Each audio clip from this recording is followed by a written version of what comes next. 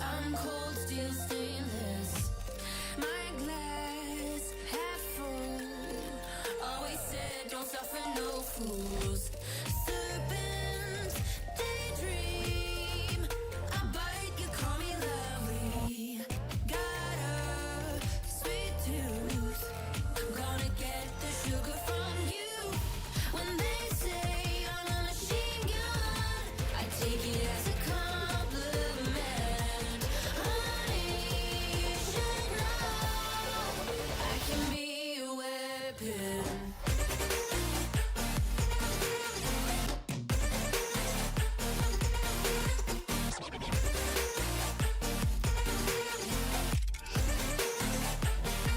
I can be a weapon.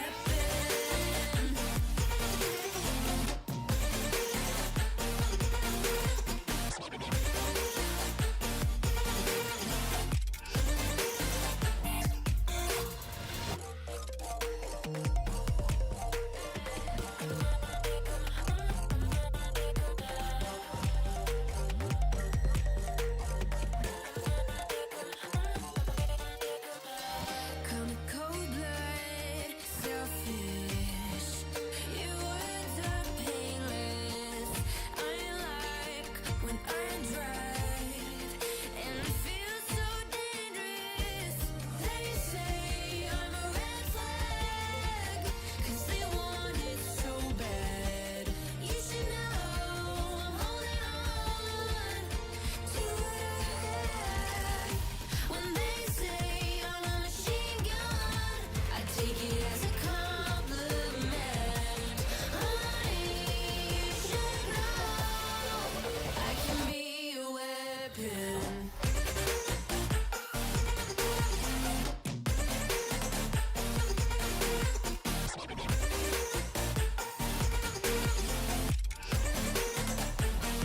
I can be a weapon.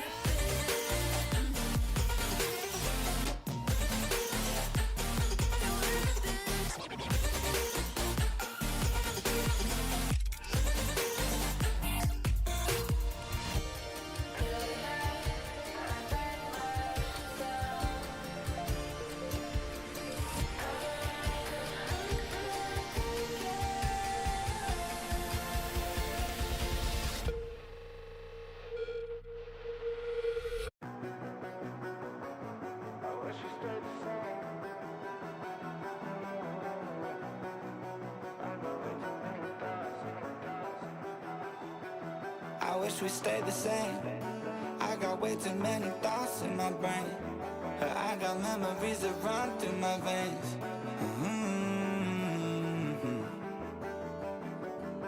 I'm not one to blame, but I could point out every way that you changed. Some things stay up while others go right down the drain. And lately we've been going down in flames. But if I'm honest, I get in my feels when I want you. Say you feel it too, I'll haunt you. Hold on till I'm lost in nirvana. But if I'm honest, I get in my feels when I want you. Say you feel it too, I'll haunt you. Hold on till I'm lost in nirvana. But if I'm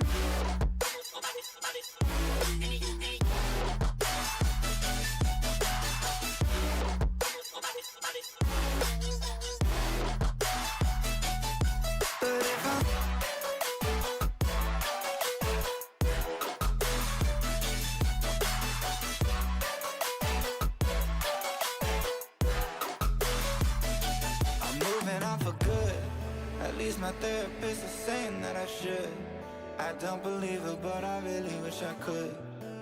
Instead, I guess I'll stay misunderstood.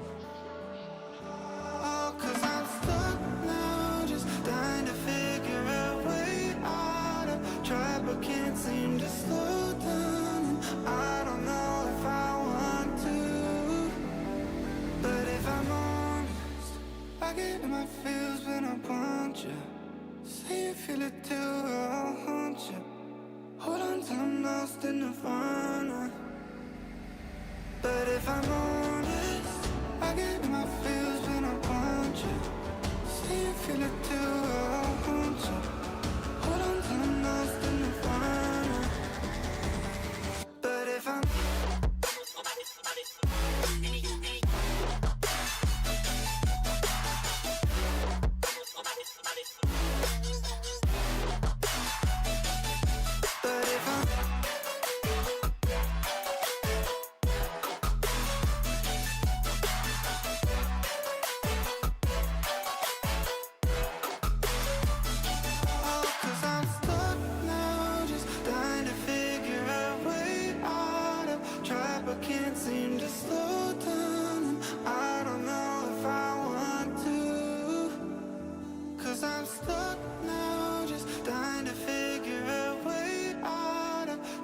can't seem to slow down, and I don't know if I want to.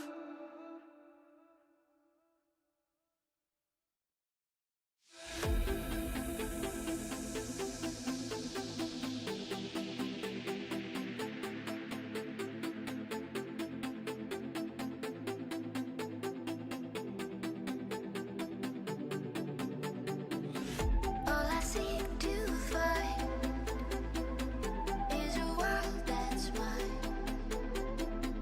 Need a place to hide.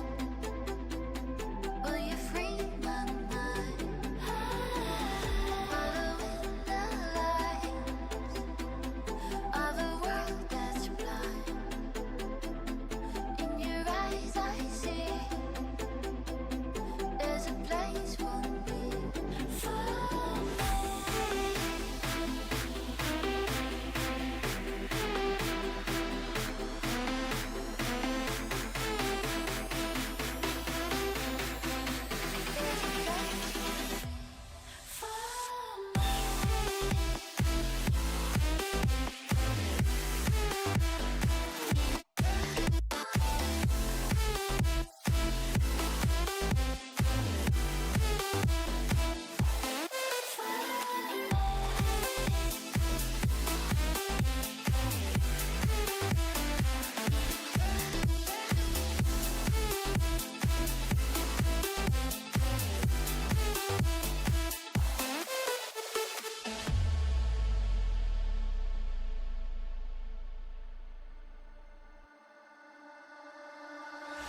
All I seek to find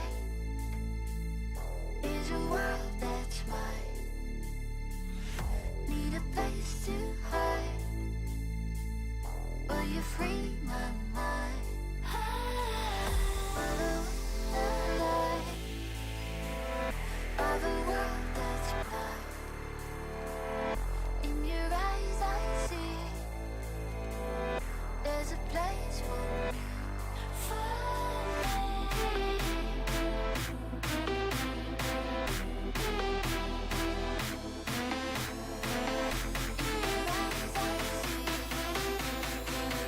There's a place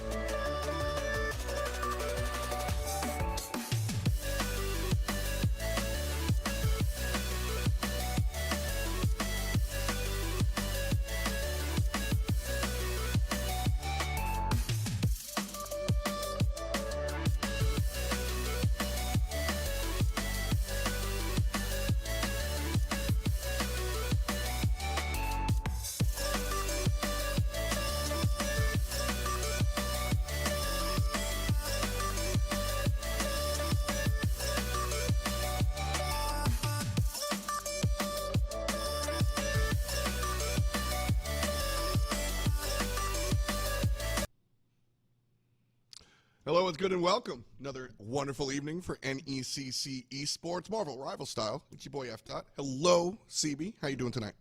I'm doing wonderful. I'm excited to get back in the game here, get to see what's going on with the NECC. Always lovely to check in every week and see what's going on with some of these esports teams, see how the collegiate Marvel Rivals scene is growing and developing and getting potentially a sneak peek into the next generation. And we got two teams that are still learning, still growing, still have a fair bit of growth to do, but one of them is currently undefeated in their division. Yeah, that's pretty nuts. We've got Dalhousie University versus Champlain Gold and 5-0 for one of the squads. Definitely exciting. But anytime you see a 5-0 squad, anytime you see an XO squad just undefeated, you got to ask yourself, well, why are they undefeated? And now I want to see it. I mean, I normally when I see the 5-0, I'm running. If I'm Champlain Esports, you might want to do the same thing right about now because this is a team not to be trifled with. And hey, we only got 2 more weeks after this of NECC action in order to secure the spots in playoffs for each respective division. I think Dalhousie University has more or less secured their spot in there. Champlain Esports, they can still slide up, they can still slide down. So getting a win over the top dogs or top cats, as it were, would be a good way to up your chances a little bit. Yeah, and at the same time, on the other side, like the incentive for the undefeated team. I mean, first of all, got to maintain. You can't go out like you can't go out like a punk, right? Yeah, no, I can't have one loss. Absolutely got to maintain my undefeated aura without a doubt. But realistically, you want to go into playoffs with that momentum, with people looking up at you. That does change things, like straight up and down. Straight up and down, I believe in the idea that sports is a large percent mental. So I think it's very important for them to come out hot and do what they've been doing. Yeah, I've had a few competitive stints in my day, if you can believe it. I'm a little bit on the older side, older than I look, but I have had my time in the sun, actually getting on the sticks and gaming from time to time. And I've been on a team, where we went through like an undefeated Swiss stage until the very last round, and then we got checked, and it was like, oh, we don't really get to be cocky anymore. We kind of have to respect some of the other teams here. We can't just act like this is free anymore. We gotta behave ourselves. So far, nobody has put Dalhousie University in their place but themselves, and they look to try and keep that pattern up here going into week 5. Hopefully, also carrying it into the following 2 weeks, which I'm not going to say the numbers of because that's it's been ruined by the internet. But the 2. I got there. Yeah, I got there. We all got there. Yeah, I got there. It took me a second. I was like, wait a second. 5-6? That doesn't, but that's just because I can't read a calendar. So as we get realistic and look towards the future, I think Dalhousie has their work ahead of them. Their approach to these games has been very successful, and I'm curious as to listen, because that's the other side of things. I said you want to keep the train rolling. You want to stay hot. But the other side is you're playing with house money. You have an opportunity to lose. And so, and still maintain your position, still make sure you head out to the postseason. So the other side of the coin is, do you get creative? Is this where because this is a real stage. Anybody that's ever been competitive before will tell you that scrims are not real. And so now that you're on the big stage, is this where you try the strange oddball compositions that you're only half sure about to see if they can actually work? Because once you get to the postseason, you need to put everything on the battlefield, and I don't know if I'm being experimental when it's win or go home. So I think you kind of have to, though, because like at this level, especially down here in Div 6, a lot of the meta, as it were, is dictated by who is in the lobby. We see a lot of counter picks and a lot of counter bans that come out. So if you are 5-0, you've got everybody in your division's attention. They are going to be studying up on you. Another thing about these teams is they love to do their homework so they can get those target picks and target bans, snipe you from 50 feet across, and that's just not that far away for a snipe. 50 football fields across, however long. What's a long distance? Caster math, whatever. They want to be able to hit you. A lot. So now might be as good a time as any to shake it up. Try something new, something that they haven't seen before, and show them that, hey, you are not one-dimensional. This is where you come out and you go, guys, we've figured out the meta. We're playing Blade Black Panther, and that's what you guys should do. They're the best characters in the game. Trust us. If you can OTP Blade Black Panther in this, you can get away with it. I mean, I would hope that if you're good at Blade and Black Panther, you have a few other tricks up your sleeve. So if those actually get target banned, you can play a hero that's actually good. But exactly. Like that's the dream. That's the goal. Like, gotcha. Yeah. Play the good heroes. Sometimes it's just that easy. Yeah, you're not. I don't know. I'm a Johnny. I am a low tier fan. Not even intentionally. I downloaded the game. I didn't know anything. My favorite character was Iron Man. I have 160 hours on him in competitive. I'm not kidding. We don't have to talk about it. It's a terrible time to be an Iron Man main. I just gotta tell you, because right now it is CB, Poke City. It's always a terrible time to be an Iron Man main. He's a flying Zeppelin. Are you kidding me? He's got the biggest hitbox. Okay. It was good. It was good when like we were coming off the heels of Endgame, because everyone was still riding the high of like, oh man, Tony Stark, he's the man. Like, and you got to go into every game feeling like you were Tony Stark. You were suited up in that Iron Suit you designed yourself. You had Jarvis there. But well, you feel that way until a Hela, Namor, and a Phoenix all like get their peepers on you, and then it's cooked. Jarvis, delete that clip. Yeah, that's my life. That's Jarvis, scrub the records. That's how we go. That's how we deal. I am happy though, as a resident Flyer main, Mother Storm. Oh my goodness, her little rework. So like the beautiful, like the crazy thing, as we have a moment to prepare here, the crazy thing about hero shooters, hit scan, Punisher, tracker characters, let's not count those. Hit scan characters like Hela and Phoenix are always going to be powerful because of the nature, no projectile speed, etc., etc. As a result, your flyers are always going to be susceptible to them, and that's a conundrum. So, just, what is it, 25 HP per basic, 15 HP per basic on Storm in win mode? That is enough, and has drastically changed the character to where she is not just viable, she is flyable, and she is swinging. I love this character, and I think she is, like, I'm talking A tier, girl. I'm being very serious here. I'm with you. So like my personal take on Storm right now is like most of the time at the top levels you'll mostly only see her paired up with like a Moon Knight for a spawn break comp on like convoys. You know, you'll see a lot of her on like Yggdrasil Path or probably on Museum of Contemplation now, but also a lot on like Midtown. But kind of like once you get that first checkpoint, she goes back onto the bench, and now people are sticking with the Moon Knight because he still gets his ult insanely fast. But you know, Storm is like slowly starting to emerge out of there to where once again you can see the pro players like Speedery being like, hey, hang on, she might be good again. We might be able to get away with more than just the first checkpoint here. Yeah. She might be good for 2 or 3 if we play our cards right. It's not quite as much, not quite there yet, but it is getting there, so I'm kind of with you on that one. The thing about flyers in this game though is like, yeah, there's a lot that can take you down. Hela, Phoenix, Namor, Hawkeye right now as well. There's you have to deal with like an Ultron who can also fly and is also a hit scan and can also just drop you like a fly. Like it's rough. It's rough. And you don't even have to secure an elim on a flyer. You just have to make them feel fear. That's all like that's it. That's all you got to do. You're not even done. There's also Wanda that can be problematic. Daredevil's still going to snatch you out of the sky. Yep. Thing is an issue. Like, yeah, I play all of the flyers and I never have fun. Okay? Like, that's where we're at. There was one season where Torch was dope and we had fun. And for the rest of it, we just And he has been in the gutter ever since. We just sit here and pray for. Can I please fly?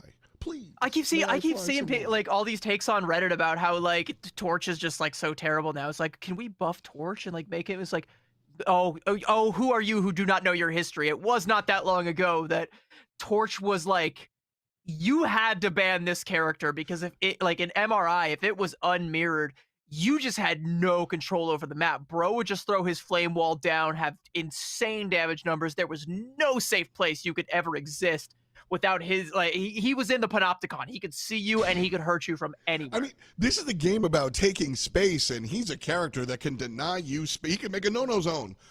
The entire space of the point way too much of it. It could be up. The floor is lava. The entire point can be lava. Yeah, it's a touchy character to play balance on. So definitely a little concerning for him. Ultron. Well, we knew him once.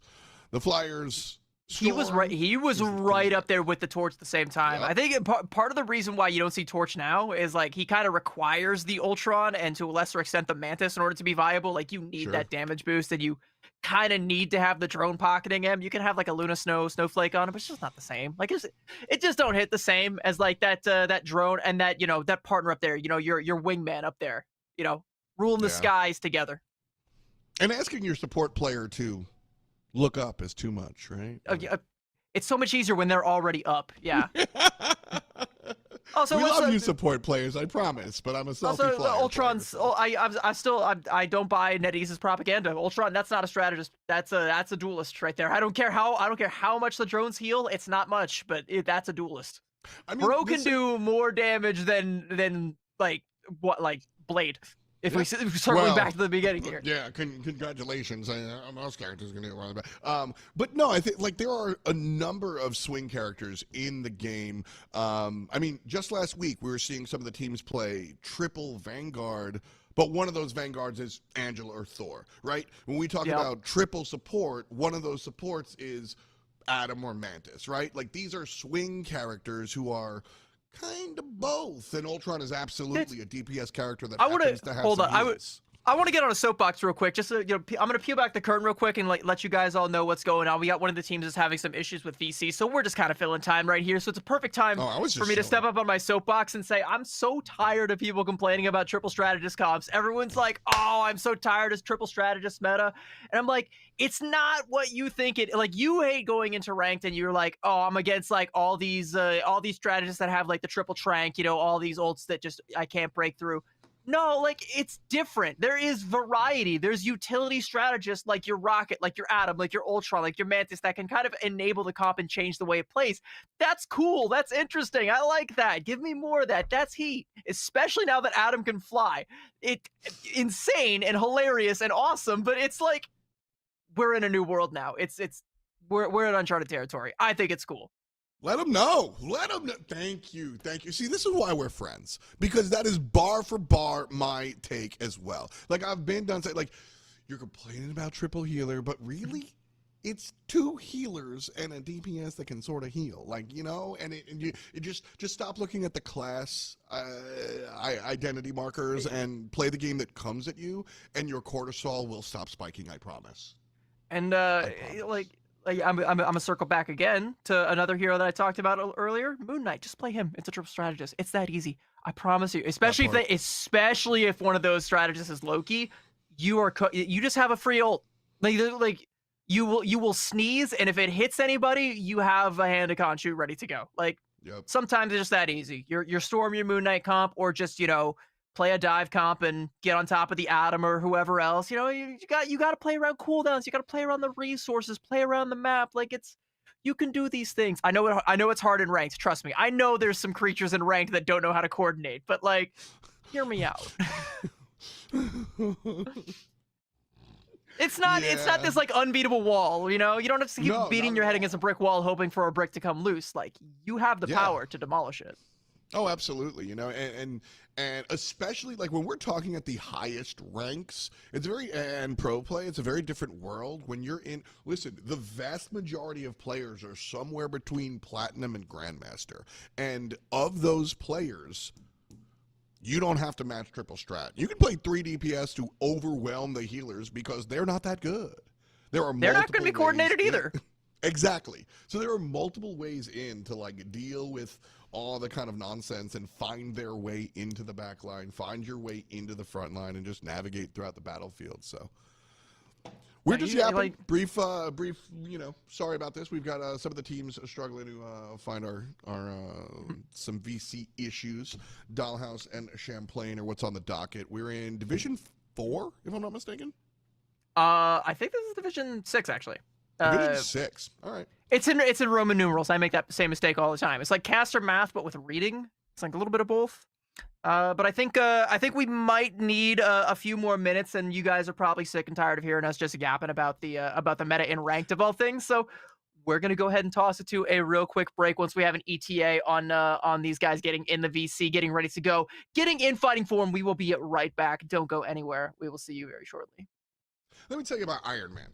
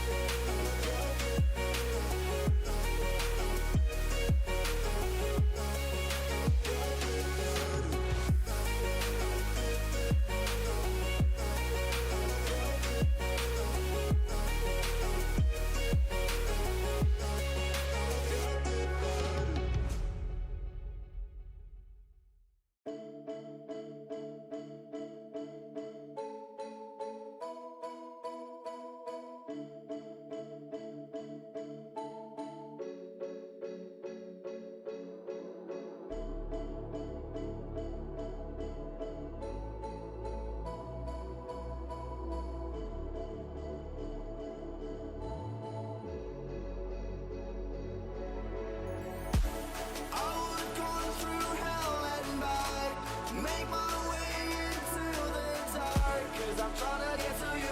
Yeah, I'm trying to get to you. I wanna get to you, cause I gotta get to you. I would climb 1,000 mountains, swim across the darkest ocean, cause I'm trying to get to you. Yeah, I'm trying to get to you. I wanna get to you, cause I gotta get to you.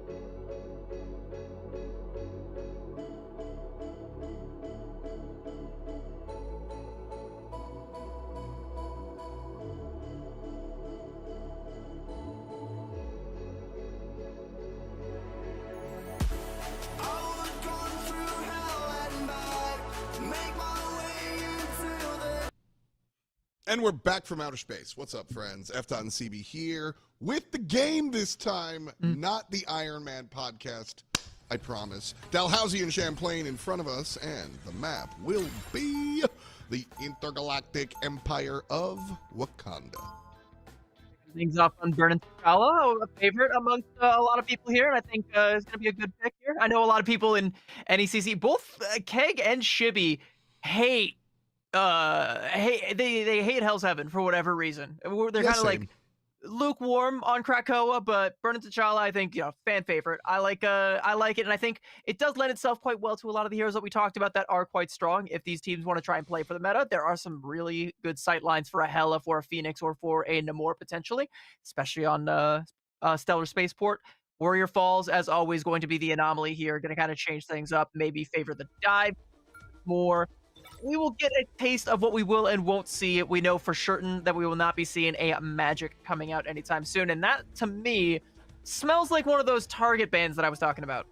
That's definitely one of those smelly smells. Magic is not near the top of the tier list, but it's an individual prowess for sure. Psylocke also similar, although Psylocke is also just one of those like ult farmy dive characters. So if you are kind of avoiding that mentality, sure, poke my monitor. But in general, that also smells like a respect ban.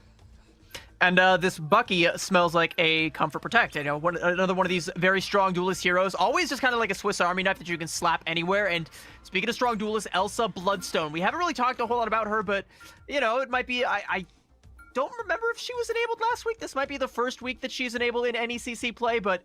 yeah, now she's, you're probably going to be seeing a lot of her. She is very, very strong, even despite the nerfs. They saw that Glartrox had too wide of a hitbox. They put that thing on Ozempic real quick. It still hits like a Mack truck, all right? It's like you will be flattened if that thing runs you over, so you got to keep a lookout and always be tracking that ultimate because that'll just turn a team fight around like nothing else. True. We are at a map that she can abuse, pushing people off of as well eventually, and she works well against the meta crowd. Groot walls are kind of garbage against her, so definitely something to really be thinking about. Yes and no. Groot walls can actually shut down the ultimate. Big true. Big true. She just chews through them easily. Her and Bucky both kind of shoot through them easily, compared to like sitting back there as a Phoenix or whatnot. So definitely... something that you want to be thinking about. I still think I'm picking Groot on some of these maps, but I digress. Invis, Protected. Yeah, she's good. Yeah. That's my analysis. Invis Protect and also the Cloak and Dagger ban very much dictating what the backline is going to be. And I think that's kind of interesting is like at this stage of the meta, I kind of feel as though Cloak and Dagger and Invis are kind of interchangeable. It's more of a preference sort of deal. I think a lot of people are underrating Cloak and Dagger, but people are starting to wake up and realize, oh yeah, they're kind of busted. And the more we see it, the more we see teams play around that double terror cape, the more apparent it becomes that Cloak and Dagger is kind of the new hotness. Invis still very, very good. But also the ultimate and the ability to take space is something that it just kind of feels more natural with Cloak and Dagger. It's doable with Invis, but it's just more natural. 1,000,000%. Cloak and Dagger feels like a skill check. I think you can take more space, but you can kill her. So you have to make sure your teammates are protecting and double terror cape. You need to be battlefield aware to make use of all of those avoids. Once you do, you do.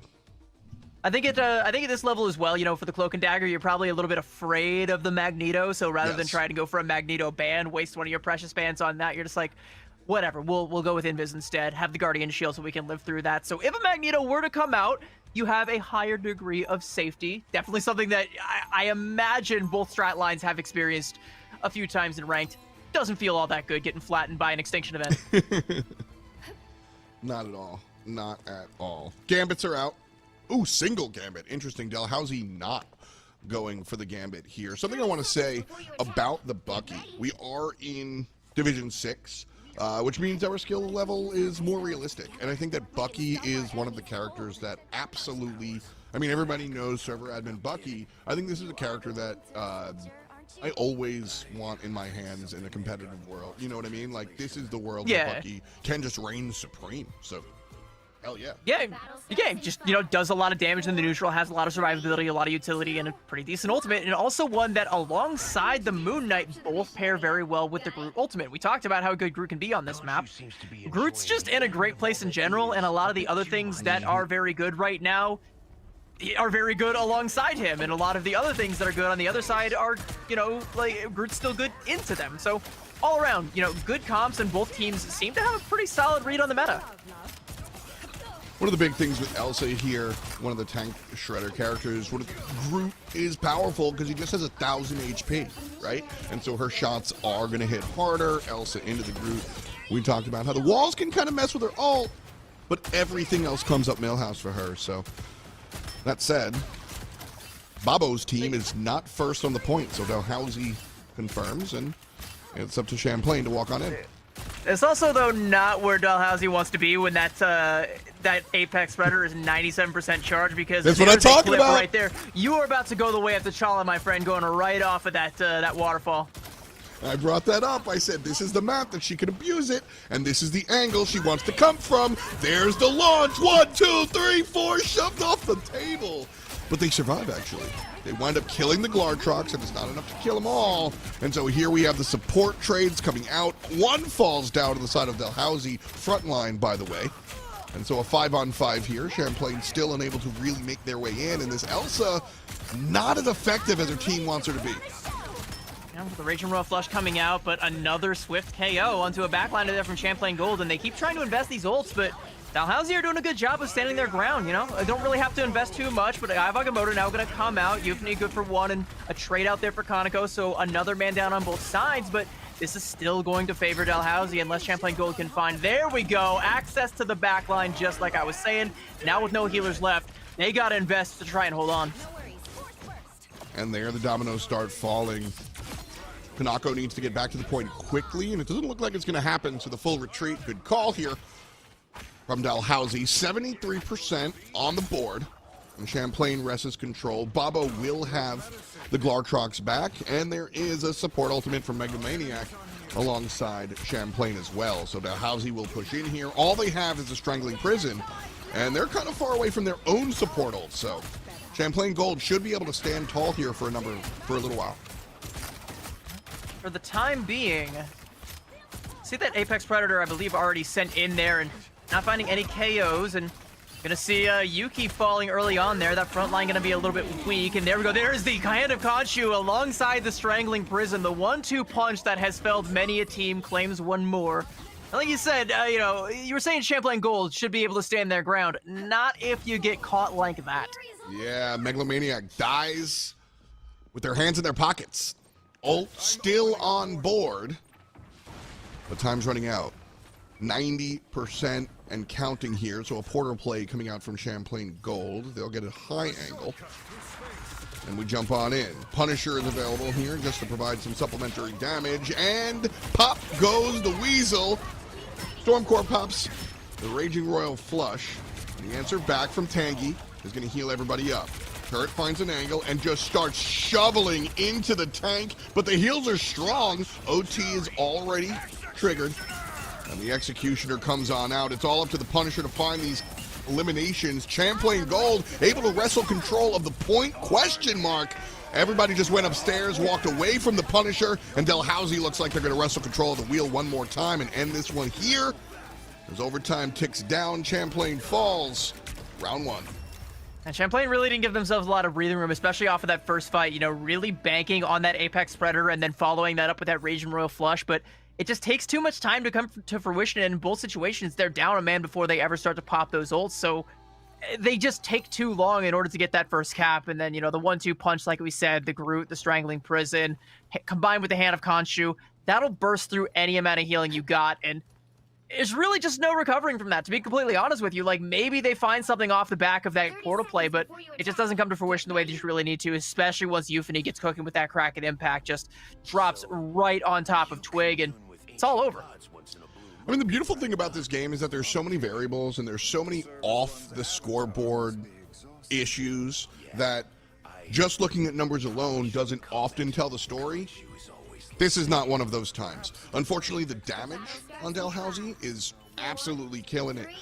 Whereas on the other side, Champlain Gold's damage line, the duelists have been really checked. Very strong control from the front line on Dalhousie. Vale on this Strange, absolutely crushing it. And so, an aggressive portal play here, CB. I like the way they're thinking.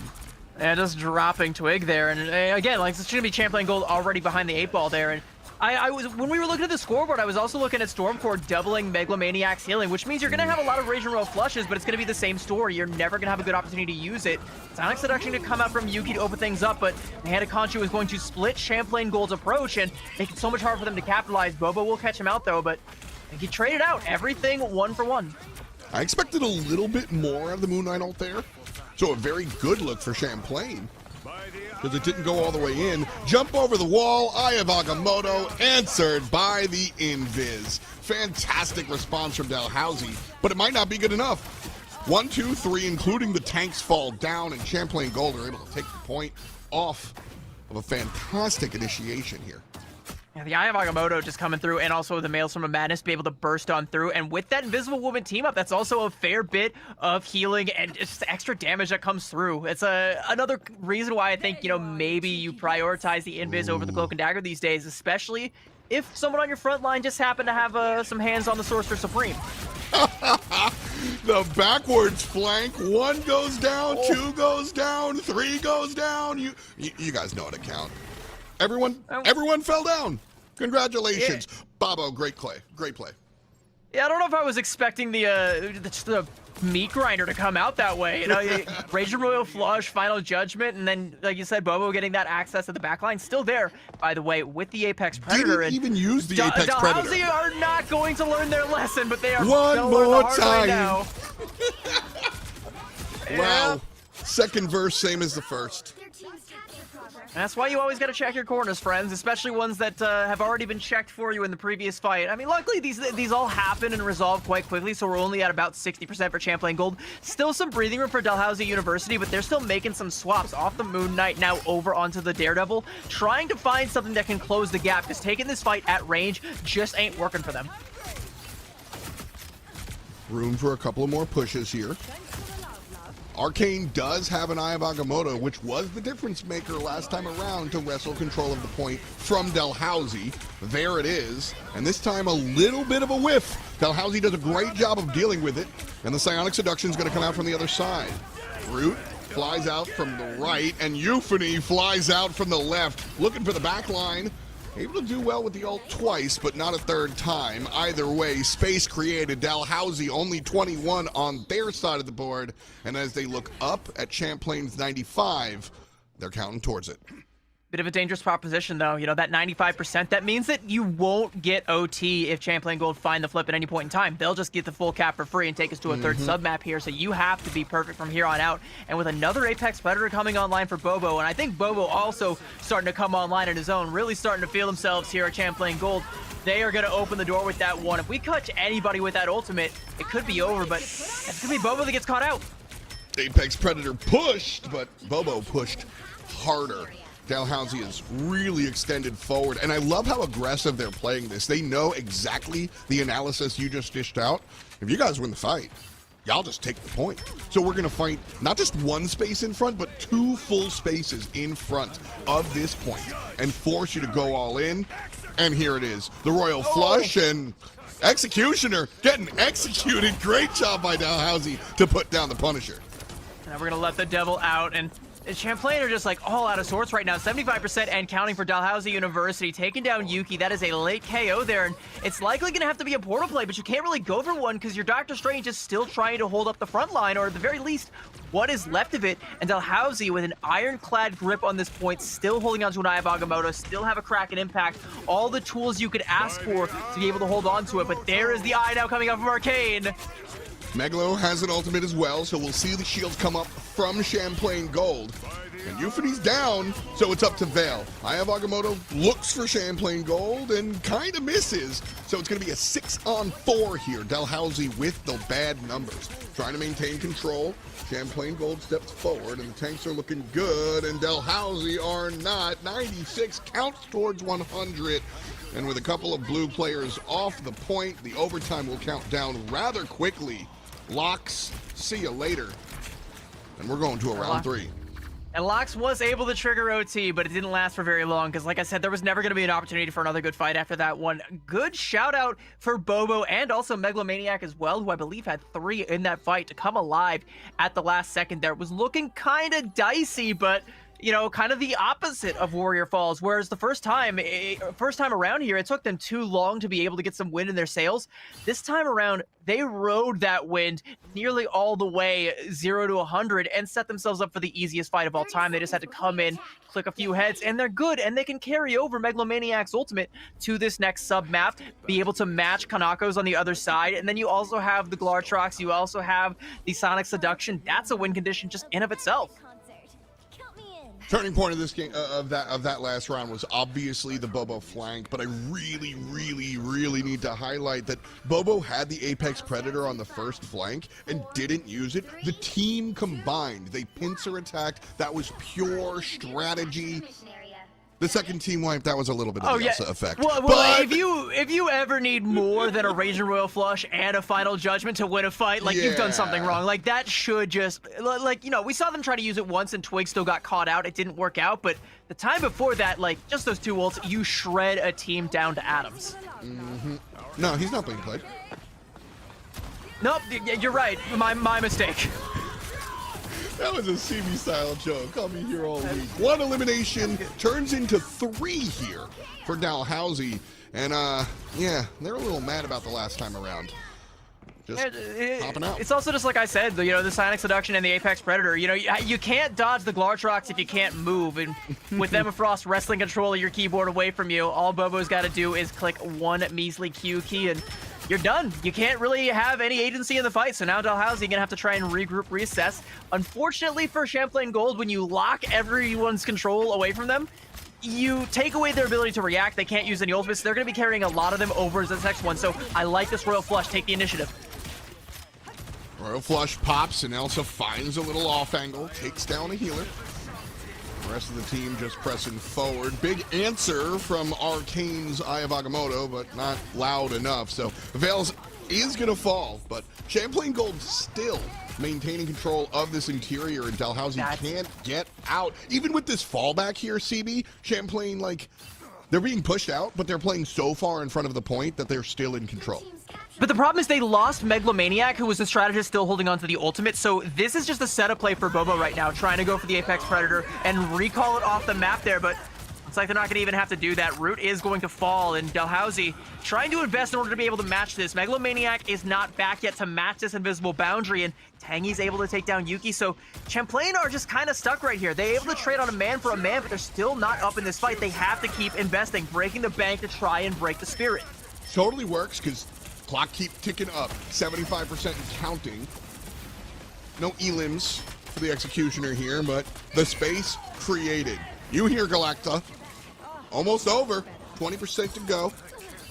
And the Psionic Seduction coming out from Root here should be the opening for Dalhousie. That's the biggest opportunity they're going to get. Keep an eye on Lox as well, who has the Devil to be released out. But can they get in? Strangling Prison popped, and here comes Daredevil. He's dancing. Gotta show him the devil. Megalomaniac is able to answer, and Locks falls down. Champlain Gold still with control. Overtime triggered. And they're looking strong with the Royal Flush. 2 strategists online though for Dalhousie. They have to be able to weather the storm. There's another Apex Predator coming out there from Bobo, but Tangy is going to have the retort there, taking Bobo down, and that's the lion's share of Champlain's damage done and dealt with. They just need to live the Sonic Seduction. Kanako still has this Fate of Both Worlds, so still holding on. Diamond hands on this ultimate, not using it until it is forced out. Good discipline from Dalhousie Gold, and it may pay off dividends if they can find the flip, and they are so close to securing it. That will be the difference maker if the difference is made. Agamotto on the backside, protected by Kanako. You are rewarded for your patience. But that's the defensive side. We need the offensive side if you're rooting for Dalhousie. Somebody on Champlain needs to fall, and Euphony gonna start it off. 2 players on Champlain wind up falling, turn that into a third. Twiggy has to just S-key away off of the point, but it's not. No, we're good. A step off from Dalhousie means game 1 goes to Champlain. You were calling out like we needed something offensive, and it was Euphony, but I think that ultimate came online and started to come out just a little bit too late. And Champlain Gold, they were starting to get their soldiers back up onto the front line. So, Bobo and Twig just kind of start popping off again. And I think with the help of Arcane, take 3 in that fight for the 2 that Euphony got. And there just wasn't the manpower to be able to hold that anymore for Dalhousie. A good warrior falls, but a lackluster Stellar Spaceport and an even worse Imperial Institute of Science. I kind of feel like we might be going blow for blow here. I don't know what Dalhousie's overall map record is, but being the undefeated team walking into this one and already dropping one to Champlain can't feel good. No, not at all. And listen, I'm not going to reduce the game down to mental fortitude completely, but there was like a solid 60% just taken off the clock because of that single flank. It didn't happen once, it happened twice. You got team wiped, and then the same player in the same spot did the same thing. Gotta check your corners. Immediately afterwards. And once... Fool me once, shame on me, but fool me twice, you can't be fooled again. So that would hurt. I expected a reset into round 3, but we didn't see it. I mean, what I expect and kind of hope for is an Elsa Bloodstone ban, because, Bobo just kind of showed how strong she can be. Bobo was being kept in check for a very large portion of that map, but was still able to come away with 20 final blows. That's insane. At any level of play, that is an insane stat line for any duelist player to come out with, and it's just... You got to check your corners. You got to watch out for that ultimate, and you also got to be able to play at a safe distance. You don't want to get too close and take the full brunt of all her shoddy shells, because she will shred you down. And a Doctor Strange shield, sure, it can do a lot. It can only do so much. And once that shield drops, you're mincemeat. That was a big difference for me watching round 2 and 3 versus round 1. Was round 1 on the falls, she could not find an off angle at all. And then on the other 2, giant flank, we all saw it, obviously. But we kept seeing off angles, full maybe it was flanks, just like, maybe the Warrior Falls one was just like too obvious. Everyone's like, yeah, I'm not falling off the pit today. And they weren't environmentals, but you don't really need environmentals with an ultimate that just locks you down, right? Yeah. Like I don't get to play the game. I'm literally in this beast's mouth, and it takes me wherever I want. Yeah. Yeah. No, I mean it's not even ultimate exclusive. Just in that one push where Dalhousie was rather spawn trapped in round number 3. We saw Champlain kind of full push, and they're playing front to back, and you just see the whoop, I'll take care of that support. Whoop, come back to the rest of the team. That's a big difference maker for her because of how much damage she winds up being able to put together. But with one in the pocket, I imagine Central Park. Yeah, I imagine on Central Park, she is going to be just as strong. It's another great map for a lot of these front-to-back playstyles. One where Elsa she feasts, to be completely honest with you. Like, she is so good in these kind of front-to-back playstyles because of that front-loaded damage and just because of the narrow hallways, especially in that first-point choke. That's just, you just throw your Apex Predator. You just throw your ult down that corridor. You're guaranteed to catch something. Also very strong for a lot of the other very strong heroes. Groot, Moon Knight, heroes that we've seen both of these teams be willing to bust out. I think we're in for more of the same, but I do want to see that one deviation. I want to see the Elsa band come out if we want to see Dalhousie get themselves back in this one.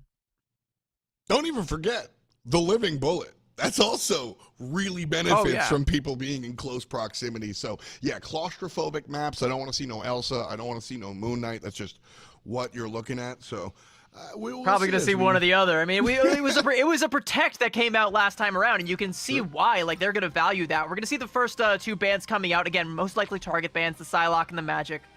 I get it. I understand. You know, if you have somebody who's just a monster on one of those heroes, and you're still not quite at the level where you can overcome something like that, it's easier to just not have to deal with it. And you know, especially Magic, because she can create a lot of chaos, but then you have to face what comes next, which is most likely going to be that Elsa. Dalhousie going to opt instead for a Cloak and Dagger Protect, which I think might also favor them quite well, but there's that Elsa Protect. That's like I said, you know, you can't ban both, right? Like you can't insta-ban the Psylocke and then just leave the Elsa on the table, right? It's interesting because Dalhousie seem like they're obviously an undefeated squad. They seem pretty decent, and Psylocke is a character that is usually shut down with coordination, right? And you know, I would opt to take care of that Elsa after game one. But it's funny. I was laughing because as you were talking about Magic, I was about to say the same exact thing about Psylocke. I just find her so infuriating. So. Well, Elsa so the thing Protect's gonna be about important. Psylocke is actually still kind of strong, but like she's not the strongest duelist right now. Where she really shines is when she has that ultimate and she can capitalize on a chaotic fight when no one's looking at her, when no one has pinged her. And I like, if you have someone who's really good at Psylocke at this level, you're going to forget about her if you haven't seen her in like 30, 40 seconds. You're going to focus on what's in front of you, trying to win the fight that's in front of you. I don't mean that to disparage or imply anyone lacks object permanence, but that's just how it is. You got to deal with the problems that are right in front of you, and means you're not worried about the problem that's sneaking up behind you and has a Dance the Butterfly with your name on it. I like an Angela Protect. I think Angela is a very interesting character, very dynamic, and really changes the pace of the game. So we'll see her being protected. And the Punisher Protect is an interesting choice. We're really just talking about comfort here. So no Groot and no Hela as we jump in to map number dos. Twig looked really good on that Punisher, and earnestly was part of the win condition for Champlain Gold. So with one in the pocket, feed the hot hand, let him do it again. I guess one key difference is that you did actually get the Gambit ban this time for the side of Dalhousie, which was something that was also left on the table. Huge, so you've taken actually. away. Yeah, no, that's absolutely huge because you don't have that to combo with that Final Judgment. Already a strong ultimate on its own, but with that damage boost that comes out from the Rage and Royal Flush, it's just a win condition. It's like one of those things that you either have to take this Punisher down before he starts to cook, or you are cooked. You always run away. Like, the Punisher ult doesn't necessarily get eliminations, but everybody, it's a zoning ult. Everybody runs away. Realistically, nobody dies to it. Maybe you get clipped in the shoulder and walk away. With the Royal Flush, you just die to it when you get clipped in the shoulder. So Yeah, no, like yeah. if you hear it come out, you start pumping your bunions the other way. But with the Rage and Royal Flush, no, you are dead before you even have the opportunity to think about which direction you need to start running. Worth noting, Dalhousie didn't match the Gambit last game. So, interesting. They are matching the Elsa and the Punisher this time, though. Yes. So they didn't want to play it, thought they could maybe play it through it, decided they couldn't, banned it out this time. Love that adaptation. We're starting off hot, folks. Champlain Gold get a portal. Bobo to the back, who's on the Phoenix this time around. This is an interesting portal play. I don't know that I've ever seen this one, especially for like a Phoenix over on the flank, though. But they lost Yuki, so Bobo can't really capitalize on this just yet. And surely Dalhousie know that the portal went off, so they just have to kind of scout out, like, okay, someone's probably somewhere we don't want them to be. Can we really dedicate the resources to do anything about it? Not particularly. This is the same play that they did before, by the way. Bobo on the Elsa sat at the 6 of the enemy team, and then the rest of his squad walked forward, and they got sandwiched. We're going to try it again on the Phoenix this time around. And Twig taking out the Storm. She joined us early. You know I like her. We'll see how it works out. Definitely an ultimate that has to be responded to. And the basics will get it done as well. Twig's able to find one in the neutral. 6 players for Champlain Gold walk forward onto Dalhousie's point.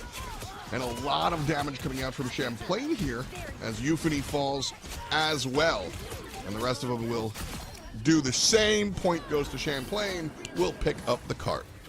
An effective crossfire there alongside Bobo. 70% ult charge, so Bobo was getting active in that fight, even though we didn't really see it. But yeah, setting up the crossfire there and just had to wait till the wheels started to get into motion. And no teleport play gonna come out from Dalhousie, so Champlain just take that point pretty handily off the back of that storm play and a little bit of theatrics, you know, from Bobo. Now we're coming up on a wealth of ultimates, and if you're Dalhousie, you did get the opportunity to regroup because you didn't go for that portal play, but now you have to stand your ground. Champlain will have the storm ult, and this is a tempo ult. Just pop it. And it's faster than supports. Boundary. No support ults to answer it.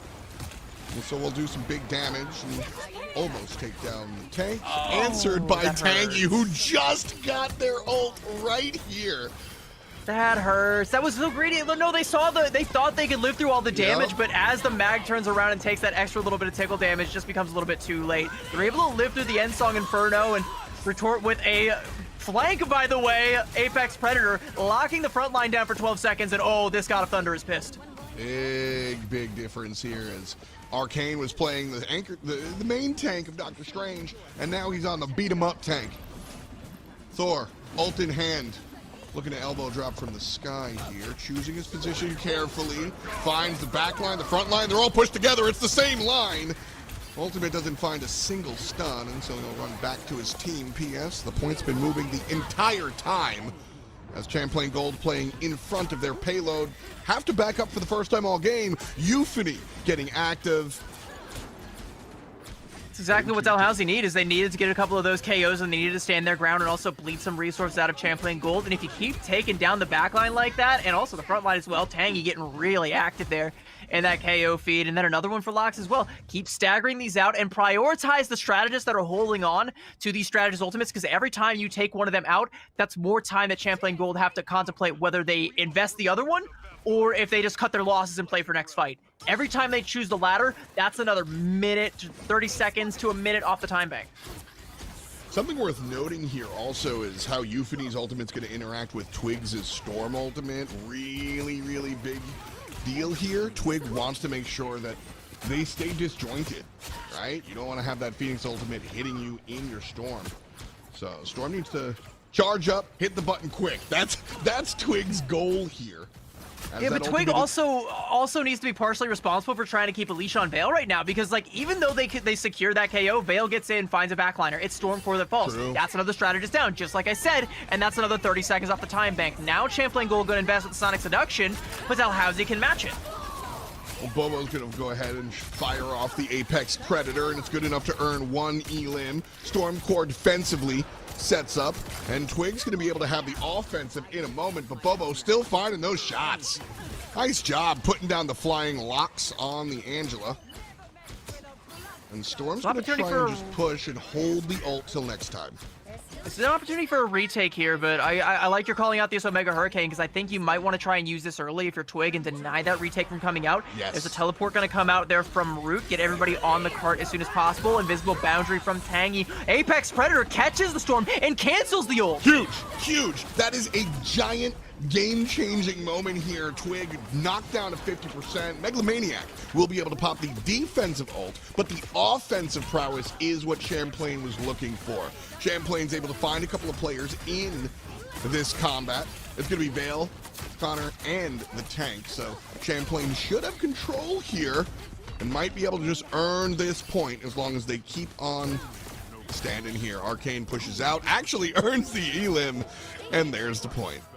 That's another 3K in that fight for Bobo. That's just, like, we lose the Omega Hurricane, and you're like, we need some offensive prowess. Well, Bobo is going unchecked. You know, nobody is looking at this Elsa, who's once again on an off angle. We have a pinch set up once again, and Bobo doesn't even need the ultimate. Bro just needs to click on some heads and is looking for one that is lurking, and Vale gonna choose the Warrior's death rather than die by the hands of Bobo, but that's going to be another late stagger that ends up coming out, which is going to translate to more cart progress. So halfway through Dracula's Castle, and Champlain still have the win in their sails.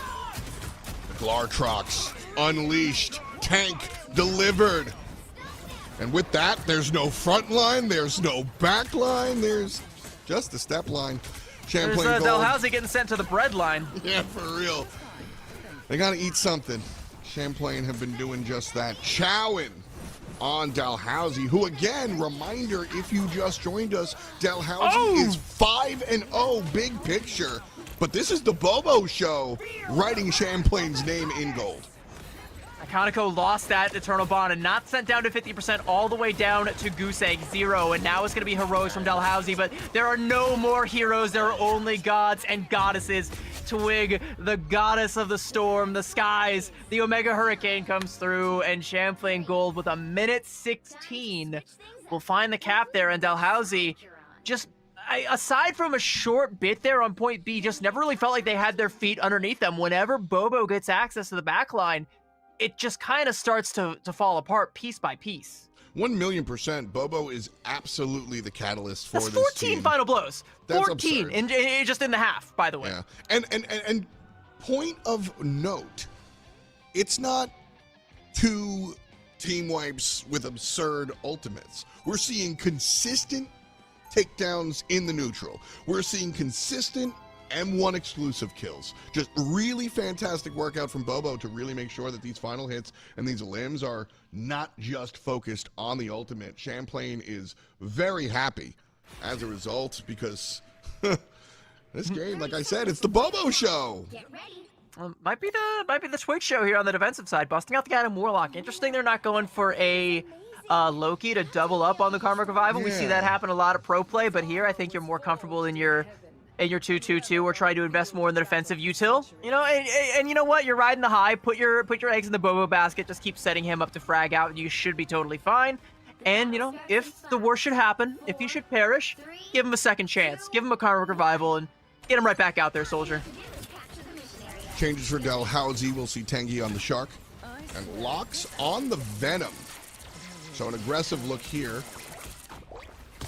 Venom the only real backline dive. I don't expect the flank castle to come out from Euphony, but we'll see. Well, you could potentially get the Jeff into an angle to help try and support Lox on the dive there, but without that, like, Lox is going to have to pop the Symbiotic Resilience and get right back out, get healed up, and I don't hate this combo, but swapping to like a Daredevil or you know, even a Star-Lord or something like that to help kind of augment the dive damage from the Venom might go a long way for Dalhousie. We'll see if they even need it, though. Unironically, not trolling, Flank Luna's kind of dirty. Dalhousie going to push in here. We've got a Thor trying to deal with the Venom. Trying being the operative word. The Bobo, no! Glortrox will not be released. Good crowd control onto Bobo. Puts him down for a second, but again, this is not a player that is ultimate oriented. And Lox is going to go fall down to the hand of said Bobo, ultimate or nah. So Dalhousie, their frontline characters, their dive disruptors, not here, meaning this just a pause. And Bobo did so much front-loaded damage, like you said, he's got another ultimate, and he is not waiting for the to get canceled this time around. Takes down 2 with the ultimate. There is Jeff coming out from Tangy, but yeah, that's the only healer you got left. The Feast of the Abyss came out, but I don't know if Lox actually got a whole lot with that Feast. I think Bro might be on the Atkins diet now. No feasting, just fasting. Unless your name is Bobo. Bobo is absolutely feasting, getting 2 more at the end of that fight, so 4 in total for Bobo. And again, this Elsa just has not been shut down. This is a comp situation for me, in my opinion, for Dalhousie. I don't think this Venom really vibes with what Dalhousie wants to do here. I think they need something to help them get in here, which Venom sounds like on the surface, but Bobo and just not allowing it open here from Euphony, answered by Megalomaniac, and Bobo puts down Euphony. Hello. Mid-ultimate, another Apex Predator online, by the way, for Bobo, and only that Eternal Bonds and the God of Thunder invested in that fight. Still 4 online for Champlain Gold, and of course, one of those key ultimates is the Karmic Revival, so even if they're able to finally put the criminal enterprise of Bobo down for good, there's going to be that second chance, and that's something that you have to scout out. You have to try and get yourself on top of that Atom and deny that from coming out. The Eternal Bond's going to be a good way to get in there, but can they actually find what they're looking for? Root goes with the seduction as well to follow up Kaneko. And Tangy is here. Can just eat everybody and toss them off the map. Important, Vale gets a takedown. And so Champlain Gold on the back foot for the first time all contest. Here comes to Jeffrey. And there goes the Jeffrey. Whole lot of nothing. Unfortunate. I think he got baited. I think he thought that the res was going to be in the hallway, not just straight up on the point, but still has a good angle here to help support the dive and is finding the KOs that they need. Euphony is good for another one there onto Stormcore. Dalhousie seemingly have cracked this defense nonetheless. This might be the moment. Euphony grabs another one. That's a healer. And Vale combines one more time. Point earned by Dalhousie. Here comes the disruption. Portal is good. Soulbond means nobody's falling down here, and Megalomaniac on Champlain Gold's side rolls out the carpet. Point almost taken, and there's just a little bit of time on the clock, 20 seconds and counting. If Champlain win this fight, they end it right here pretty much, and with Vale falling down after the other two healers, looks like that's all she wrote. Bobo still doing the writing. And we'll count down from 5. No portal. There's a chance, but that portal might be a little bit too high. Are we going to be able to touch? No, they can't get to the ground in time to trigger the OT. Oof. Yeah, bit of an oof. A few oof moments there on the take. I mean, the portal play comes out from Champlain Gold and Dalhousie. They want to have Euphony pop that final judgment, but he only gets as far as judge. The jury and the executioner both took a day off, and Bro found himself at the mercy of the law. Once again, the arm of the law, Bobo, laying down said law with 22 final blows off a 32 and 3 stat line and 27k damage. That's kind of egregious at that point. I'm kind of looking back at this pick and ban phase and thinking, if you're not going to mirror the Elsa for a significant amount of time, if you don't feel as confident that you can lock in on this hero the way Bobo is right now, I think you got to deal with the Psylocke instead, right? Like, pick your poison. This one is killing you. Maybe try your hand at the other one. 1,000,000%. And, like, listen, you know, the best Psylocks in the world, absolutely. At a lot of levels, Psylocks are ult farmer ult bots, right? Like, they do their thing, they snap down a couple of elims, and then they destroy the back line with an ult. Bobo is doing it in the neutral, on the defense, on the offense, with an ultimate, without an ultimate, on a train, in the rain, with a fox, eating socks. Like, Bobo is just ready on the Elsa. I don't remember that last one you said from Green. I said, eating socks? Hello? Can I see your search history? There's something Listen, it's been a little bit of time since I've read Dr. Seuss. Excuse me. I'm coming from memory here. I didn't know he was like that, you know? Yeah, you know, everybody's got their hobbies. And Bobo's hobby is going to work. So right now it's 2-0 for the team that is not undefeated. We got a barn burner here. It very well could be, or it could just be it would be an upset. There's really no other way to put it. If you go down 0-3 coming off of an undefeated streak, that's an upset. That's a barn burner to me. Well, I mean, something's getting burned right now, and I'm afraid it's Dalhousie. No, it's Dalhousie as they burn Sage to cleanse their chat and find some strength. Because this is a squad that looked impressive. Like, this is a squad, obviously, 5-0, sure. But round one, they really put everybody to the test. They went to work, and they lost a fight because that's how Marvel Rivals works. But they looked confident, they looked strong, and they looked in control. And then they never had the wheel again. Like, yeah, and to me, like, it's hard to ignore the Bobo in the room. Like, it's just hard to ignore. Like, you got to deal with the, or sorry, I guess I should say the Glartrox in the room, because that Elsa is the problem. I'm gonna keep driving it home. Bobo's doing it in the neutral without an ultimate as well. That is the part that that's kind of also what I'm getting at, is, like, you know, in the neutral, sure, like, yeah, you're just taking all this damage from the Elsa, but the Psylocke isn't as good in the neutral unless you have stragglers that she can just take the 1v1 with and win, which even still isn't the easiest thing in the world for her to do. But if you're going to play front to back like you're playing right now, you're just putting up this meat wall for her to farm ults off of and just farm up all this damage. 27k damage. She was eating your front line and their lunch money. And their dinner and their dessert. I like to eat after dinner as well. She's eating that too. Just fantastic work here. I like a nice tres leches myself.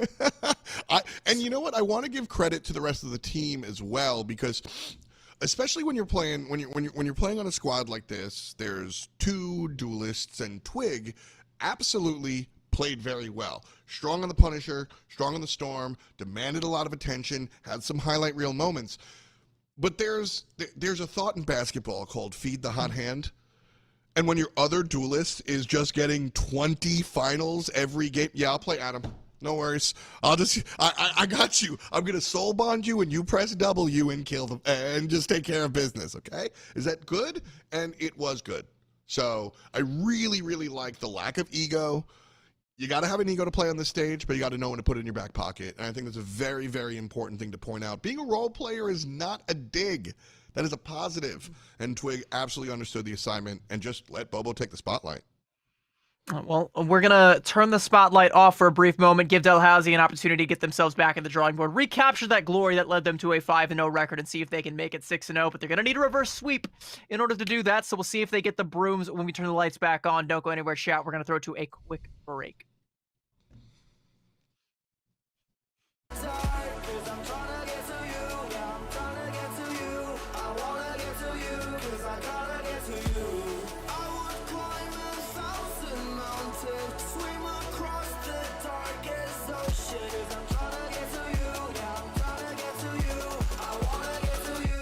I gotta get to you.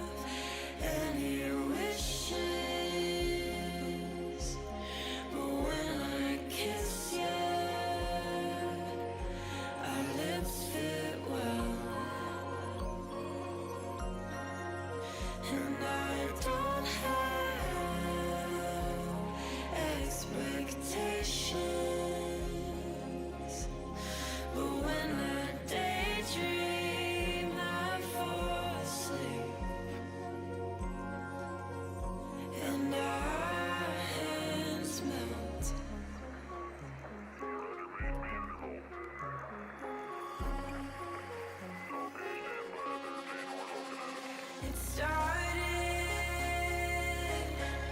out as cheesy, but I had deeper meaning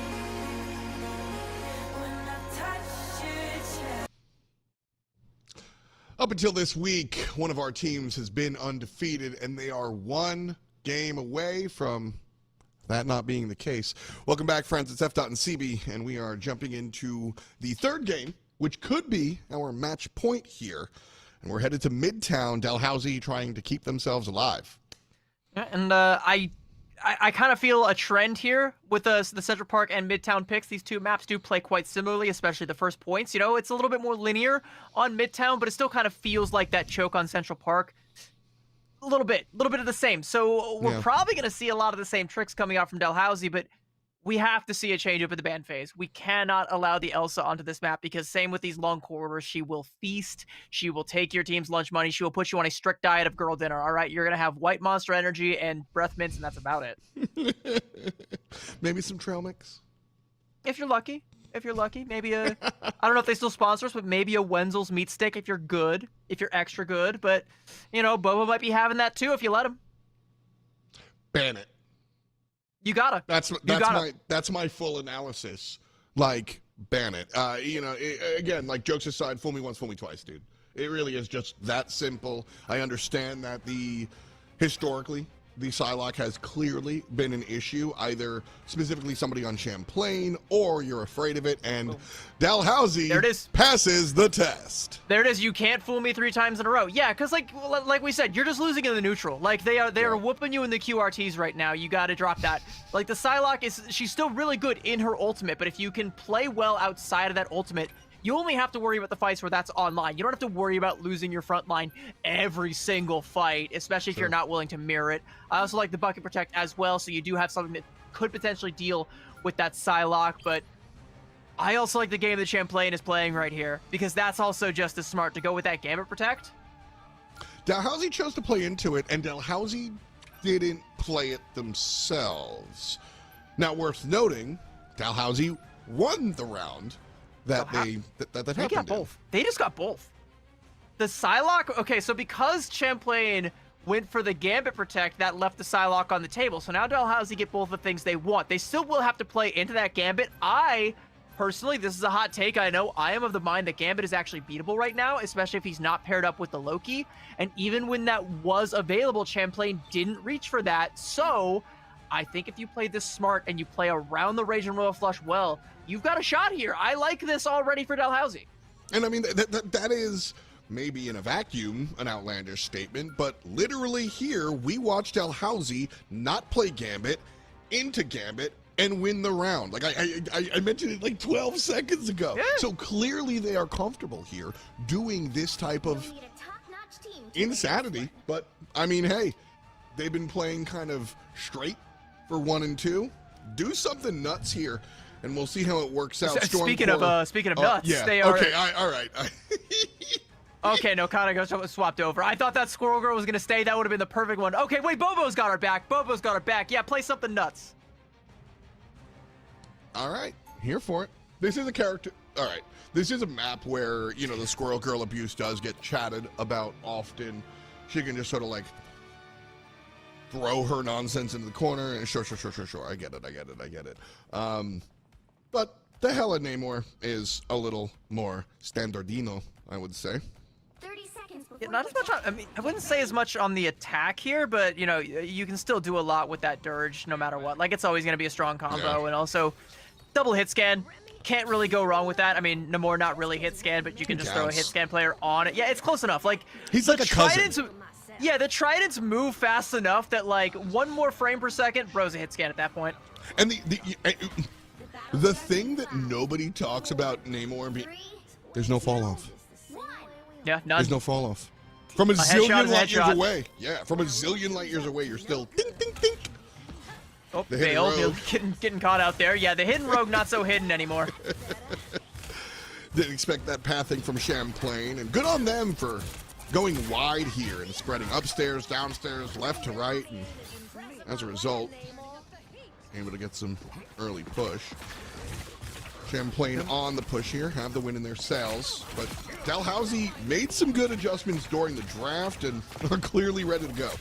And this time they are willing to mirror the Gambit, and I do like that. And alongside the Loki as well, so they're going to have that double up on the Raging Royal Flush. They lose Vale. I think she went a little bit too aggressive and got caught out there, but they can trade it out for Yuki, buy a little bit more time for Vale to come back to the fold, and hopefully try and farm up locks on that Venom to try and build up to one of these two strategist ults there. There is going to be Kanako kind of siphoning off a fair bit of that ult charge, but as far as triple strategist comps go, it's not a bad one. You've got 2 win cons. I do think Champlain Gold needs a little bit of help on the front line here. The Emma seems to be struggling a little bit. And, well, as soon as I say that, here's all the space in the world, and hell is going to the sky. Bobo, who has been the star of this evening, clears everyone out. Doesn't even need to get a takedown. Just zoning ults good enough. And all the space in the world, we're off the first avenue onto the second half of the first point. Gonna be the retake potentially coming out here from Dalhousie, and Lox just goes for a backliner, gets it for free. They're just taking down Megalomaniac and might be able to get a little bit more. Vale getting caught out as well. Good kidnap coming out there, and a Raging Royal Flush now from Stormcore as they feel they are up a man now with these trades coming out.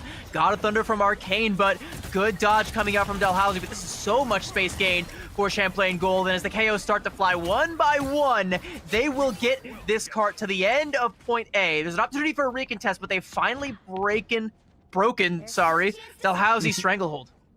A little bit of a nitpick here on Dalhousie's defense. 2 strategists holding hands, just getting pushed around by the same Thor. A little rough and led to the disruption of that point. Champlain Gold gonna have to deal with the portal here from Dalhousie. And Arcane just tossing bolts through it. Makes it back in time. I thought Bro was going to be trapped in another realm, but nope, he is right back where he needs. Took the Bifrost, get back on carpet. Is going to meet Vale there and also meet his demise. So Champlain going to have to back up, and we've burned up a lot of time. Despite being able to break that early stranglehold, they get it nearly to the end, but that portal retake has given Dalhousie a minute left to hold on here. A lot of ults about to come online for Champlain Gold, but if they can weather that storm, they've set themselves up for a potential map win here. Good early stuff from Dalhousie. Bobo and Yuki, though.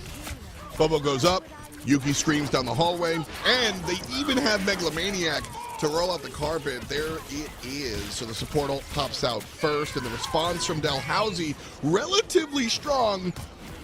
But here's everything else. Hell goes ahead and makes herself known. There's 1. And a couple of follow-ups. There's 2, 3, and 4. Champlain Gold looking good, but Dalhousie not completely relinquishing. As soon as Val falls down, that should be it.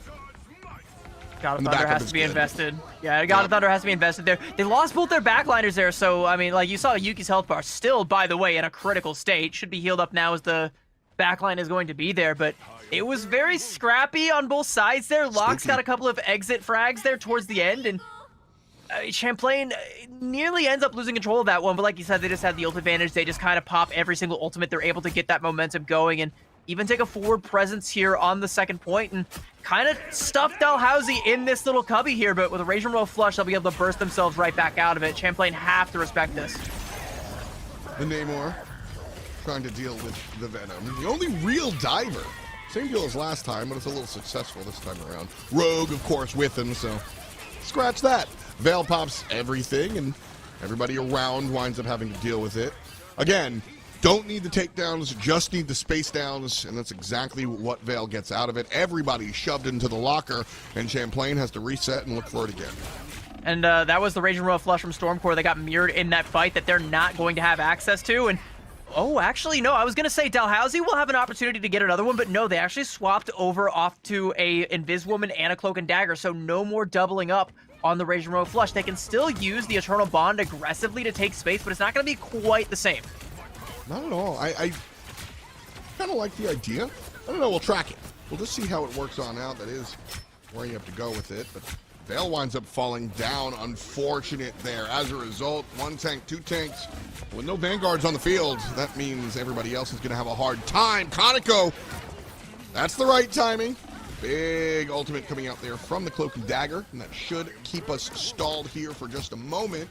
Bobo will have the opportunity to go up, but I like the call to keep it in the pocket, wait for the rest of the team to regroup. You've got a minute on the clock, so one more good push from Champlain, and a successful fight here essentially claims the point. So Root's got to be public enemy number here. one, though. Root has to be public enemy number one. That invisible boundary, 2% left, and that can break through everything. There's no way you can burst through it. Taking down Tangy and Euphony. Invisible boundary comes out, and honestly, that might be good enough. Yeah, 2 players already eaten it. But there's an answer. Arcane has already fallen, and the other tank Yuki as well. Large amount of time to be said. 35 means we will have one more push as long as players don't get too staggered. And look up top real quick. Stormcore, Yuki, Bobo, and Meglo all have ults available. So that last scuttle, not great for Champlain, but Lox this went will... to... hold on, sorry to cut you off, but Lox contested the cart and then still was able to get out on 1 HP and just donated a ton of ult charge over to Tangy. There's a Raging Royal Flush for Tangy. Now we can mirror the Royal Flush here. But there's so many buttons to press for Champlain. Royal Flush, everybody's dealing. Yuki starts screaming, and Bobo's going to be able to go up as well. But Dalhouse have to walk backwards because of the seduction.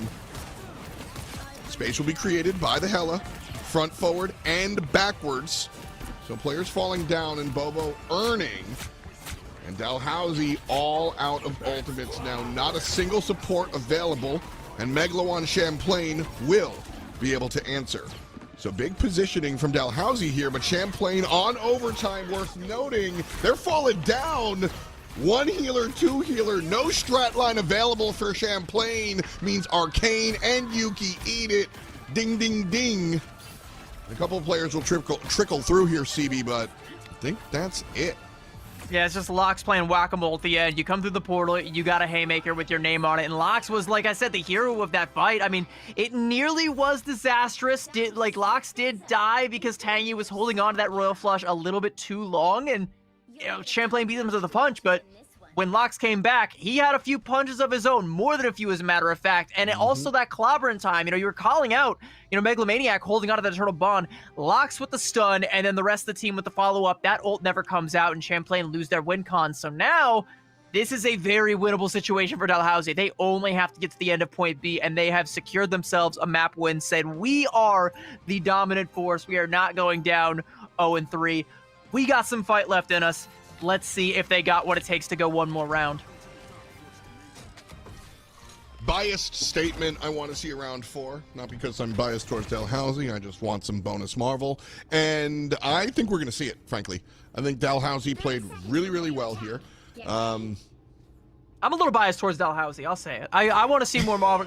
That's just because Rain's in the chat and she's my girl, so I gotta, you know, I gotta be on her side here. So I'll be a little bit biased, but, you know.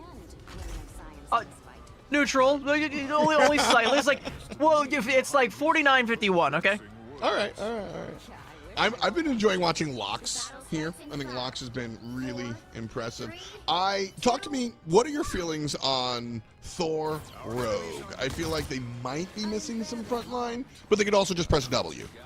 I think there's a lot of displacement. You know, there's a CC from the ability absorption. Thor with a hammer can just push you and shove you around all he really wants, and you can't really have your front line where you want them to be when there is a Thor unless you can really lock him down, but that takes a lot of resources. He gets a lot of extra shielding now, so that's kind of difficult to do. Like, Thor, I think, is in a very underrated place. He's not quite meta, not quite S tier, but if you don't pin him down, he's going to do that to you right there. He's just going to set Euphony up for a quick little one-tap. There's nothing you can do about it, because sure, you've got a front line, but it's over there. Bobo not the largest tier, and, well, Rogue might be.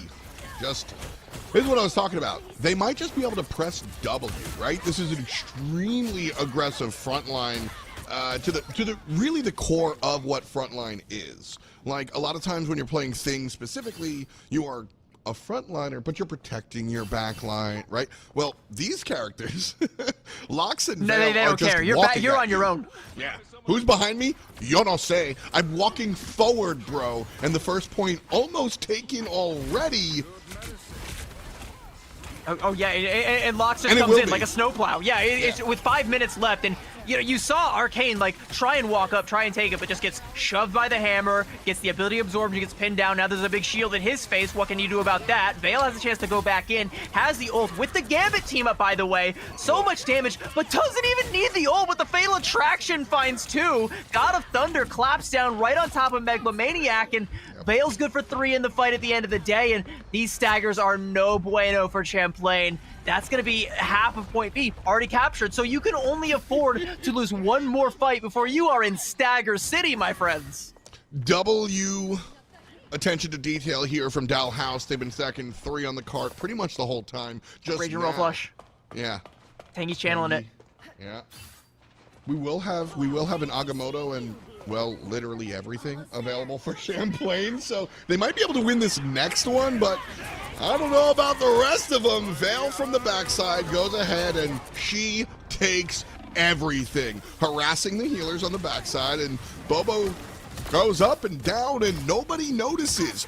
Root on Dalhousie and Conoco both have their ultimates available. Eternal Bond comes out first, creating the space in front of Champlain. Bobo, the flank extraordinaire, looking for the space, but sniffed out. Tangy saw this Phoenix player and is able to deal with it.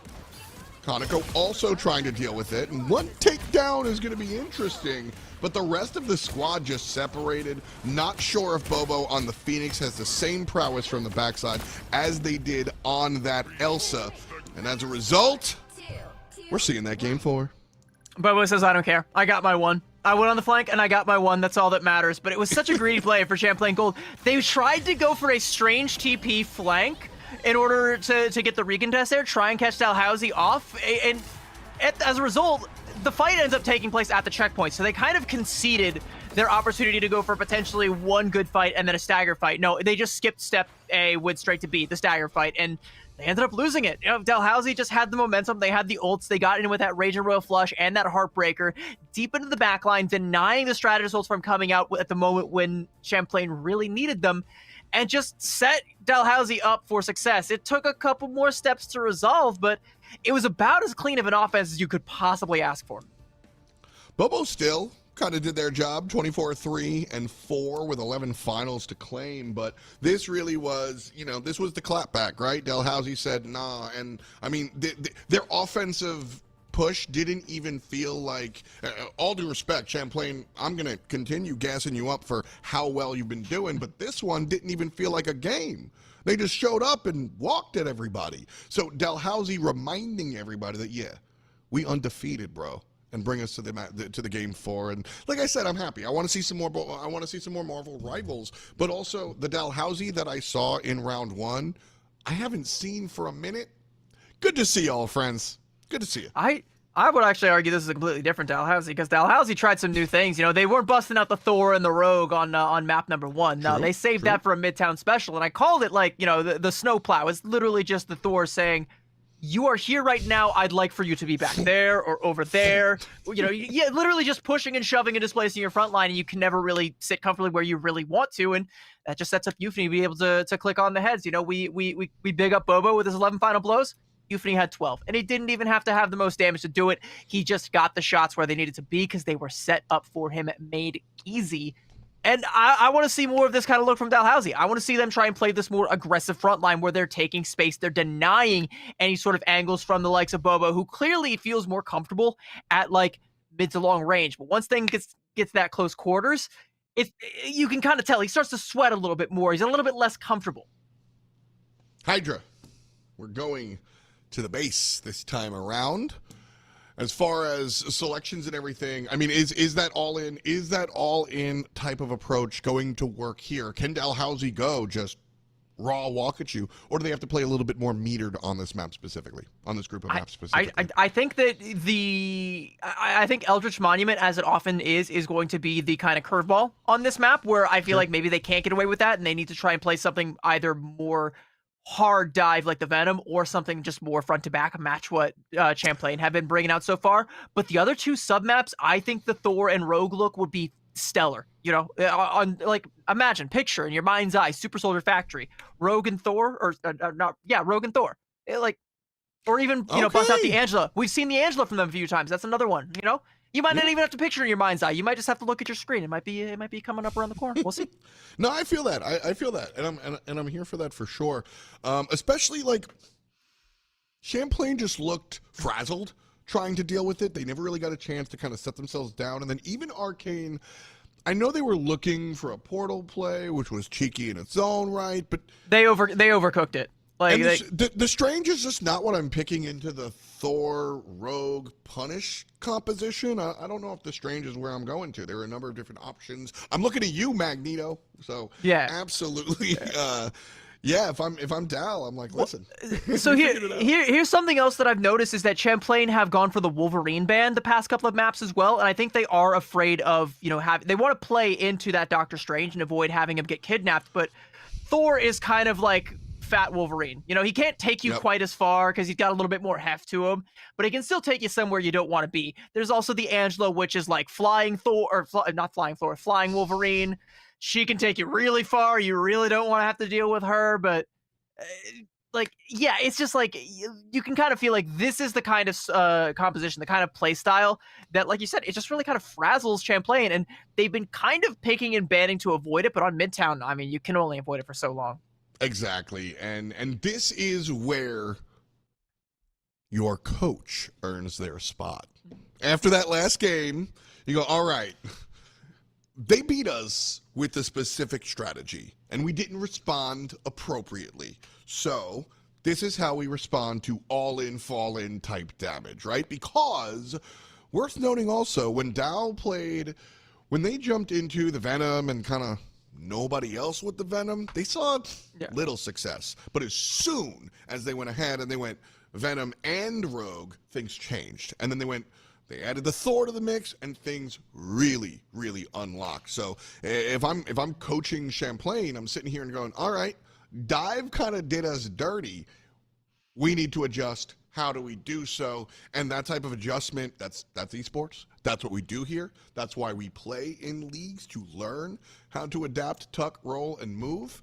And that's what has to happen here in Hydra. Otherwise, we're going to a game 5, because that wasn't just a simple wrestle back of control, CB. That was a middle finger. They power bombed them through the floor like Mortal Kombat. Like, that was a Batista bomb right there. So we're gonna see the Elsa ban coming out again, and I was gonna say there are a few potential win cons for Champlain Gold. They have to take their routes here. Do they try and deny the dive coming out from Dalhousie? They're gonna have a hard time doing that, because we are gonna get that Rogue Protect. It's gonna come down to this Protect. Okay, the Psylocke this time. The Gambit Protect didn't work out, so now you're gonna go back to something that has been banned, has been denied access to all along, and of course, there's gonna be a Gambit ban as well. Champlain are gonna say, okay, fine, we've had enough of that head-to-head. We're not gonna deal with that. Try and put our eggs in the Psylocke basket. We will see what we have been denied this entire time, if it actually was worth all those bans up to this point. I'm excited. Like, this is where the fan side of me just gets excited to say, all right, well, you were that scared of it. You banned it over and over again. All right, they got it. I would like to see it. There's got to be something to it. Like, it's got to have some wheels. Exactly. But the key thing is, it's got to have wheels in the neutral, because Bobo on the Elsa, Bobo can be a factor, a threat on the neutral. But when it comes down to the neutral, Psylocke isn't always as strong. She is kind of an ult bot, so you have to play around the dance the butterfly. That's a lot easier to do than playing around an entire duelist who's just sitting in the middle of the formation untouched and has 5 bouncers just saying, nah, you no autographs, please. I mean, that's the whole gamble here from Dalhousie is their idea, saying like, all right, we'll let you get. We can't beat the Elsa, full stop. And point, not a bad thing to admit that. Identifying your points of failure and your weaknesses is how you become a good team. There are competitive teams in games that just say, we will never play this map because we're bad at it, and they run tournaments, right? Identifying your weak spot is good. Don't let Bobo have the Elsa. I don't care, as long as we get the win. They're also not going to let Twig have the Punisher, so that's another thing we've seen them reach for several times. So, yeah, I think this draft phase for Dalhousie is, in general, a win, because they got, all of Bobo and Twig's seeming comfort picks out. They're going to have to deal with Bobo Psylocke, but I again, like, I don't know how many times I can say it. I think that that is a much easier proposition than going up against an Elsa that you, like you said, you got to admit you just can't match it at the end of the day. The draft is part of the game. A good team will identify their weaknesses and be able to pick and ban around them to set themselves up for success. And Dalhousie, they did that on Midtown. Early impressions seem like they may have done that on Hell's Heaven here, unless Bobo shows us something special. Show us why Dalhousie was so afraid of you on this hero for so long. Yeah, that's it. That's it. Like, you gotta prove that you can skate uphill. That really is when you wind up having these opportunities. Like, you gotta make it happen. Twig forcing. Rose just got his face right in the lemons. What are you, you listen. I buddy, was trying to talk through it. All right. You didn't pay, but you just ruined the whole stock. I gotta throw the whole thing out. You got your spit all over my lemons. What are you doing? When life How am I gives supposed to you run a lemons, business in this neighborhood? When life gives you lemons, invade their personal space. That's clearly what Tangy's saying over here. I gotta keep Bucky out of my store. Bro keeps coming in and licking all the lemons.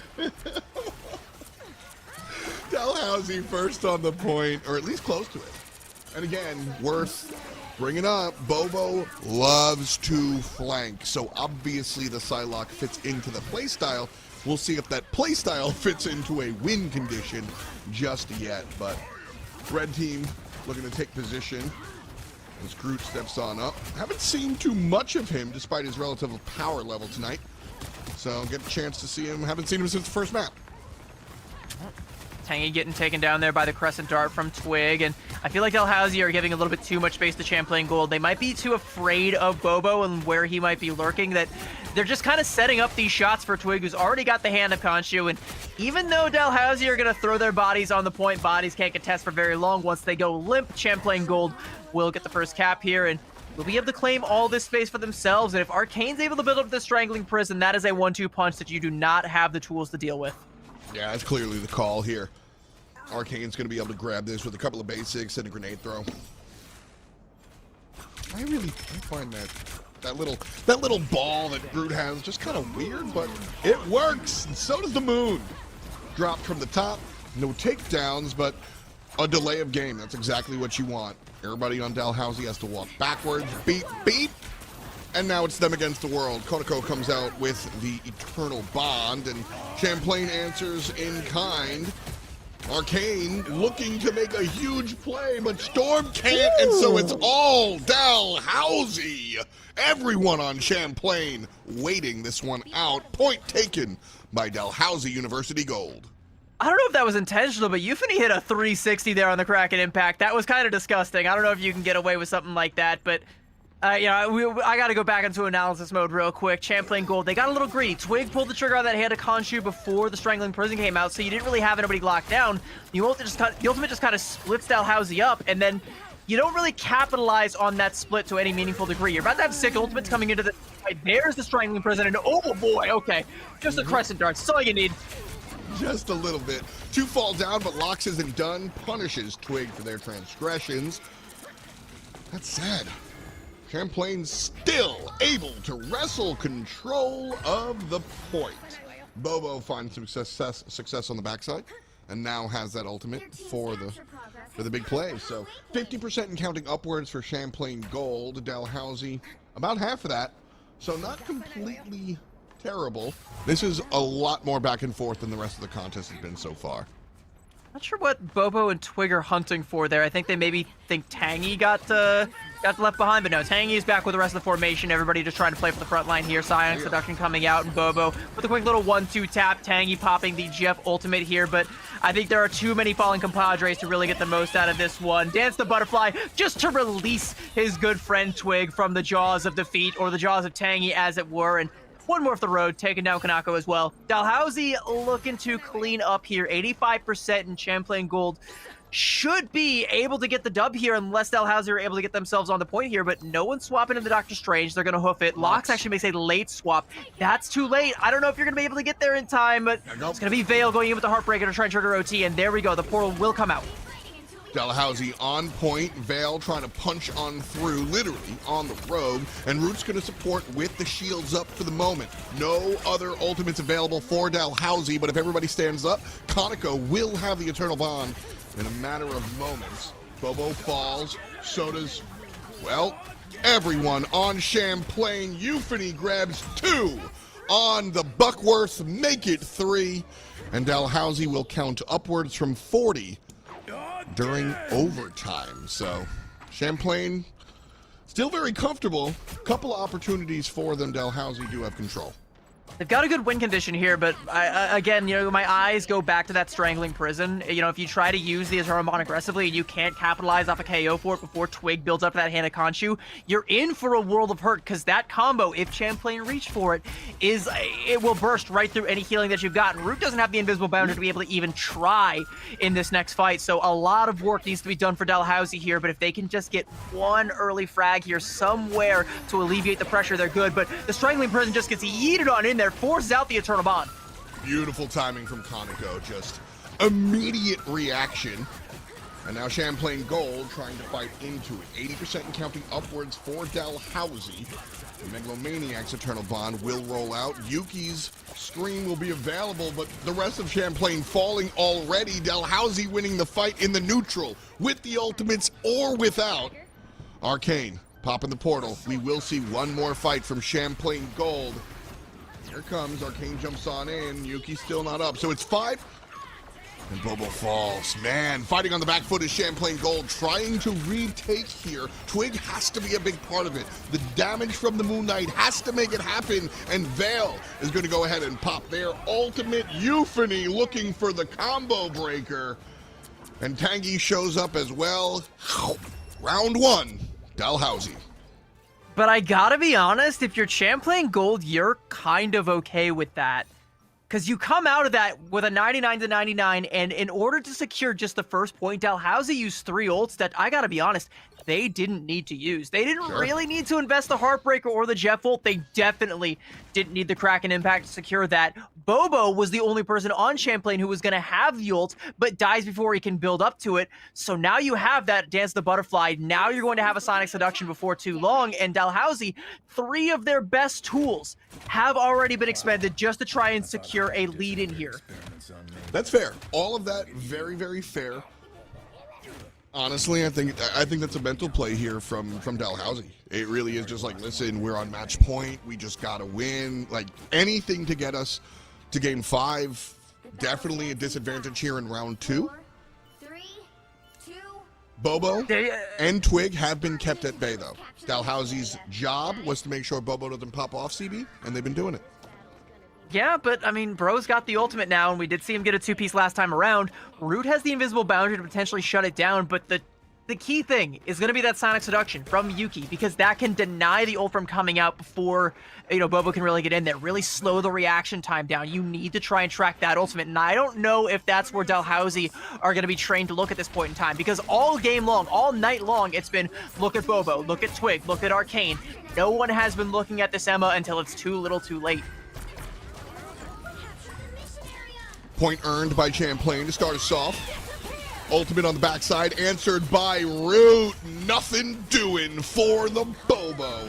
Yuki and Stormcore do have options available, but Dalhousie's able to wrestle control after that. Bobo ineffective, and Dalhousie puts it to work. Megalomaniac falls down, and that pretty much confirms that Dalhousie not just take the point, but will be able to hold on to it for just a little bit. I think Champlain got cold feet losing Arcane early on there. They didn't want to invest the Sonic Seduction. They didn't want to use 2 ults when they were down a man, but Bobo still really wanted to pull the trigger on that ultimate. So like you said, it gets nothing. Good reaction from Root. And now, the biggest perceived threat has been dealt with. And so far, I gotta say, aside from that 2-piece, which was kind of a token one, the Psylocke pick has not borne fruit. Dalhousie really didn't need to be as afraid of it as they were. Sonic Seduction now going to come out, and Bobo does have access to the backline, but it's in the neutral. He does not have the ult. Agamotto behind everybody.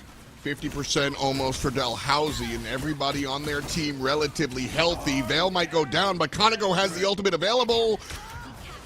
Doesn't even need to.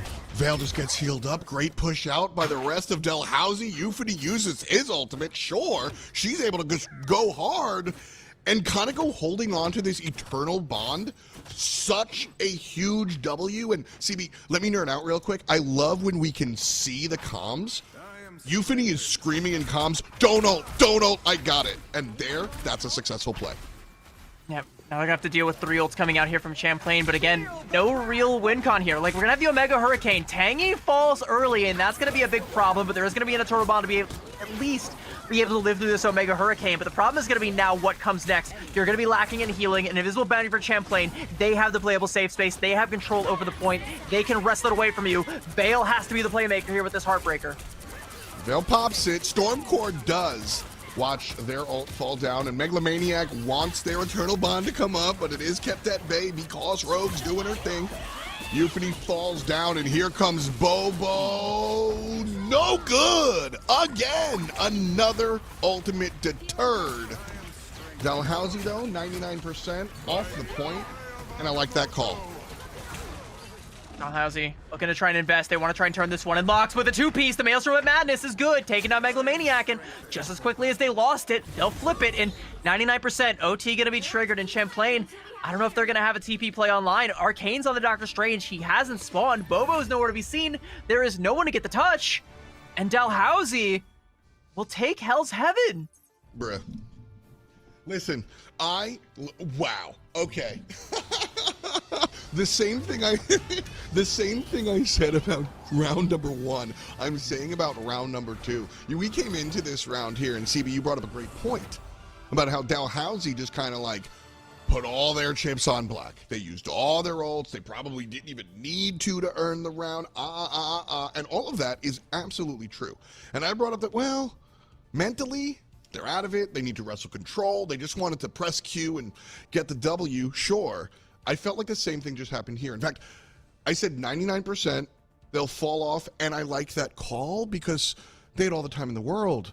The enemy team, Champlain, had what, 8% or so? And that's a time where you can full fall back, shake the Etch-a-Sketch, regroup, go. Nah, we're not aiming for the truck. We're still looking for it. Locks presses forward. They're able to grab 2 elims, and as a result, they end this one so much sooner than I would have guessed. That tempo, that's raw energy. That's energy. Yeah. It's the tempo, and it's also, like you said, that you can kind of see the comms from Dalhousie in real time. You can see the gears turning. You can see the playmaking coming out.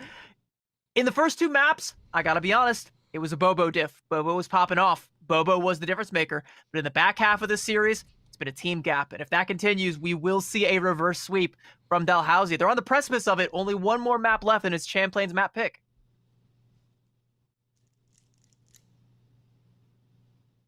Excited to see it. Should be fun. Yeah. Are we going right into it, or do we have a break? I think we're gonna throw to a break. Well, let's go to that break. Let's go.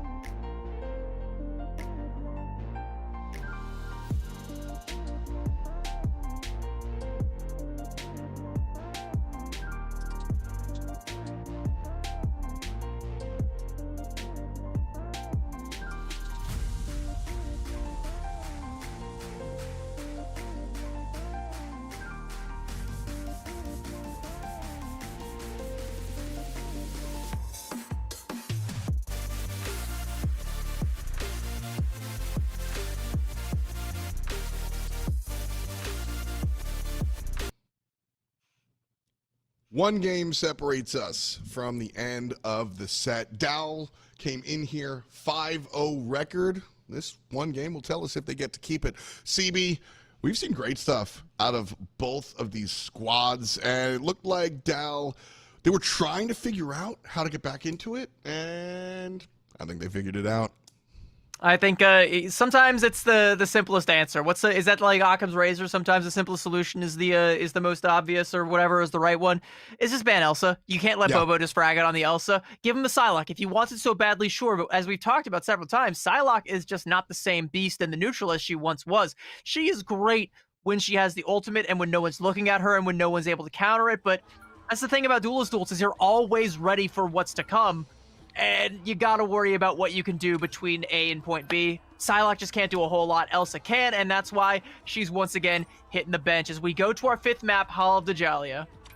We're, you know, as long as Dalhouse winds up with the victory here, I don't have an issue with the way they approached this week. Let me break it down as we look at the draft. Magneto ban is actually big. We haven't seen Magneto played at all. Yeah, I think that might be just kind of like a preempt to, like, you know, playing Cloak and Dagger, to be honest with you, because I think, again, like, at these levels, you are just so scared of getting pancaked, and you just want to play your Cloak and Dagger, right? You want to be able to take space with Eternal Bond. You want to be able to go aggressively with it. You have the Invisible Woman Protect coming out, so Dalhousie, interesting. Maybe we're going to get both the Invis and the Cloak and Dagger on both sides, because Gambit's banned once again. There's that Psylocke Protect again, and I don't know that I really like that. Like, at this point, like, put Bobo back on Hela and just, like, let him frag out, because he was, you know, playing okay on the Hela. Like, at the same time, keep in mind, what I was going to bring out as a positive for Dalhousie kind of taking it the way that taking this matchup the way they did with those two giant craters of losses due to Bobo's. This is Elsa's first competitive week, mind you. So, yeah, they go in and they win. They being Dalhousie. They go in, they win one. And then they lose one to Elsa, just Elsa. I'm like, all right, maybe it was a fluke. And we lose the next one to Elsa, just Elsa. And then they ban her out, and they return to form. They return to what they're doing, right? And then the other side for Champlain Gold, Bobo, apparently, like, we saw the Lord icon. Bobo is the Psylocke player. That's what Bobo does. Well, got an upgrade with Elsa. So if I'm Champlain Gold here, last game around, the Psylocke didn't work out, but that's what this player does, so just give it back to him. If this was 2 weeks ago, that's what we would have been doing, right? So I think there's a meaning to the madness that we're seeing kind of on both sides here, CB. And man, this is why I love these games. Because this is the storyline, watching them adapt to a new character, figure out if it's actually the issue, and Dalhousie going, yeah, it is. And then working out the other side. Yeah, that's why. Yeah, I love Marvel Rivals esports. Obviously, you know, making something of a career out of it these days. But it's because, you know, of the ban phase adding these extra layers of adaptation in between the maps. It's not just the map picks. It's how do you approach each map pick and each ban. And in our 5th map, fittingly, I think both teams come away from the draft phase with a pretty good draft. Because look at the top, Bobo is on that Punisher. Even though we typically see Twig playing that, Champlain do have 2 good comfort picks here. They do once again have some front-loaded damage here, and with that Storm from Twig to damage amp Bobo, I think you have a great way to break whatever sort of frontline Dalhousie are going to be, you know, bringing to the forefront here. Full agree. Like, yeah, I play a lot of Storm, but unbiasedly, this character's strong, and paired up with a Punisher who... Punisher's only issue is that he's not doing enough damage unless he's got the shotgun out. And this is the result of what we're talking about. Bobo just holding W, holding M1, and Dalhousie holding their pearls because Champlain Gold just pushing them in a locker. Great job here. Bale is seemingly trapped. Does have Tangy there for some heals. Could potentially go for a recontest here, but might be a little bit late to the punch. Just come in, and teleport play is going to come out as well from Dalhousie, so a good full-throated recontest here. They're able to take Twig out of the sky, so it's going to be the damage amp gone. If they can deal with Bobo before this final judgment comes up, they should be able to recontest here. Should be. And it will be. Hair, just a sliver away from claiming the point. Oof. That's a bad stagger, Stormcore. Don't love that. Overall, though, like, that's still good for Champlain, aside from that stagger, because they didn't use any ults to try and cap that and still nearly got the full cap, and they forced out that major resource in the strange TP there. That's a little egregious to lose your Thor there. I think, you know, I don't know what he was doing there, but if he was already there, probably should have stayed hidden, maybe try to set him a pinch, but that's kind of rough now, because, yeah, Dalhousie, they know. They're like, okay, you're down a man, we've tracked down this Thor, we can just kind of walk at you and reclaim the space and make you fight through us again. Strange also a great pick in his own right these days. Frank Castle ultimate gonna come out, and well, that's Tangy and Euphony. One healer, well, no, one healer left now, and Root's the only one. Scratch that. And that'll be the point here for Dalhousie, barring any sort of extreme X Games moments, and no medals here. Dalhousie pushing I gotta appreciate Loxy hearing that final judgment coming out and just saying, I don't want to die, popping the Cloak of Levitation and just dropping the shield, taking the Sky, and then Bobo gets 2. Like, just, okay, whatever. You want my backline, you can have it. Peace! No one ever got to the top without a little bit of self-preservation instincts. I like the survival instincts from Locke, but unfortunately, it's not going to be enough for them to hold on to the point. Champlain will quite efficiently and quite effectively take it. And it kind of goes back to what I was saying before some of those dagger KOs came out, is forcing out that major resource of the strange TP and not being forced to use an ultimate means you have all of them for this second attempt at it. They only use one, and have a look, Bobo's nearly got it again. So even though the Kraken impact comes out from Euphony, doesn't find anything, Champlain, once again, have an ult advantage. Dalhousie also has a pocket full of stinkies, though. Everybody on the team has it. Conoco gonna go ahead and be the player answering Twig's tornado. And the response to Bobo is Root. Shields go up, nobody goes down, and here comes Lox with the big Eye of Agamotto. Doesn't grab anybody because Stormcore on Champlain is able to answer with her own Invisible Woman ultimate. Everybody's buttons have been pressed outside of Vale's and Yuki's. The Shark too, but it's a little bit different. And Vale makes sure to pop first to make sure that Yuki can't Psionic Seduction. So a bunch of ult trades coming up on the side of Dalhousie, at least on the good side. And Champlain will have access to that Psionic Seduction in a matter of moments, but Dalhousie looks like they're pushing forward onto this next latch. And it's up to this fight in the neutral really to take the point. But great job from Champlain Gold. Stands tall in it. Yuki's got the ultimate available, but Bobo has the ultimate active. Puts down Root, answered by Euphony. And CB, that's 2-piece now for Euphony. Yeah, it's not the point just yet. It should be Champlain Gold trying to brute force this the rest of the way. Psionic Seduction with the Jeff ult now coming out from Tangy. The healing's going to be there. Euphony's coming up on a Kraken Impact. So many tools for Dalhousie, and they're willing to put those tools to good use. And it kind of goes back to that hold from Vale as Euphony continues to pop off with the Kraken Impact. Finds one, finds two. There is a third, and that is going to be the retake denied. And okay, all right, that's aggressive. That's egregious. Euphony really wanted that one, but all right, yeah, don't take a 1v1 with Bobo close range like that, especially when Twiggy is there to help the homie out. But, you know, Dalhousie did such a good job holding on to that. The Heartbreaker from Vale and all of the healing there, all of the sustain, helped the respawns come back through and helped give Dalhousie an opportunity. So even though they keep bleeding resources, bleeding out members, they're able to hold on, and they can keep leveraging this spawn hold for all it's worth. 90 seconds on the clock. No! And, well, what up, Twig? Bobo grabs one after the fact, and this time, I won't get it wrong. That's the point. Yeah, that's the point.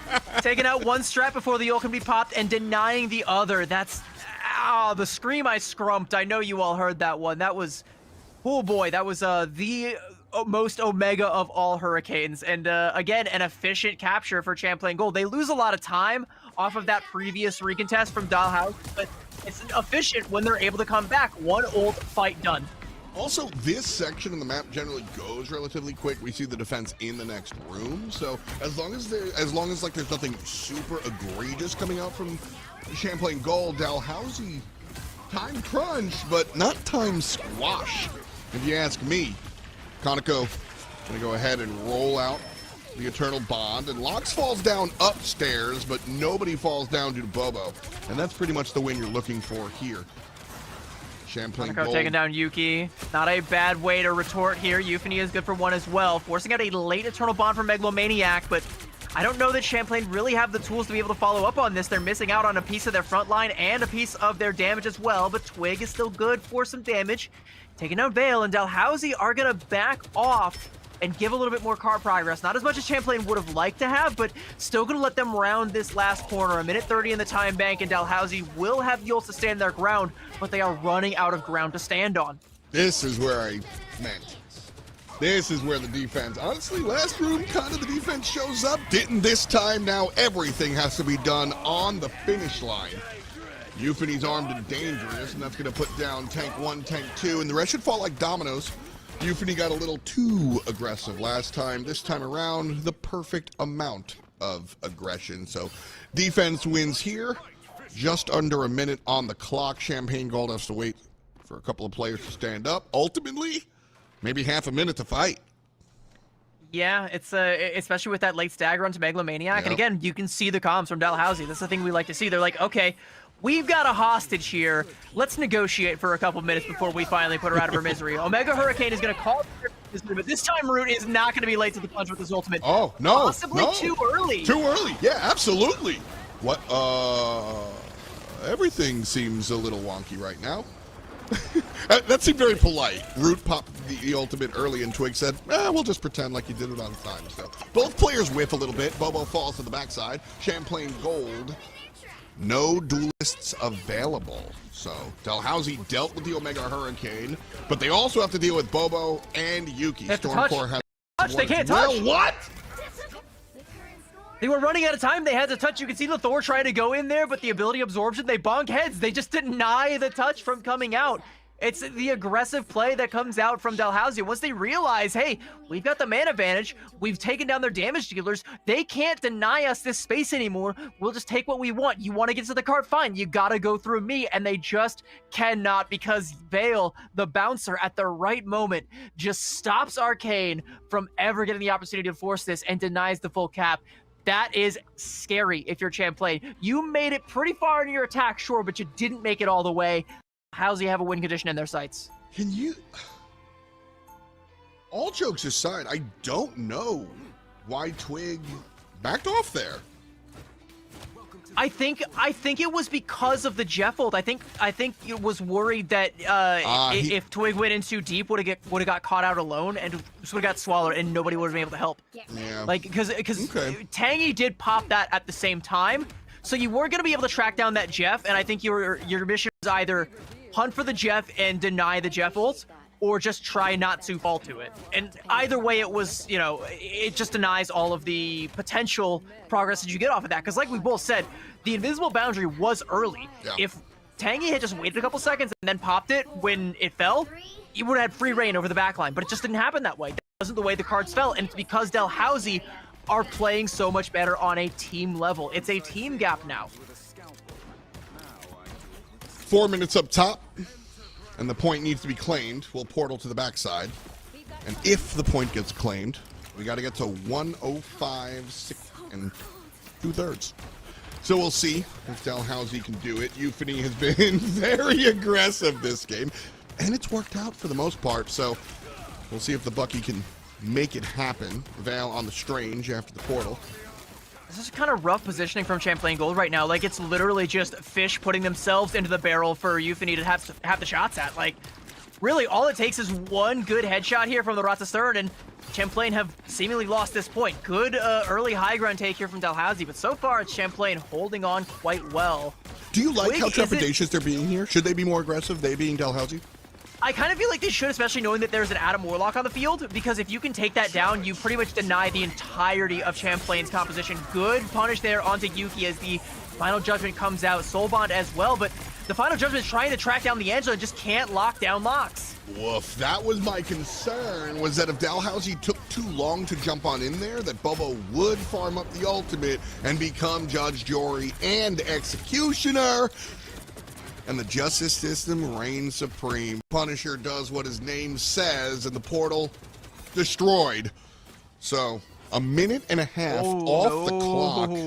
And this is the last place you want your Cloak and Dagger to be right now. like, Kanako is so split up from the rest of the team and Jump. doesn't really have the tools.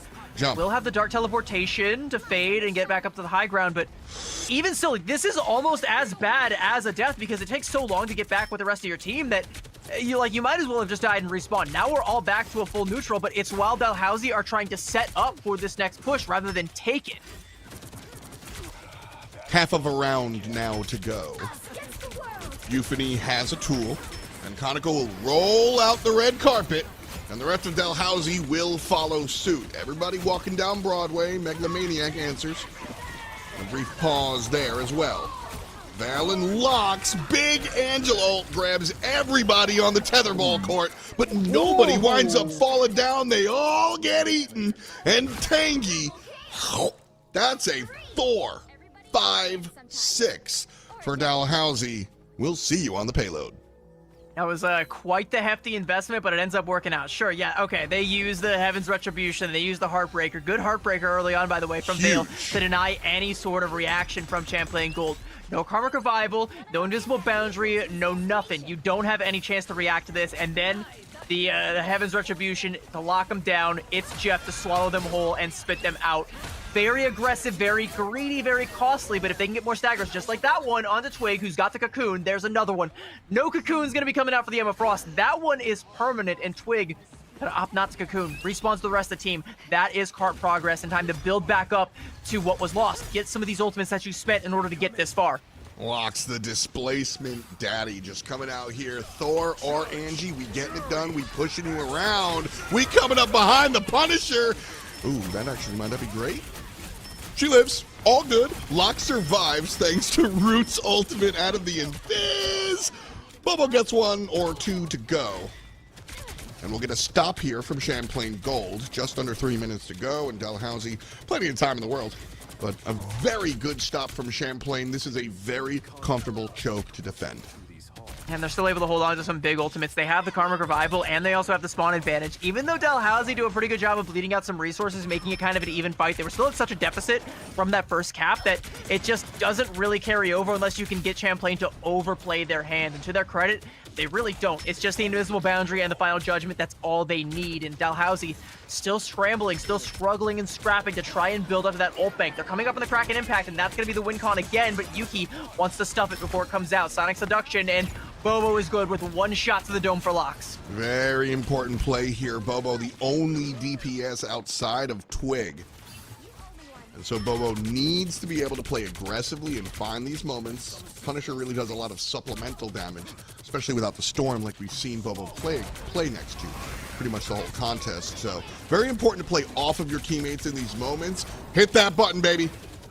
Oh, Arcane tries to hit that button, but goes too aggressive, split off from the rest of the team, and Tangy punishes that. The respawn's going to be there. Heaven's Retribution and an answer coming out from Champlain, but the Kraken Impact is finding so much value. Euphony with 4 and a 5. And if Arcane were alive to see it, that might have been a 6K, but he might be alive before long. Karmic Revival coming out for Twig, but Tangy with the Jeff ult looks to swallow them all and put them back to the sea, give them a Viking funeral. Shoot the arrow, Jeff. Shoot the arrow. 2 players on Champlain eat it and make it a twipple. Great job here. Vale has the ultimate and waiting for everybody else to show up. At the moment, should just be cleanup here for Dalhousie. And not enough to earn the point here, I think, CB, but these staggers will certainly make the defense real tough. And, well, last time I was too quick. This time I was too safe. Point earned by Dalhousie. We'll see you on the other side. Good play from Vale going in there with a Heartbreaker. Finds 2, and that's great denial. Stops that recontest from ever coming out, and this is where it starts to get really scary for Champlain Gold. 2 minutes, it's still holdable, but again, you didn't get all the way. 105.66, that is all you've got left before you end up reverse swept. And it looked so good in the first half, but Champlain are on the precipice of losing it all. Twig here with the Storm. This is an ult that can cause a big stop, but she's only a third of the way there. Stormcore has a defensive ult available. Dalhousie, similar situation, only defenses. Check myself, Euphony just got it. We've seen it work before. We've seen it work twice. Here's the 3rd time. Lands on the backside, tries to look for a couple of basics to take him down. Ultimately just enough to create space. Tank bullied, pushed into the ground. And with the front line being cold, all Dalhousie has to do is make it to the end.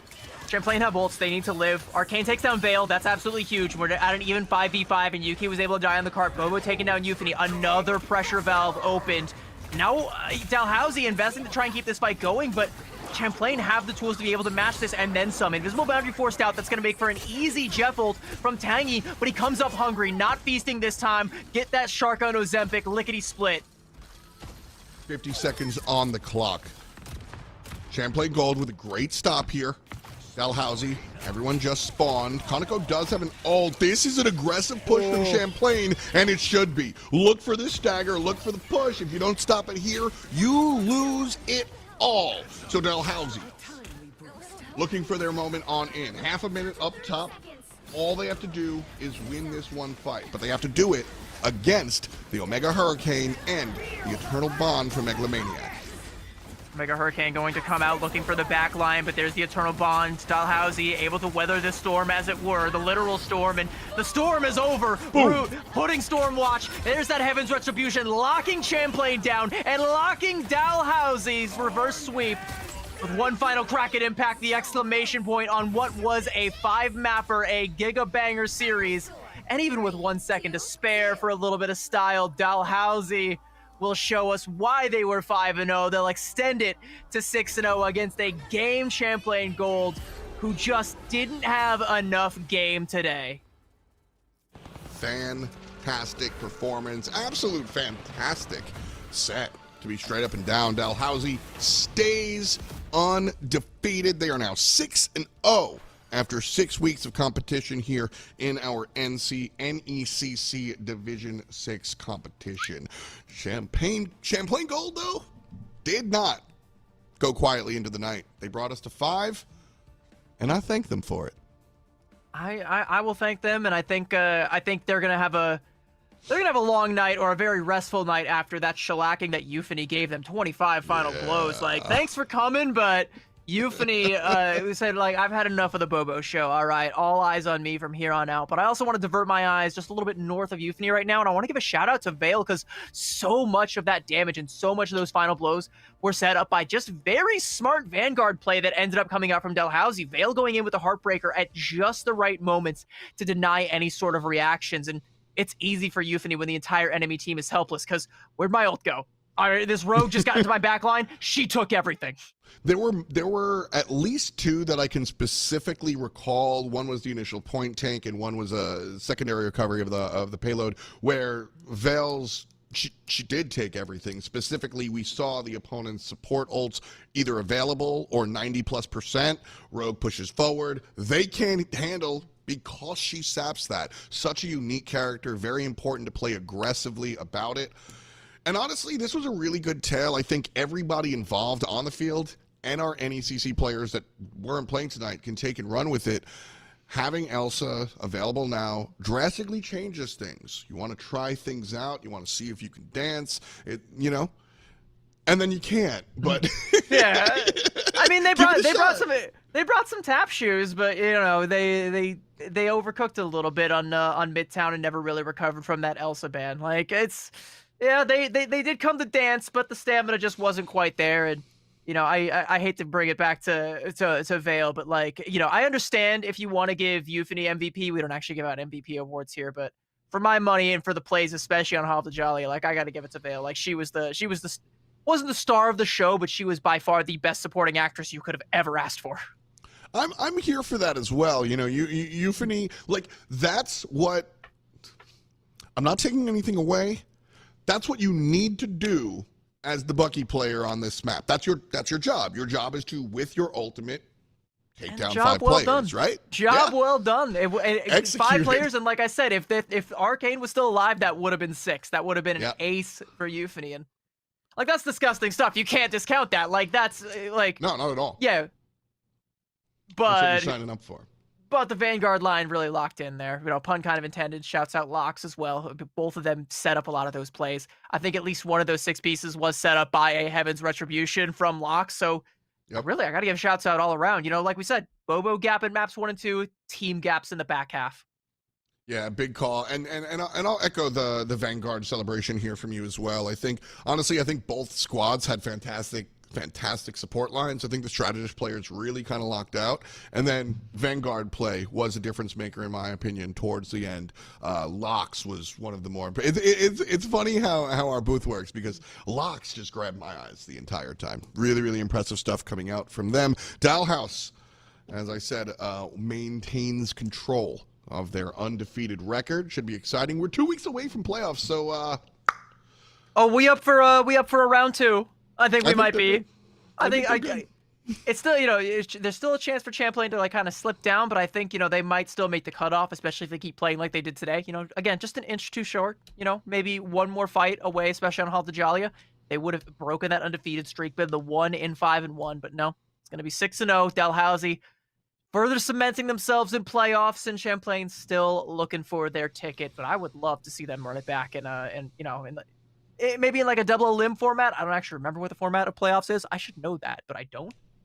But I'd love to see that again. Either way, double limb or single limb, I'd love to see it. Give me more of this. I want to see 10 maps of this. 5 wasn't enough. Give me the 10-piece meal deal. I want a best of 37 triple elimination reset if the loser is sad. Give me a bucket meal of this with some biscuits and a sweet iced tea. All right, now you're talking to my soul. Coming up next, we've got another matchup in front of us. University of California, Santa Cruz going head-to-head against Texas A&M Maroon. We're moving up. We're going to Division II. We'll see you in a sec.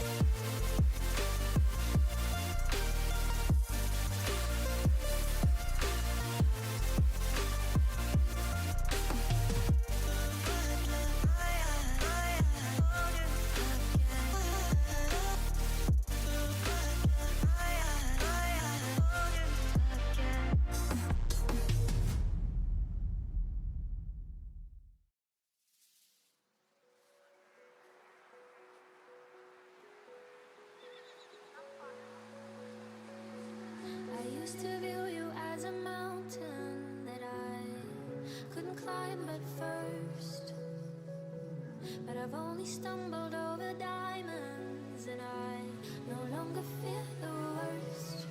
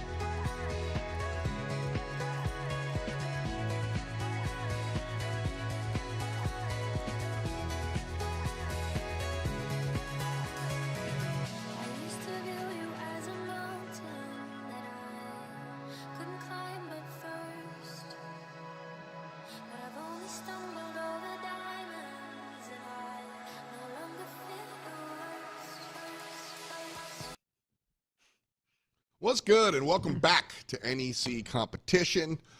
I'm your host, F. Dot, joined here by, well, your other host, CB. We're both here. And in front of us, we've got a good one. Last one was really good. Our undefeated Dalhouse stays undefeated. And this time around, we get University of California, Santa Cruz going head-to-head against one of Texas A&M squads, their Maroon squad, to be specific. And I'm pretty excited about this one. Some repeat customers. We casted, or I casted alongside with Shibby, UCSC Purple, the Slugs, taking on UBC Thunder a couple weeks ago. Unfortunately, in a losing effort, but it was still a close losing effort. The scoreline was 3-1 in that exchange, but I do recall seeing several moments of brilliance. We got some aimers for the Slugs. Kevin specifically sticks out in my mind. No, I remember very vividly some incredible Punisher plays coming out from Kevin and some great shutdowns, some straight up duelist wins. But I think at the end of the day, team might have just been a couple of steps short, but they've had a couple weeks to get themselves back on track and get a couple peps in their step. But once again, sitting at a 3-1 record, we know what the one is, going up against a team that's 3-2. This might be a little bit more of an even match for them, and I'm looking forward to seeing what the Slugs can really do. Well, since you casted last time with Shibby, I'll kind of push his thing forward here. Homie loves to give an award to the best name, and it is, without a doubt, Emoji Movie. Very clearly. I think that's the same one he said last time. I think he also gave it to him. It's gotta be. Like, I don't remember who was. I don't remember all the names from the other team, but I feel like he was like, "Oh yeah, it's gotta be Emoji Movie, right?" Oh man, see. Love that, dude. We're mind meld here, but yeah, Emoji Movie, not a question. Thumbs up, dude. A+, ready to get into it. Like we said, this is Division 2, so should be some spicy gameplay. I like a good Punisher, because I feel like Punisher is not really what I think of when I ask for a primary DPS duelist. But if you are just that good, and you track like that, bang, he is. It's just good, consistent damage. It really doesn't, you don't gotta overcomplicate things as we go once again to Burn into T'Challa to kick things off. And, this is a map where I think all three sub-maps could potentially suit that Punisher well, but Kevin was not by any means a pun OTP. Bro had a couple of other tricks in his book, and I would like to see a little bit of diversity in the duelist lineup here. But again, Punisher, it's good, consistent damage. It's blue collar duelist. Well, it ain't much. It's honest work. I clock in. I do my job. I do, I establish. I create shareholder value. I clock out and I go home.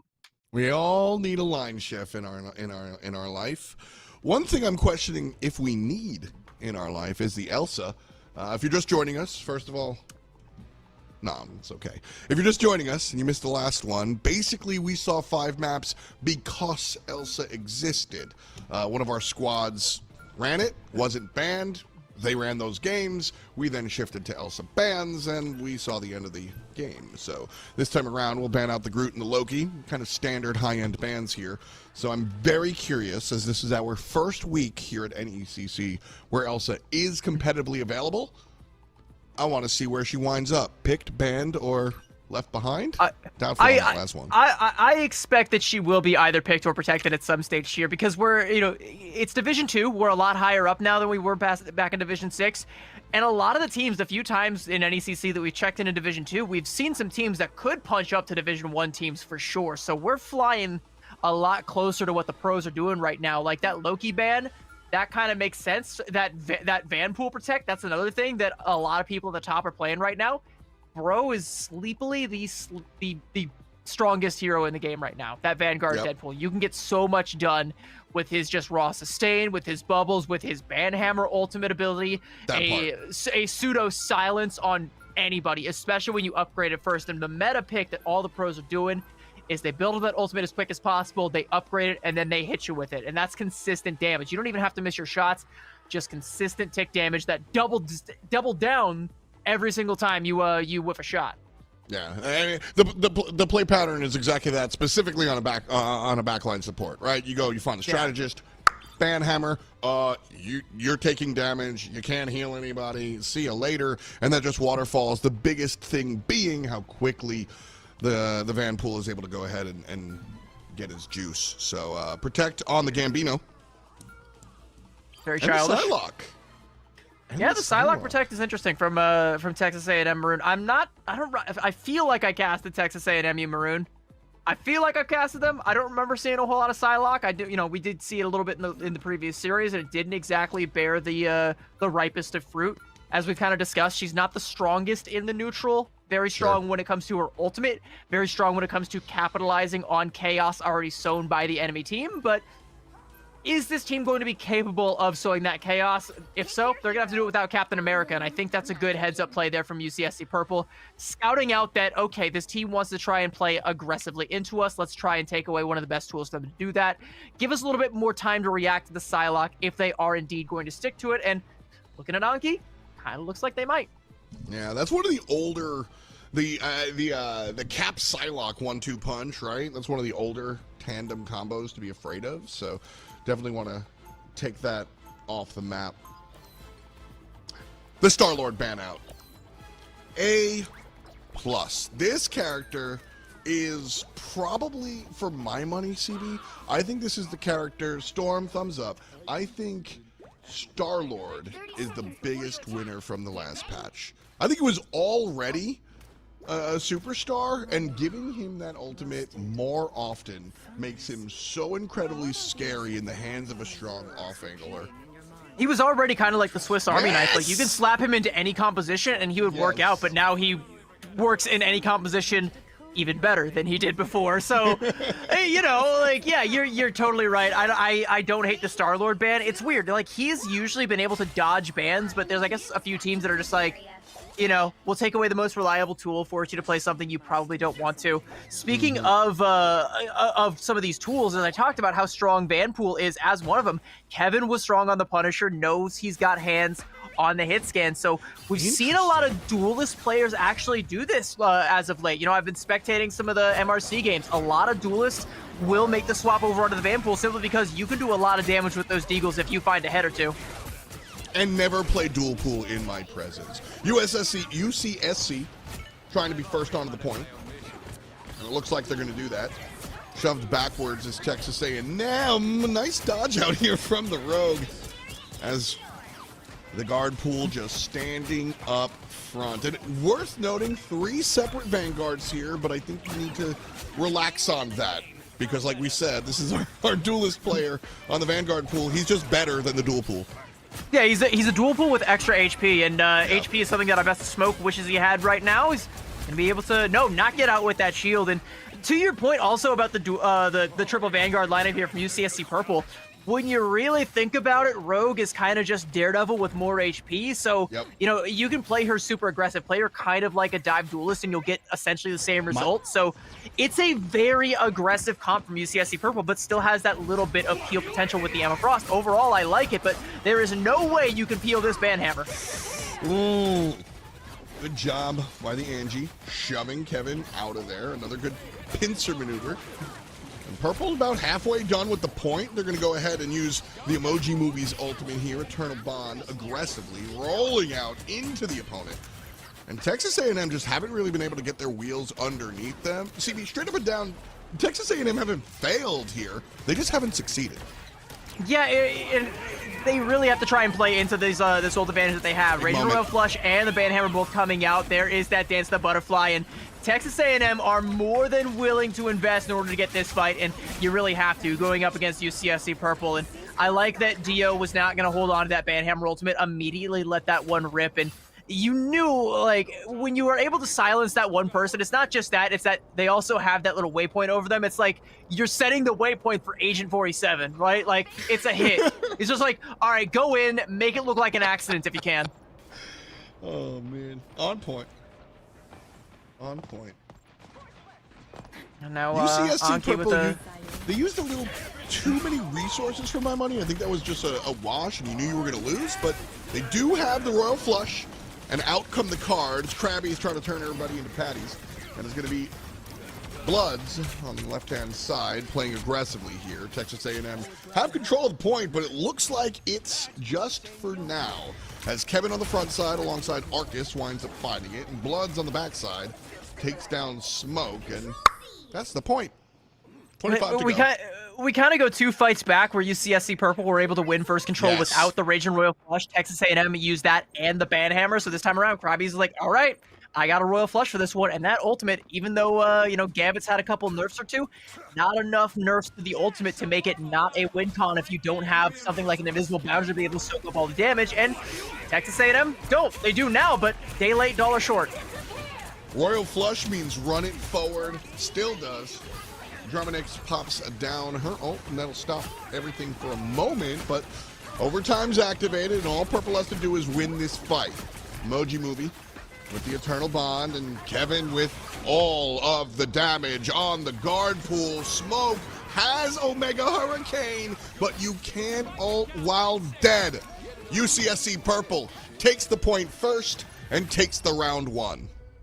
And not to detract too much from the point there, but I privately giggled a little bit at the phrase "the Emoji Movie has the eternal bond," and I was like, "Yeah, it's Me a trauma too. bond." And anybody I saw that film with, it was like going to war. All right, they're my brothers now, like brothers and sisters in arms. We went through war together to try and watch that film. That's how I We'll felt talk about it the on Minecraft Letterboxd, movie. I like the Minecraft movie. I thought like I knew what I was getting into going into it. I was like, this, I'm just gonna point at the screen and laugh and embarrass my partner the whole time I was there, and it was a hoot doing that. But it wasn't a good movie by any stretch. But that first point, pretty decent flick, I'd say. I wouldn't call it like a 3-act masterpiece. There's still a little bit more to go. Texas A&M able to hold on to some big key ultimates for this next fight, a Raging Royal Flush. But have a look back over at UCSC Purple. Krabby's 93%. Homie's gonna have one to match it before long. So the window of opportunity for Texas is pretty small here. They're gonna have to try and capitalize with this Omega Hurricane real quick and maybe catch the Emoji Movie up before we return to the box office with that one. And Arcus has Rogue. Run into him, hit Q. Portal on top of everybody. Here comes Why would you run into them? Anki. Take the shortcut. No running here. We don't need to. Anki can't take care of the Gambit. All right. So, UCSC Purple get caught lacking. 3 players fall down. And this pretty much should be a free Texas A&M point, unless they can't get back. Wait a second. They were aggressive. They made some moves, but that doesn't guarantee the point? Question mark. Maelstrom of Madness to take down Krabbies, and that should be enough, but I think UCSC Purple are going to try and invest a little bit more into this. They probably know that Texas A&M had the ult advantage and haven't spent, so, just kind of, going for that fight anyway. Try and build up to your own ultimates or maybe force a resource out, force some misplay from Texas A&M. No such luck, and now 6 ult's going to be coming online, but still 4 for UCSC Purple. The key thing is, even though you're at the deficit, you can match the Raging Royal Flush at least, and that is one of those situations where you can maybe convince Texas to actually overplay their hand. Tough one. Tough ask. Everybody has buttons to press. Obviously, Arcus is the first one out, and that changes the landscape just a little bit, but not a lot of it. Ultimate's coming out from Zurai. Able to make things work. Punisher has it, but Anki fell down too soon. So without that final judgment, it looks like UCSC Purple is able to wrestle control. Kale Salad says no. Great ultimate is going to put down Explode. And as a result, that cuts down the front line and makes it so that UCSC can't step forward. Arcus is brawling, but doesn't have the shield, doesn't have the wherewithal. And although UCSC Purple make a push forward, CB not able to save the point. And Texas A&M still actually holding on to that Sharknado combo. So even though I kind of feel like maybe they did overplay their hand, they still kept one final card, one magic cylinder they could use to inflict life points to UCSC Purple. And that's going to be enough damage to burst right on through the Eternal Bond. So it's going to be up to Bloods to have to match that damage with that Kraken Impact. And that is a tall, tall task. All Tamu Maroon really have to do is just focus the Bucky. Omega Hurricane on the back end, and it will be Jeff Nadoed. And they get the Bucky. Yep. Bucky gone. Kevin's able to find Anki. Explode gets one as well, and there goes, well, everything. That's kind of what you expect out of that big ult. And so UCSC gains the point. That's not quite what I expected out of that ult. I mean, yeah, we had the Omega Hurricane with the Jeff Nato, but the only natural disaster I saw was that defense. UCSC Purple, with only the Eternal Bond, are able to flip the point. They hold on to every other ultimate. They even got their win con. They denied the Bucky from using the Kraken Impact, but they didn't actually solve the problem with the Eternal Bond. They're going to take down Bloat early on there, but UCSC Purple, they're in control now. Kale Salad does have a bit. Well, he had a big ultimate, didn't make a big impact. Complete whiff. You hate to see it, buddy. And unfortunately, that was going to be a big part of this initiation. Kevin goes ahead and puts the banhammer and then immediately falls down. So Bloods has to deal with Dio's banhammer on the other side and is able to do so for now and falls down after the fact. Texas A&M comes in, and the last one was a mistake. This one was not. Portal from Purple, and now it's all about Arcus jumping on in. There's going to be the final judgment coming out from Anki, trying to, at the very least, zone somebody out, but he'll zone Krabby's head right off the skull and takes 3 more with that final judgment, and no mistakes here. Texas A&M going to handily take Stellar Spaceport, and that's a wake-up call, right? Like, Imperial Institute of Science felt pretty one-sided for UCSC Purple, but Texas A&M, aside from that one little hiccup there after that Eternal Bond, like, they recovered real quick. Like, they were fully in control the entirety of that sub-map here. Now we go to Warrior Falls for the decider here. Is this anybody's map? Yes, 1,000,000 gorillion% agreed. I mean, we've got Explode switching off of the Emma on to the Magneto, and always going to be happy about a Magneto. And straight up and down, I like a lot of both of these drafts were kind of brawly at first, and then we saw Kale Salad kind of commit to the Strange and Explode commit here to the Magneto. And it's funny, I like this call. I don't know who it benefits. I think both teams were doing okay, and I think both teams will look better as a result of some more front-to-back play. We'll see. Well, a couple of Jeff Bubbles and a little bit of Lemonade as well to pep up the team from Krabby's, and swapping back over onto the Gambit. Matching, again, the Raging Royal Flush. Like, the Gambit mirror is always going to be the thing to watch. Whoever has that ultimate should win the fight if it goes unmirrored, and what other resources are being poured in order to try and augment it. The Banhammer is a big one, and Kevin is currently beating Dio to that particular punch. Backside, Kevin asking him, what are you aiming at? He's not finding much here, but his teammates on the other side will. Explode finishes off one player, and a couple of ultimates come out from Texas A&M, but Smoke gets smoked as soon as she activates that Omega Hurricane, so nothing doing there. Purple has the point, and they'll get some to go, too. Everybody on Purple standing up tall here. And Maroon will have to come look at him one more time, 21 and counting. I believe that was also the Jeff NATO invested from Texas A&M, so kind of dumping almost all of their win conditions into that fight, the Banhammer and the Jeff NATO. And sure, yeah, you're coming up on the Raging Royal Flush, but so is Krabby's. And you're going to have to try and use yours to be able to break through. You're going to give UCSC Purple the option to go for the better, more reactive Royal Flush, get that extra couple seconds on the back end of it to get those cleanup KOs. Push in here from Kale Salad. Does have the Eye of Agamotto available. Zuruai is going to flush. Cards are dealt. Anki has the ultimate as well. And here comes the judge, jury, executioner, mom, dad. And he's punishing everybody. Down goes the enemy Punisher. But everybody else is healthy. So Anki trades out with Bloods and is a 5-on-5. It's a good Banhammer that ends up shutting him down, but we're going to have the Heartbreaker now coming out. UCSC Purple looking to try and capitalize off the back of this. No strategist reaction going to be coming out, draining the ult charge, draining the life force out.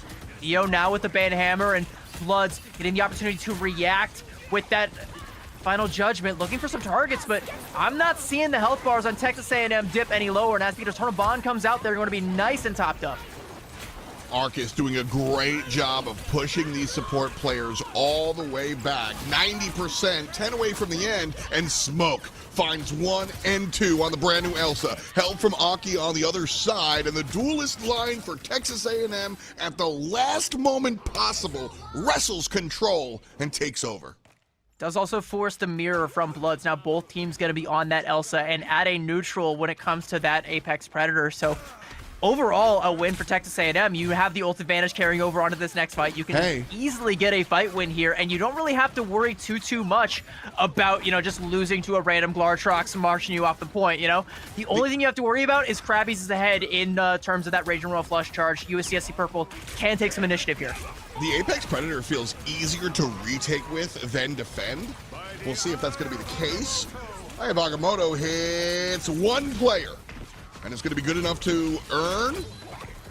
It will not. Oh no, Kale Salad. Able to keep control of the point for now. And it's going to be Kevin looking around on the backside. Deadpool just goes so crazy. So hard to follow this character for everyone.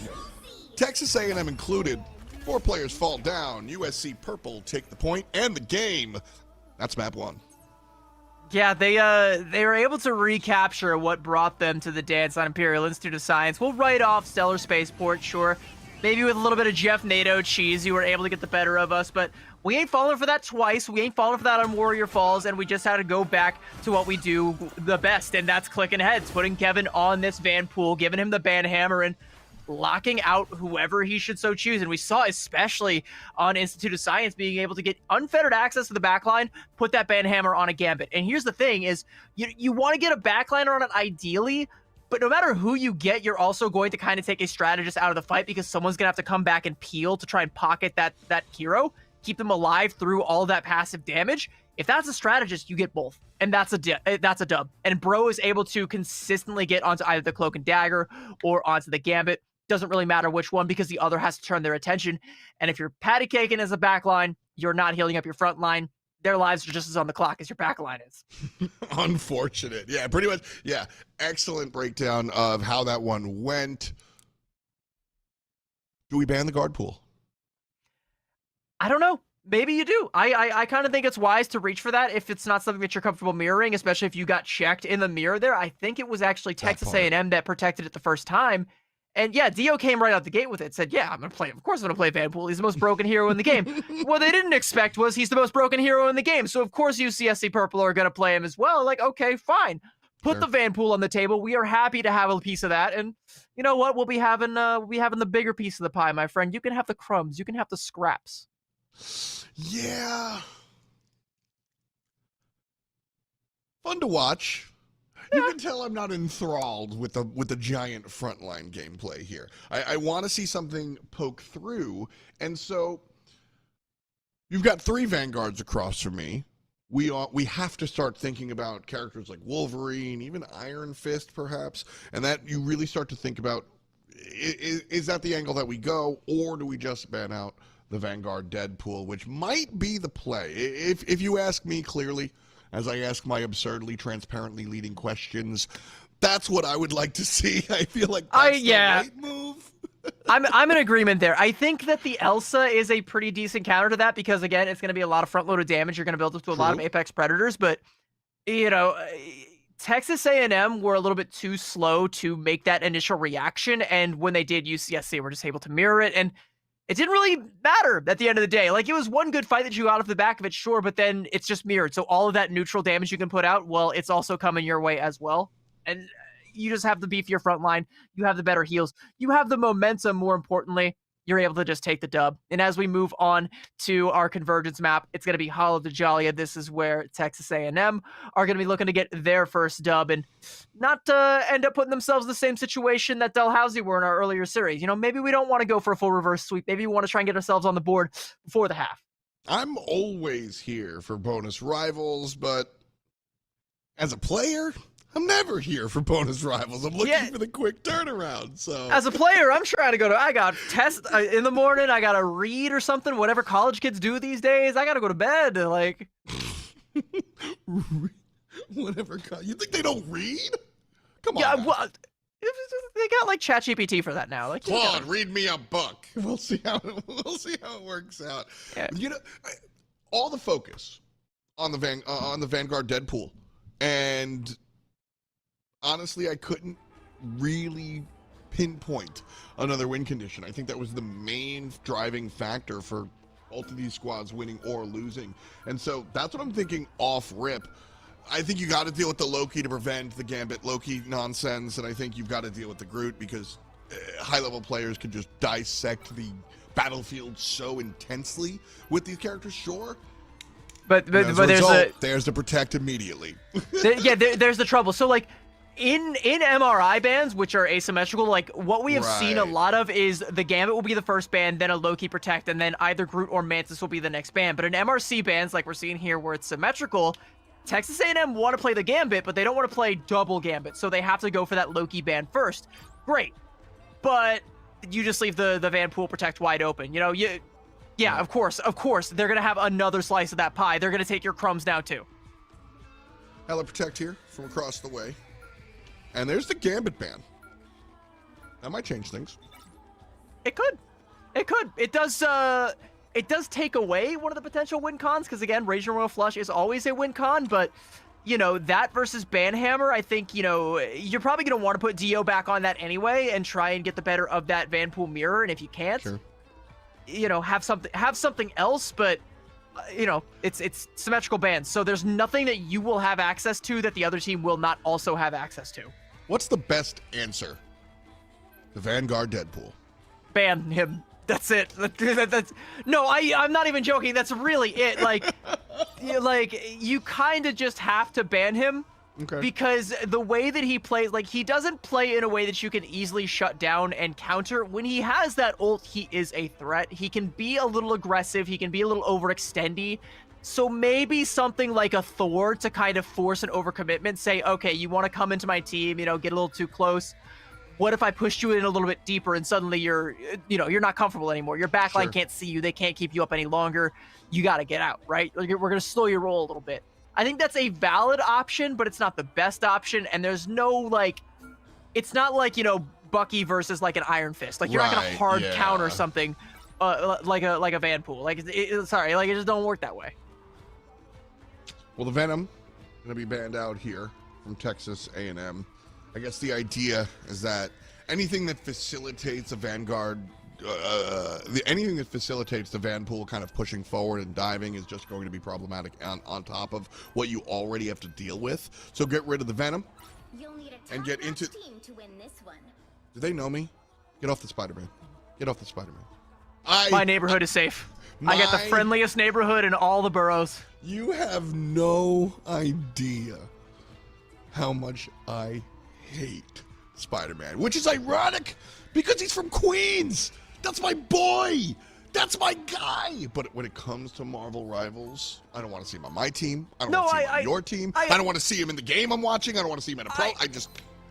I get it. I love the character. I love the movies. I even love the Andrew Garfield movies because I think he's a very underrated Spider-Man. But, you know, great character. In Marvel Rivals, I'm a strat player, so J. Jonah Jameson did nothing wrong. I'm firmly on his side. I will subscribe to whatever like the Daily Bugle. You know what? I'll donate. Get me pictures of Spider-Man, unmask that criminal, and put him to justice, please. I can only call and scream at my team for peels for so long before my voice gives out. I didn't need any convincing to be a Storm main, but Spider-Man certainly helped out. UCSC Purple up 1-0. Texas A&M This comp on the from offense here. UCSC Purple was gross, by the way. Was just about to comment on this. So That's we've it, like- got the Elsa and the Atom damage lineup here with the damage boost from a Mantis and a good old-fashioned Dad Nito on top. Gonna be an interesting approach from Texas A&M, looking to try and set up Smoke and Anki to have a good angle to the backline. I think UCSC Purple took the bait here, so bit of a shooting gallery for the hit scans. I'm not sure where Smoke is gonna be posted up, but there's also a good opportunity to set up a crossfire, divide UCSC Purple's attention as they try to retake out of this little cubby here. But so far, a good response from Texas A&M to this disgusting, gross, unethical comp. Absolutely. Much more standard for the Texans here. But Kale Salad, just building up the ultimate, definitely a big part of what makes Doctor Strange so valuable and viable is how devastating a strong Agamotto can be, especially when y'all are grouped up like that. Can't hold hands once he gets a little bit closer to said Agamotto. So, for now, As much as I hype up the crossfire, by the way, like, you can see the silhouettes. It's a really good crossfire for Texas A&M, but sooner or later, someone's got to bite the bullet and get their feet on the point, and that just doesn't happen. So UCSC Purple they take down Dio, and they're able to reclaim the space, and then they can just retreat right back into their shell like a hermit crab. It's a pretty crossfire, but it's not effective. So, need these Someone ultimates has online. to get caught in it. Druminix is able to find the ultimate, and so here's where we will start forward. However, Explode and Arcus have it available. Arcus, with the dunk, takes out the Invisible Woman. 6-player standing for purple. And not the same for Texas A&M. 2 minutes off the clock. This should be a cleanup. And Texas A&M will have half of a round to try again. That's going to be a late banhammer there. You do lose the ultimate when you die as Deadpool, but it does also force it onto a cooldown. Actually, no, when you respawn, I believe it resets the cooldown, actually. So, you know, Hail Mary they play there from Dio. Not really throwing the ultimate there, especially considering it's mirrored from Kevin. But all of that for Texas A&M, it costs you 2 minutes, now only a minute 40 left, and you still haven't bled out the most crucial resource from UCSC Purple. See if you can spot it. It's right there in the center, and it's in gold. Watch out. Krabby's has the button available. $1.25 on the clock. Kale Salad getting very aggressive. Agamotto's in the garage, and Adam, well, he's got that bond. He's got that Zorui ultimate. He's got that gas. Texas A&M Maroon looking strong here. But Krabby's is able to pop an ultimate of his own. So if Texas A&M are able to win some of these trades, it's all good because Adam has the keys. Under a minute to go here for Texas. Still not full control, just halfway through this point. It's going to be a good retake that comes out from UCSC Purple, and it's off the back of Kevin. Smoke with a KO there onto Bloods. Texas A&M are still very much so in this fight, but Arcus is going to be removing Dio from it quite handily. And even though the Karma Revival came out, Krabby still has a cocoon, so can get back in the fight pretty quickly. Not going to be there to peel, but good survival coming out from the Emoji Movie, and Kale Salad can't commit to that one. Soul Resurgence and UCSC Purple are going to emerge once again from that same shell. Beautiful dagger play out of Santa Cruz's support line. Explode uses the ult. The ult ends, and so does Explode. It's going to open the door here for Texas A&M. The Emoji Movie is alive, but on the side of the point. You heard her. 10 seconds to go. And Hella's up top getting yelled at by the Deadpool. But still, UCSC Purple has control. Emoji Movie unrolls the Eternal Bond, and Arcus has a rock in hand if need be. Up goes the Magneto. Ooh. Down goes the Nothing. Great block there coming out from Texas A&M. Overtime is available. Couple of kills, couple of knockdowns make this one work for Texas A&M, but we don't find them. Instead, it's the other direction. The duelist line falls. One support down. UCSC Purple looking to close this one out. Kale Salad should be the end of it, and it will be. No point, no control for Texas A&M. And I think we got to go back to the same thing we were saying. Ban out that Vanpool because Kevin is a menace on it. You know, in that fight, as it's unfolding, is able to once again get that banhammer on a backliner, shut down the Invisible Woman. It's Druminix that ends up falling. You're not able to utilize the Invisible Boundary. And even in the fight before that, put it on to the Punisher. I believe that was Anki that was on the Punisher there trying to make the big play. But the banhammer is a hard counter to that ultimate because every single missed shot, that's damage. There's a lot of shots that come out of that final judgment. If they are not all 100% on point, which is impossible, by the way, because you're going to whip a few. You're going to you're going to just mow someone down, and then what? Like, you're going to have a couple extra bleeding out the back end, right? Like, you're not going to have the discipline to stop right when they stop breathing, right? Like, there's going to be a couple more. You're done. You're done. You have to just not shoot the gun. That's all you can really do. Get ready. That is the design. Good old-fashioned counterspell. You can't do it. Oh, you've also got the deadlock brain rot. I'm talking about tap 2 blues. I don't know. I'm a Magic player. I'm just saying. Well, we got different brain rot then. Or maybe I'm just denying the clearly correct accusation. UCSC Purple on the offensive, and they're going to go to the left-hand side. Not a bad angle of approach here, but I also like Texas A&M. You know, they very much so value this high ground, so posting up Kale Salad with smoke on the heli here to try and deny UCSC Purple easy access to it is pretty wise, but if they just full commit to this, they can force you back. Looking at the compositions here, do you want to be in the hallway is the question. If I'm Bloods on the Elsa, heck yeah, this is exactly where I want to be. So Texas A&M trying to play defense, and again, all they got was 74 2/3%. So UCSC Purple don't even have to push the payload, they just have to push the button. But there might be a button for Anki as well, because this is also another Elsa in a small corridor, and smoke again on that Hela, the closest thing to a hard counter that Elsa has. You know, you just play out of a range where she is effective, and good looks from Smoke early on, but there's going to be a banhammer coming up from Kevin again. Not sure who it's on, but Smoke's, yeah, no longer a counter. Blood just gets right in her face. I was just about to say, well, I can count the fall down. Nice job, Dio. Getting the jackpot. Texas A&M playing defense here, and Zerwai will roll out the Eternal Bond, and that'll stop us for a moment. But there's the secondary answer. Emoji Movie's carpet comes out afterwards, and now UCSC should have the upper hand. That said, Texas A&M knows how short of a time limit they're on, so they're standing on the point, denying any and all push forward from this squad, and I like it. Aggressive play here by Kale Salad, isolates and pops down the support line, and UCSC Purple will also have 2 minutes to do their whole job. But it did kind of feel like up until that Eye of Agamotto from KL Salad, the Texas A&M were kind of on the back foot. I don't know that I love Dio using the big test there instead of the banhammer, because, yeah, the big test, like you call it, he got the jackpot, which kudos, but that's still more of like a sustained sort of tempo ultimate. You're trying to ensure that nothing happens rather than make something happen, and that's which a defensively very reactive makes play. sense a little bit. Yeah, question mark? It does, but it's still better to just lock somebody else out of the fight completely and just win the fight handily. But, you know, it does end up working out in their favor because they're able to elongate that fight. Like you said, they take us down. We're only at 1.5 minutes left in UCSC Purple. Sure, they have a lot of tools, but so did Texas A&M. A little bit of a reset here. Oh, very close. Great LOS there to pillar the damage from Kale Salad as he gets rid of all the dark energy.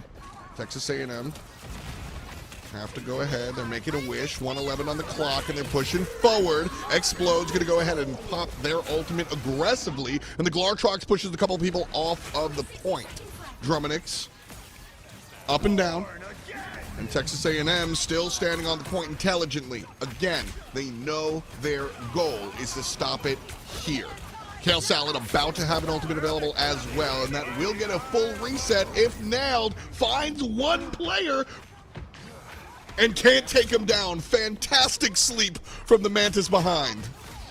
It looks like it's going to be all over. This should be UCSC Purple finding the full cap, and indeed it will be, as there's not enough healthy bodies to contest for Texas A&M Maroon side, and it's going to be UCSC Purple setting us up 2-1, and I mean, yeah, the Spore Slumber coming out from Explode is really good. Like, that does shut down the follow-up play there, but I also got to shout out UCSC Purple for the guts to commit to an offensive Adam Warlock. It's so hard to conceal the Atom, you know, especially when he's holding onto res. You don't want to give access to him. You always know where he's going to be, either, you know, completely off in no man's land, not helping the team, not helping them take space, or just in the back line, and you just got to work your way back to him. But they're able to somehow get Krabbies all the way around off to a flank angle, and Texas A&M are too busy trying to deal with what's in front of them to be able to track that down, so the res goes off without a hitch. And even when it looks like Texas A&M are getting ahead in that fight, Krabbies just snatches that lead right back out from under them, and you know, UCSC Purple able to continue their reign of terror and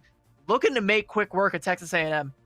Yeah, it's a great team call. That is a macro strategy call for sure. You're trying to hide that Atom, so that's why you go inside. There are 3 routes. There's main, there's garage, and then there's that super sneaky all the way on the left-hand side play. You don't usually see teams do that, especially with how strong Groot is, especially how strong Moon Knight is. There's so much punish for the death ball maneuver. Elsa adding to that conversation. But if you're trying to protect the president, you just let him stand in the middle of the circle pit and move forward as a unit. That's the situation where you want that to work out in. Beautiful. I love gameplay like that. I think realistically, and the only way that you could scout something like that out is either, having a dive hero that can kind of get access and get that intel, or literally have the Daredevil so you can see through walls.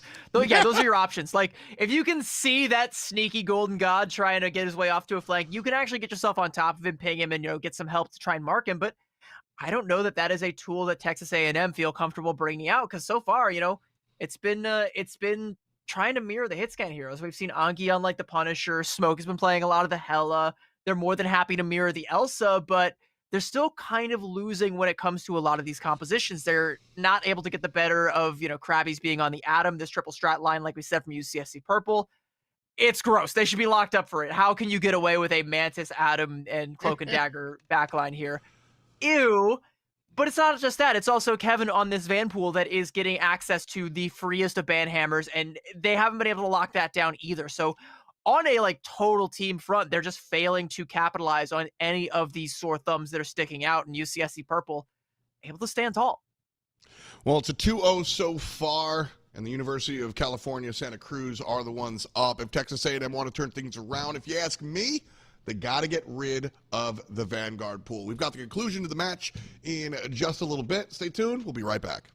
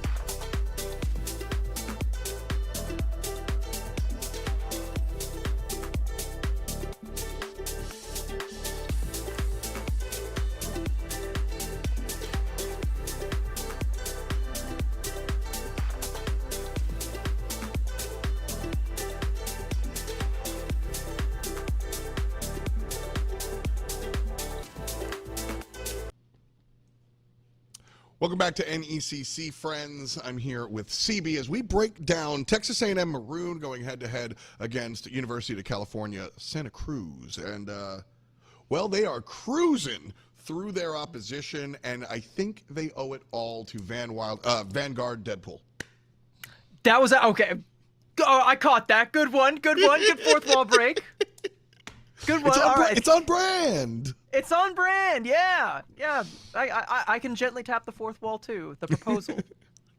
No, yeah, they might be slugs, but they are moving at a cheetah's pace right now. They are speed running this one, and like you said, it all kind of has to do with that Vanpool, and it's something that in the first map, Texas A&M were all too happy to protect.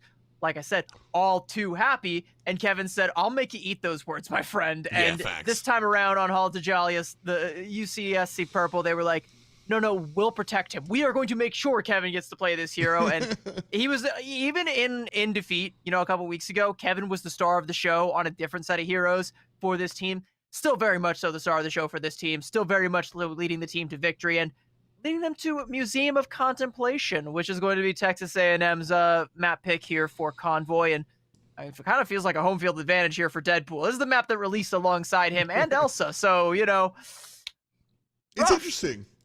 It's interesting. I don't know if there's anything like, what does Museum of Contemplation bring? This is our first week getting to play Museum of Contemplation in competitive along with Elsa as well.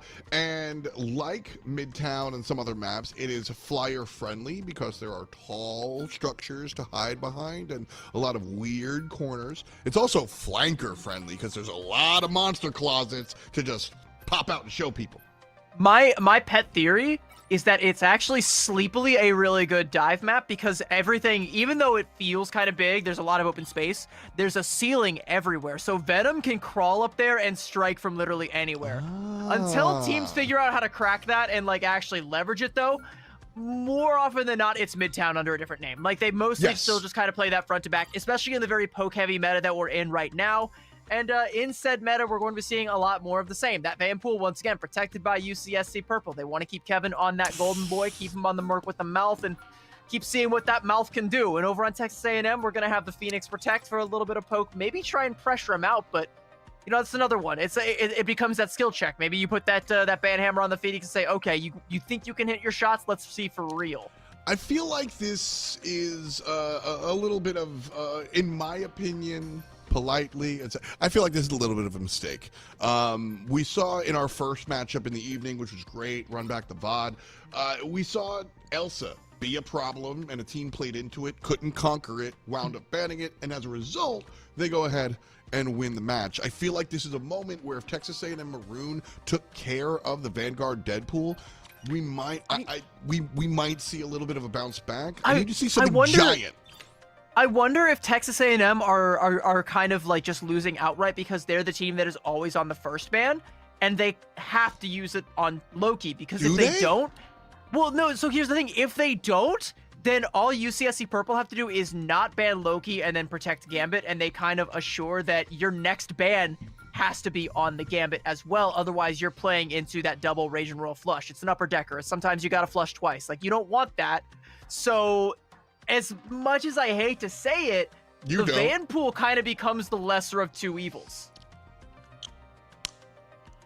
Wow. I mean, it is the impossible decision, which that's a core tenet of strategy. Any type of strategy game you're playing, your opponent will always have a decision, so force them to make the impossible one. Hooray, UCSC Purple. For my money, I think you just prove it. Prove it, right? You've proven that you're going to beat us with the Vanguard Deadpool. Prove that you can beat us with the other thing. I understand the other thing might even be more threatening, but it's just really tough to kind of see the situation running it back 3 times. It's kind of... Well, we're definitely going to see Hall of Ajalia basically ran back because UCSC Purple have access to the exact same comp that we call disgusting, gross, unethical, shouldn't be allowed, but they get the Vanpool. They get the Mantis Protect as well. Krabby's is once again back on the Adam Warlock, and you can just supplement all the healing with that Cloak and Dagger, use the Eternal Bond to be able to claim space. You're good.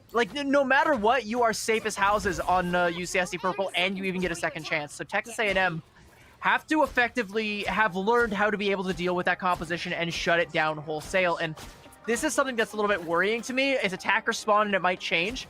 Dio's no longer squaring up to try and take that Deadpool mirror. Bro is swapped over onto the Emma, at least for the time being. Maybe just showing off the new skins, but an unmirrored Vanpool is a tall order to overcome. I think it's... this is along the same lines as what I was asking for. You just can't do the same thing over and over again. Listen, much love to you. It wasn't matching. So try something different. Yes, it's... Kevin's got an upper hand. The Vanguard Deadpool is very, very strong. All right, never mind. Yeah. Man. He's going to swap it back up. I think they identified what UCSC Purple is playing and realized, okay, we kind of have to try and mirror this to some extent. They were even, like, kind of flashing the Sharknado as well that did actually serve them well on Stella's Spaceport back in Burn T'Challa. We do remember that one. It was a quite handled victory for Texas A&M, but they aren't going to commit to it this time. They have to try and change and match what UCSC Purple is playing. So it's their game. It's all the Slugs game. You're just playing in it. Something I want to note about Texas's lineup here, which is very obvious now, and they noted as well.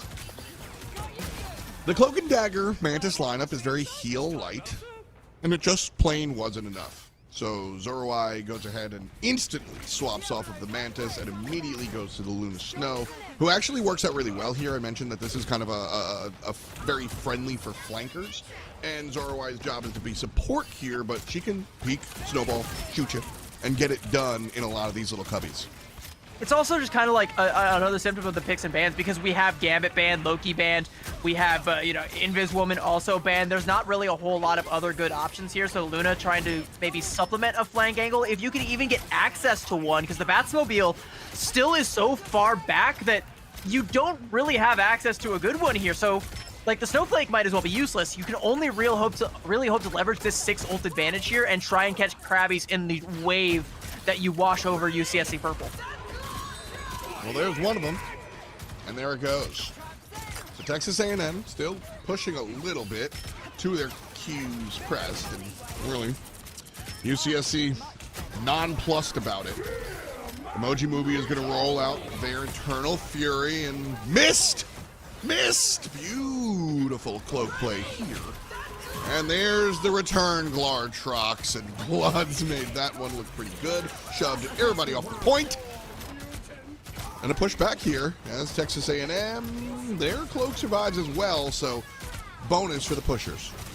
It's going to be a late Soul Resurgence coming out from Blood. Krabby still holding on to this Karmic Revival, though, so Texas A&M likely going to have that Fate of Both Worlds force before long, but then you'll have nothing. You'll have drained the bank completely, and Krabby's just going to have free reign. UCSC Purple can just completely take over the fight once again, but still these two teams just kind of sitting at a stalemate. There's the Fate of Both Worlds. Texas A&M kind of feeling like it was getting a little bit too hot, too spicy. They're able to take down Blode, but there's that Karmic Revival, and they haven't been able to mark Krabby, so they don't even know where this res is coming from, much less what they're going to do about it. Wow, it's gigantic. 75% through the point, maybe about 80. And that revival just completely changes the temperature here. Glartrox pushes a couple people around, and Texas A&M Maroon, they got 50 seconds for a full retake. Key thing, I think, for Texas A&M, and the best thing, is that Dio is able to get out alive with that ultimate, so you will have the Banhammer leading into this next fight, and UCSC Purple have bled out most of their resources, but even still, they have a lifeline. Anki may have just cut it, though, forcing out the cocoon from Krabbies. Emoji Movie might be forced to make a split-second decision with this Eternal Bond, and once that's gone, that's the opening for Texas. There's the Banhammer. The response is going to be Emoji Movie rolling out, and the dunk is bad. Beautiful protect from the enemy. Magneto, and as a result, a full stop one more time. 10 seconds on the clock. Arcus still has their Meteor, and it's going to go up. Looking at the cloak this time around, and that one not protected. Down goes the support mid-ult. And so UCSC Purple on the upper hand. Bloods does eat it. But with overtime ticking away, Texas A&M Maroon trying to push forward and honestly doing a decent job. Here comes everybody else on UCSC, and this might be the beginning of the end. It's just too slow, though. Texas A&M need to find these KOs a lot more quickly. There's Anki taking down Bloater again, and Smoke is good for one onto Krabbies. No Cocoon this time around, and it's starting to trickle towards Texas A&M once more, but they need to find more and more and more and make it to where this is not comebackable for UCSC Purple. There's 2 more, and that looks good for now, but they can't get off the cart. Taking down Kevin, no more stall. Gonna be an opportunity for a retake here for UCSC Purple, and a strange GP to do it, to deny the first cap from coming out, but the cap still comes through nonetheless. I actually thought they got it. Crazy. Good target prioritization coming out from Texas A&M Maroon. This is just going to be an all-out wash for Purple. Yeah, I mean, no, that's the right choice. I think you portal in and just, oops, it happens. Oh, well, I'm not mad at it. Yeah, but like if you had been able to put that portal like maybe 1 or 2 pixels more forward, Yes, you do actually get a touch there. That's one of those things that's really hard to gauge when the cart is just moving away from you at that angle. But see, we're talking about like microsecond, like one tiniest difference. We have a defense on the point, and it might be over. To be honest with you, insane moment. That is the margin of error that Texas A&M are operating on right now. But hey, they're going to be thankful that they were able to overcome it, and they get to keep a little bit more momentum going here. And with the cart making this much progress, they realistically have one good fight here, and they can even get point B off of this. Yeah, this was a game that was almost over, and now completely shifted around. Dio being a big part of the second one. Flank with the Phoenix. UCSC does have everything available, and Kevin's going to go ahead and pop their banhammer. The Glartrox runs down Broadway, grabs a couple, and a couple go underground. A third one's going to add to the right, and Dio as well. So UCSC Purple, they're going to stop a little, not too little or too late. A lot of game to be played. I do appreciate that Texas A&M held on to 5 of their ultimates. Like, again, they only invest the banhammer, which you would have lost if Dio died anyway. So you essentially hold on to everything that you can, which you're going to need. Once again, same as the last point. You have to hunt down Krabbies, and you have to try and shut down this Karmic Revival. Or at the very least, force out the Cocoon and force him to have a bad res, because that'll be just as good. Arcus on the Magneto. Standing up front, taking a ton of damage here. Bloods is also down, so Texas A&M in control of the moment. And an excellent ultimate coming out from Emoji Movie. And she dodges the Meteor M. Teammates don't. Still might be enough for Texas A&M to keep pushing. Great revival from Krabbies. That's going to change the moment here. Texas A&M have Drummondix. And so an Eternal Bond from the other side going to help things out. And Zoroi has access to her dance floor in a matter of moments.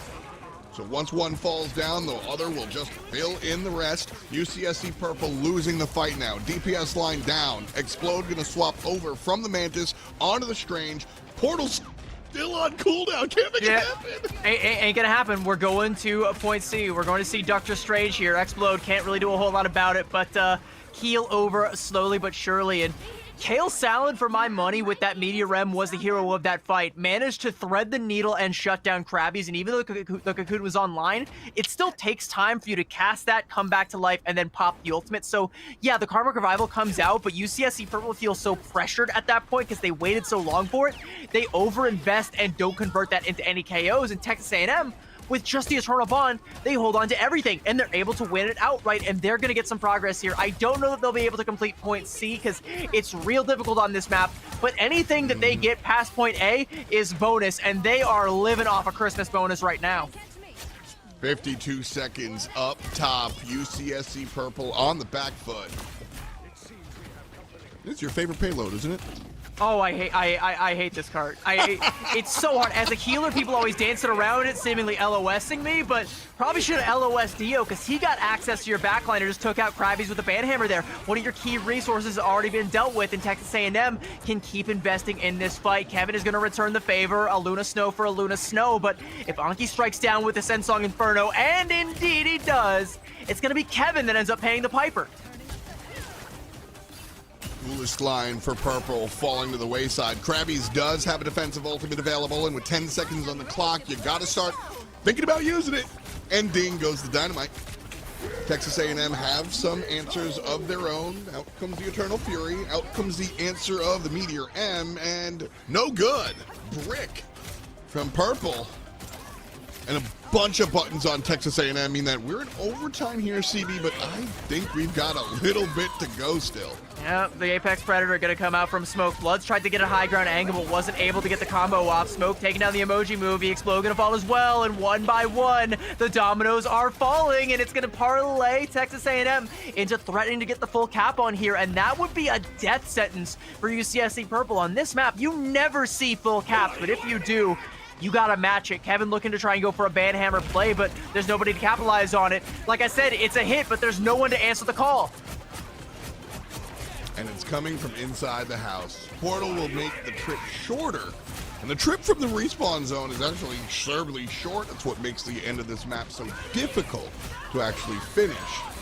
Krabby's is isolated by Kevin on the Vanguard Deadpool. Dio on the other side trying to do exactly what Kevin's doing, but better. Us against the world, says Emoji Movie, and that might be enough to confirm what Purple's doing, because nobody on Texas A&M have a big button to deal with. In fact, they don't have HP bars full complete. Not quite a full complete. The full complete denied by UCSC Purple. And it's because Zorai just kind of overextends a little bit and gets caught out there. And suddenly you're down a major resource and you're healing, and you don't really have the momentum as the respawns start to come through for UCSC Purple one by one. And they get their feet back from under them. But let's be honest, it might as well be a full cap, because none of that should have happened. This should have been over at point A, but it wasn't. UCSC Purple dropped the ball, and then they overplayed their hand on the second point, and Texas A&M were able to get nearly to the end of point C.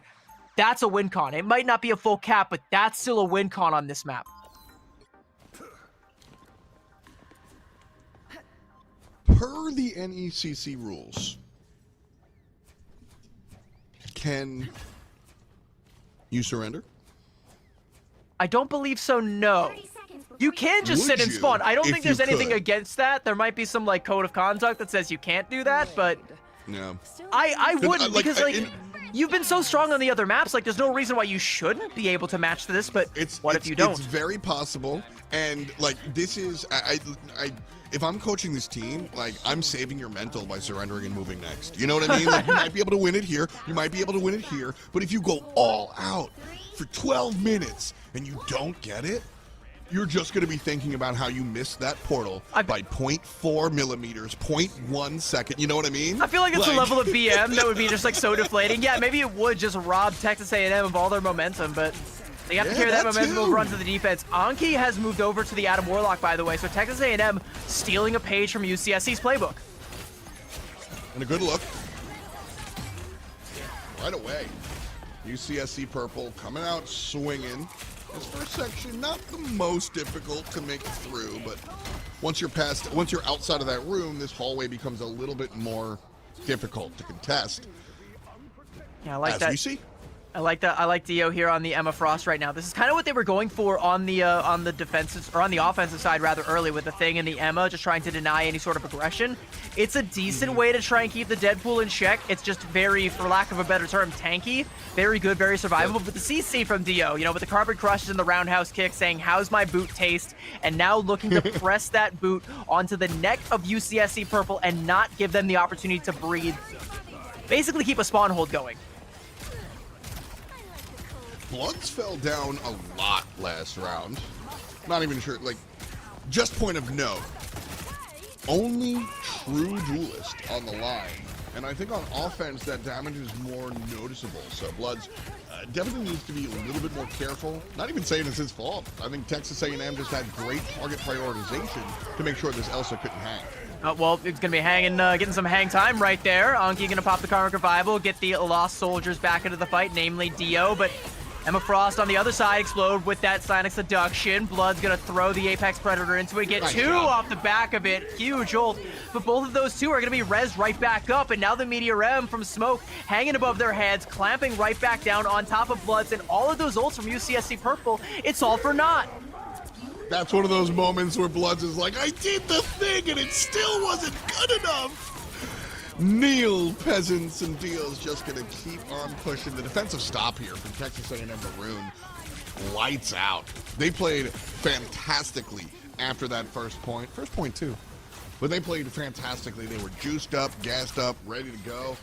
The tank is still full here, CB. But 90 seconds on the clock. It's another like moment of frustration though, because you're just a couple seconds away from that Karmic Revival expiring. If those two KOs from the Apex Predator come through like 1 or 2 seconds later, they become unresable. Kale Salad, by the way, might be unresable, and he was the only one holding on to an ult there, so it might be Texas A&M forced to concede this this defense here as the Moon Knight swap coming out from Bloods and immediately paying off dividends. And yeah, no, Anki, I'm sorry, you ain't cocooning that. All you can do is aura farm for a bit and then skedaddle.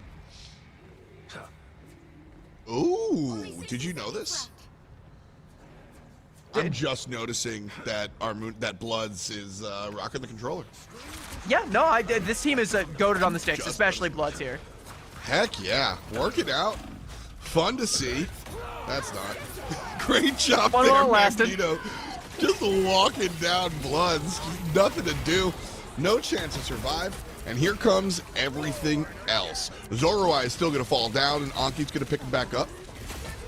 2/3 of Dio's ultimate available. 30 seconds left, and UCSC Purple haven't been able to find anything final here. And if Khonshu is going to be late to the fight here, does take down Anki, but he still has that cocoon, and with that Eternal Bond, Texas A&M are able to take all this space themselves, force reactions out of UCSC Purple, and what's left in the tank? Nothing! Big plays coming out from the red team. Oh my goodness. Just all-out control. 3 seconds on the clock, and they don't even need them. Everybody falls down. I have Agamotto for the aura. We don't have no sweep.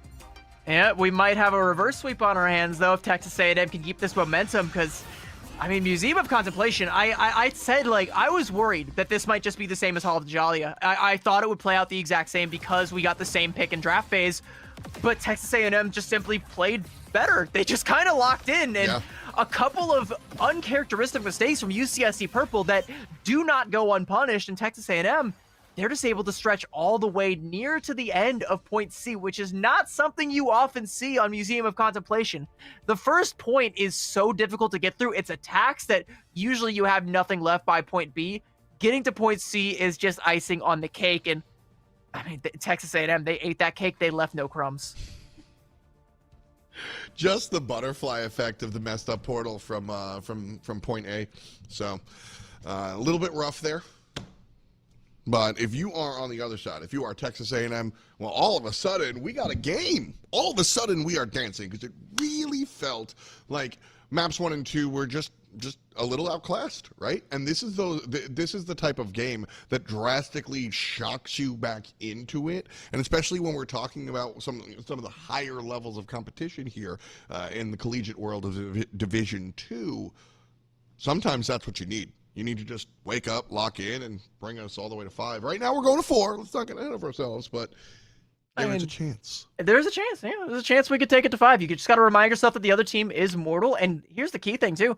They did it without needing to ban that Vanpool. So they have not only proved that they can win, they have proved that they don't need to take away UCSC Purple's greatest tool in order to do it.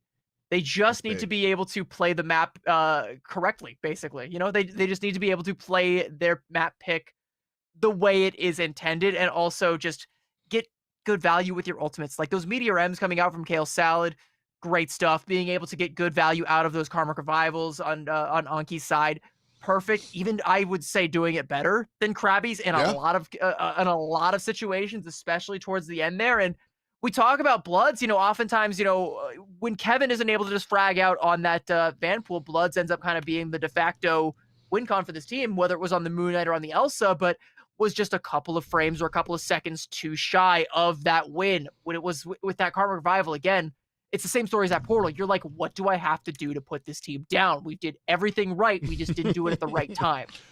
Yeah, and you know, very, very close. So again, I wasn't joking before when I brought up the surrender. Like this was just one of those like, oops, try again. Like shake the Etch-a-Sketch, move on. You can't be that upset about it. Sometimes it happens, and just GG go next.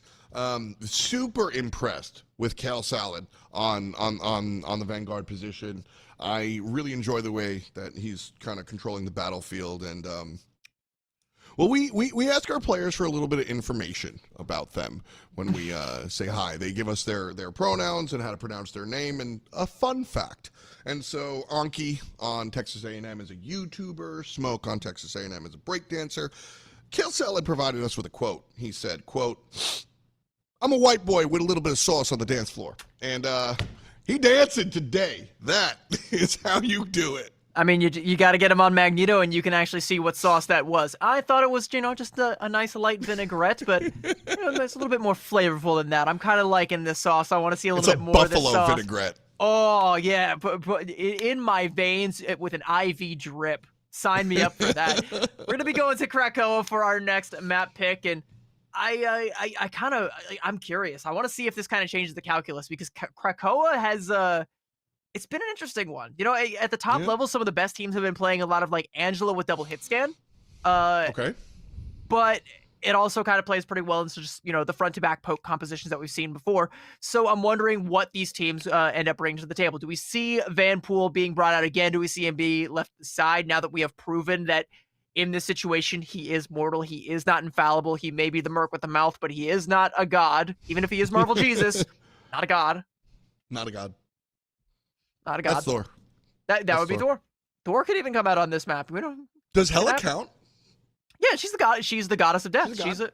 Yeah. Right. Yeah. She is Odin's true firstborn and the rightful heir to Asgard, I would say. And I'm only saying that because Kate Blanchett was really hot in that movie, but that's me and Halle Berry. I worship Storm. I don't know if she is the goddess, right? That's her. That's the whole voice line. Is Deadpool the only one that's not a god? No, like like Captain America's just some dude who got injected with some serum. You know, he's not really a god. He's That's worthy. fair. He can wield Mjolnir. Tony Stark is not a god. He's just a dude with money. All right. Stop. He's just what billionaires think that they are. Like he's just, a guy with a lot of money, but does use it for good. Like, so usually, not always. I mean, the richest people in the world are the best people, right? Isn't that how that works? No.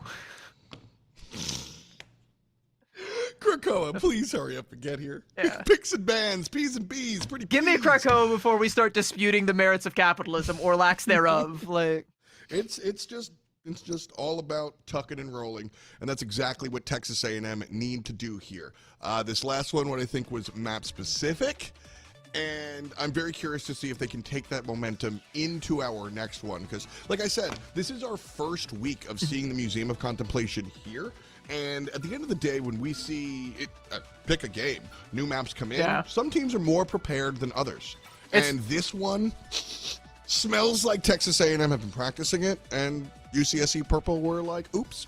So Krakoa might be different. We'll check it out. It's kind of like, whoever cracks it first, but Krakoa has been well cracked by a lot of these teams, and I imagine in terms of the pick and bans, here's the thing that I'm curious of is Texas A&M, like I said, they have proven they don't need to ban out the Vanpool, so of course UCSC Purple are going to go for the Protect on it again. I'm wondering if maybe that might be a misstep because, maybe all it really takes is for Kevin to find his groove again, get on that Stella flow. Okay. Yeah, I'm here for it. I'm here for it. Again, I think, especially if you're UCSC Purple, that last game, you have to look at, it's funny, if you're UCSC Purple, you have to look at last game as a fluke, otherwise you're going to lose your mental. And if you're Texas A&M Maroon, you have to look at that game as definitive and really, truly representative of your team, otherwise you're going to lose your mental. But realistically, if you ask the unbiased commentator booth, I think it was map specific. And I'm very curious to see how it crumbles here. I'm inclined to agree, but I do think there's still some lessons that UCSC Purple are taking away from that, namely the Elsa. They're not going to just let Texas A&M get the better of that one, so they're actually going to reach for the ban there, and that's something we didn't really highlight as much. We did kind of hyper-focus on Bloods when he was playing it too, but Texas A&M were also getting a ton of value out of their Apex Predators, and dare I say, getting the diff there on Museum of Contemplation. So, a little bit.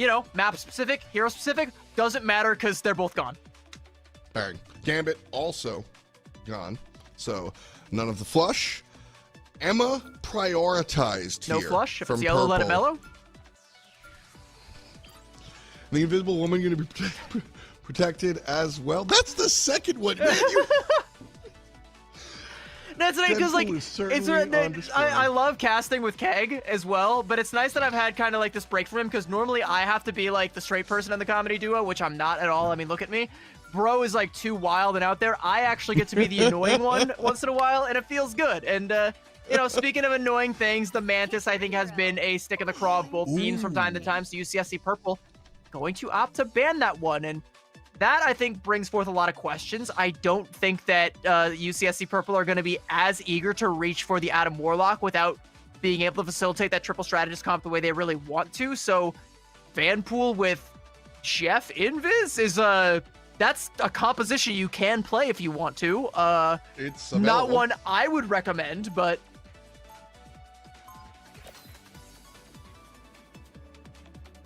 And Bloods is going to go with the Spider-Man. Interesting. Okay. I didn't call that one out because I was like, there's no way he stays on Spider-Man. Like, that can't be real. I mean, 30 seconds before you attack. let's think it Get through, ready. okay? Last map, what does Spider-Man do? He isolates individual characters. He's good. I like the big head emote. He isolates. I like the big head. I mean, he's gonna What is in that lemonade? kill one. He's gonna kill one guy in particular, right? Like that's Blood's. Is that good enough? Was that what was happening? Was it really just? In 5, 4, 3, I don't know. I don't think I want to see blood stick onto this Spider-Man. I mean, I don't want to call it too soon, but it looks like he is going to walk out onto it. But playing this into a Bucky and a Cloak and Dagger is a very scary proposition because one Terror Cape and one good Rata Stern shot to the head. And yeah, this neighborhood ain't going to be so friendly anymore. Portal's gonna push up fast. Right away, we're fighting in front of the point. And I give the upper hand to Purple here. They're the ones closer to the point, so they'll be able to step back and maintain control. Of course, that's only if they're left standing. And Arcus, their frontliner, the first one down. This is where Spider-Man struggles because he doesn't really attend to the line of scrimmage. He has to whop around to the backside, find some things happening, and while he's doing it, he's forcing Texas A&M's backline backwards and almost did the job. Instead, UCSC Purple winds up falling down, and Texas A&M Maroon winds up taking the point, and the Spider-Man unsuccessful. It's got to be a swap because, like you kind of alluded to, right? Like Spider-Man doesn't really do a lot to help the team take space. He's better off at waiting for the team to take it for him and then capitalize off it. And yeah, so he's just gonna go ahead and mirror the Bucky, and he has to because chat's kind of going crazy for Smoke, and rightfully so because Smoke has kind of got the hot hand, whether it was on the Elsa or whether it's on the Bucky. Doesn't have a front line, no shield to be able to hold him any longer. Is Emoji Movie gonna take down Kale Salad? So. Bit of a folly early on from Texas A&M, and this is where Bloods needs to come alive. Everybody on Texas A&M have their tools. Zoro is going to start us off by unrolling that Eternal Bond, and Anki, Druminex, and Smoke are ready. So once the Eternal Bond falls, Druminex can go ahead and follow suit. But nobody's falling on Texas A&M. It's going to be 1, 2, 3. A support, a frontline, and a duelist on UCSC Purple that wind up eating it. And as a result, Texas A&M Maroon, they've got half of the point done. They've still got 3 of their ults. In fact, Smoke still has it despite falling down, and his team still finding takedowns. Texas A&M, 60% and counting up, and huge ult advantage. And you and I have talked a lot about the neutral in basically all night long, and Smoke is doing so much in the neutral. You're constantly seeing him pop up in the KO feed, and it's just with the primary fire. He doesn't have to do anything fancy. He's just got to click heads, and there's a lot of heads on UCSC Purple for him to track down. And I think Texas A&M have kind of learned, if we just don't fear the Deadpool and we run at him and we do a lot of damage real quick, real fast, there's not really a whole lot that they can do to stop us. 85%. UCSC Purple trying to find some way into this point. And Kale Salad, who has been rocking on the Strange all evening despite being in the losing side of the contest overall, still continuing to do it. Backline Agamotto is going to be dodged out by Texas A&M, but Texas A&M backline not stunned, but separated from the rest of the squadron. Bloods falls, and so does Explode, which means that might be the end of it. Round 1 looking like the Texas A&Ms. One person still alive for the moment, and Anki pushing into it, and a portal might extend it. Yeah, but Texas A&M are still just taking it as it comes. It's whack-a-mole again. Krabby's going to pop that Eternal Bond, but Texas A&M can mirror it, so UCSC Purple with only 3 alive have to try and live long enough to get a 4th on deck, but the portal expires, so they're going to have to take the long way. Sonic Seduction on both sides, but Anki with that Endsong Inferno deals so much burst damage, and Drumix is able to take down 2 with just that orb projection, and Texas A&M, you smell that? It's a map 5 on the horizon. They are 1 sub-map away, and if they're as dominant on Cradle as they were on Carousel, I think that's going to be served up to us in no time. I'm a notorious Spider-Man hater, but I'm like, please trust me. We all just met.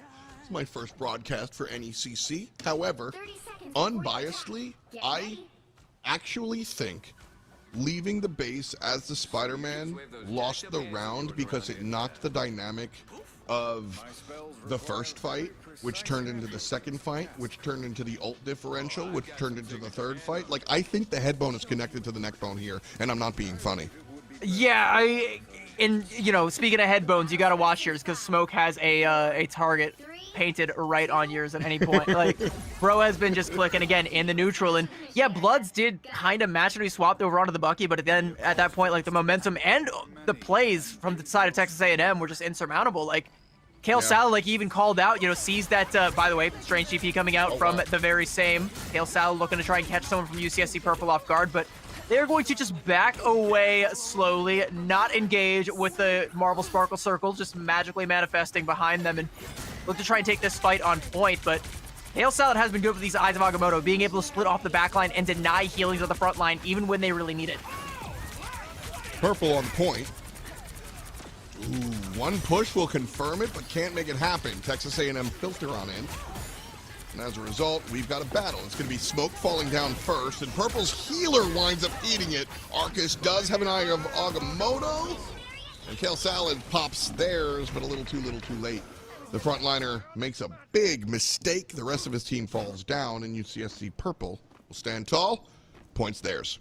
Good fade coming out from Krabby's to be able to dodge that one, but I think, if you're Kale Salad, like, making the swap over onto the Magneto right away, that was just like an insta, like, I don't care what happens. I'm going to throw this ultimate away anyway. I'm making the swap. Yep. So we're going for the Hail Mary play. And if you do find the Cloak and Dagger there, sure, you get like the biggest dagger you could possibly ask for, the lion's share of the healing gun, and forcing them to rely entirely on the Invisible Woman. Be a great little bonus. Unfortunately, it's not what they're going to have. Seeing the swap to the Magneto, I'll retract my mistake comment. You know you're going to make the swap. It's going to get cut down to 50 anyway. Who cares? I'm here for it. Yeah, and like, with enough damage, you can make up the deficit. Good hook, but I think it might have gotten bubbled. I'm not sure from Smoke there. Not able to capitalize. I like this approach. Different from what is pretty much considered main, but kind of a very similar avenue to filter in. And it's just right side versus left, still stuck in a corridor. Nice pull, and Smoke going to work. Armed and Dangerous is going to find one target, and the front line for Purple already falling. Sonic Seduction comes out. Smoke can't find a target and will just fall down to the ground, but not under it. And Drumanix is able to pop up a support ult coming out from Invisible Woman. Anki tries to make things happen, but can't. Bloods, no! They do! Bloods and Emoji Movie eat it, with leaving just Krabby's to heal. And a big push out from Texas A&M.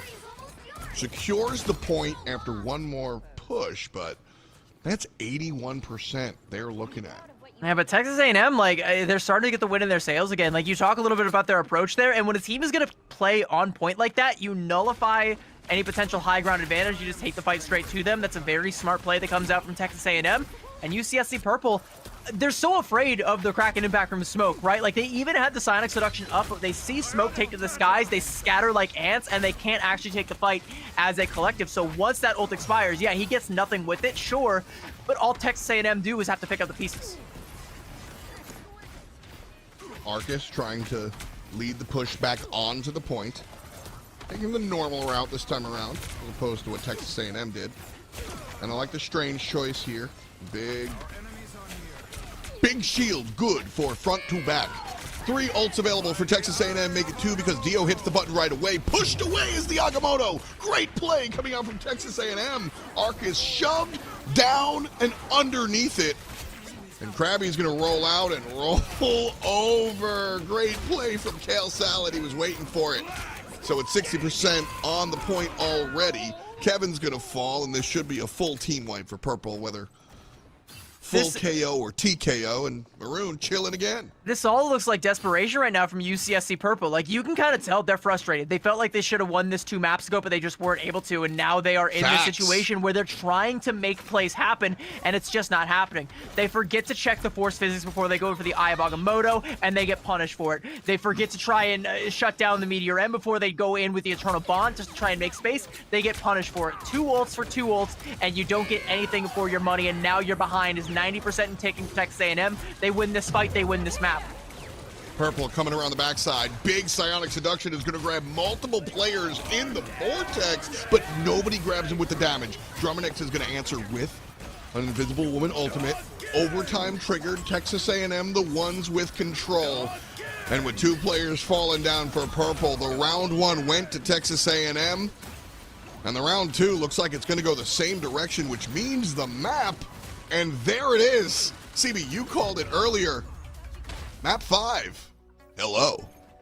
Texas A&M, they have found their mojo. Whatever was going wrong in maps 1 and 2, they were just letting Kevin have unfettered access to the back line, getting those ban hammers off, but without even needing to ban it, Texas A&M have decisively and, dare I say, one-sidedly win both Krakoa and Museum of Contemplation and send us to a map 5. And you can't really break a whole lot down. Like, what analysis really is there to be had besides UCSC Purple can feel this slipping away? They are trying to force plays where plays are just not going to happen. And Texas A&M, all they have to do is just play good old-fashioned Marvel Rivals, and that's it. That's literally that it. I mean, listen, that's why you're in the big leagues. You nailed it. You nailed it. This was this was all frustration. I maintain, I think last map was just a map difference. I think Texas A&M Maroon were more prepared to play on Museum of Contemplation than UCSC Purple was.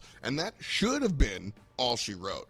But you can pull out your book of cliches. Sports is overwhelmingly percent mental, and this was that example. This is where it says it. This looked like frustration, and I say that as somebody who has played competitively and been in this situation. I'm not dunking on him, by the way. This is just, I feel you.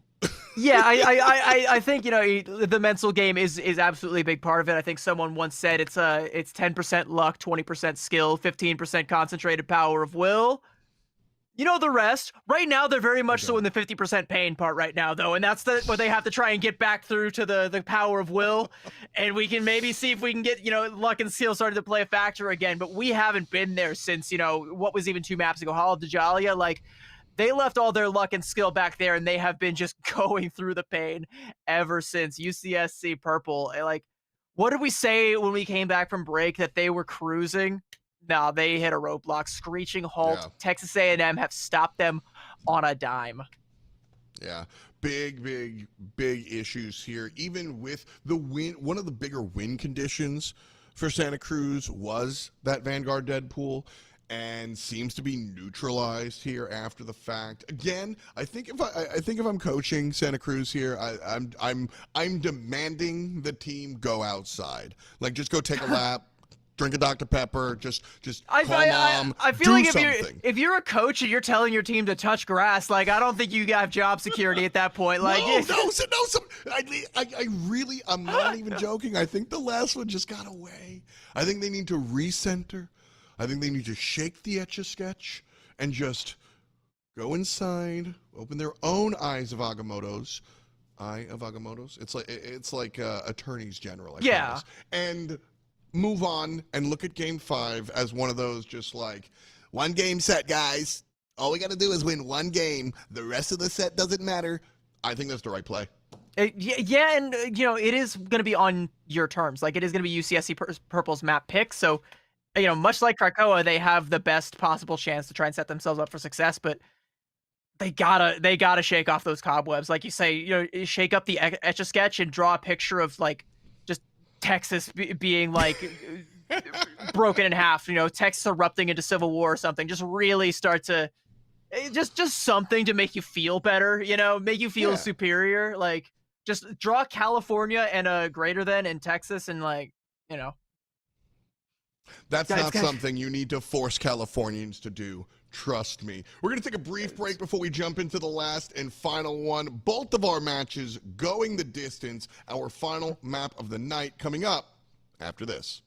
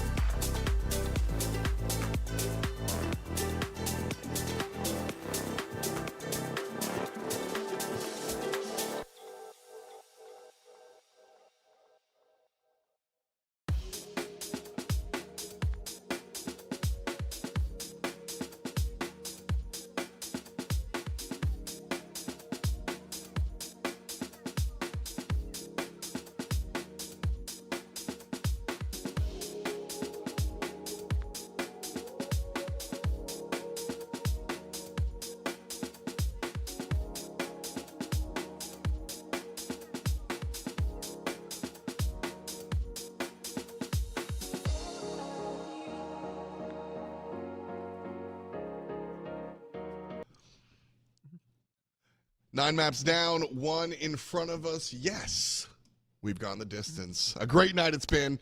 I'm F. That's CB, and I mean, I just said it's been a great night. How you been doing? You having a great night? I mean, I'm I've looking been the wrong way. How you been doing? You having a great night? I've been doing good. You know, it's been nice to get to hang out with you so far. I think it's got to be even better for you though. First day on the job, and you get 2 map 5s and potentially 2 reverse sweeps. You're either gonna get 2 reverse sweeps or a reverse sweep and a reverse sweep denial, and either one, like that's like candy to a caster. Like we love to do this, and we are being fed real good.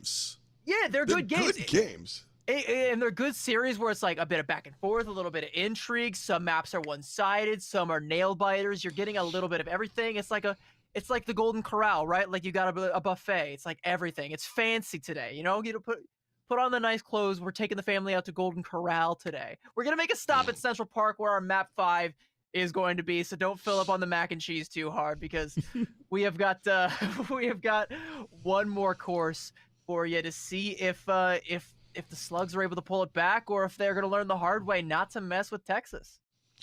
I think at the end of the day, UCSC Purple still is my top card in this matchup. I think that they've played the stronger game up and down, but I think they got to get out of their own head.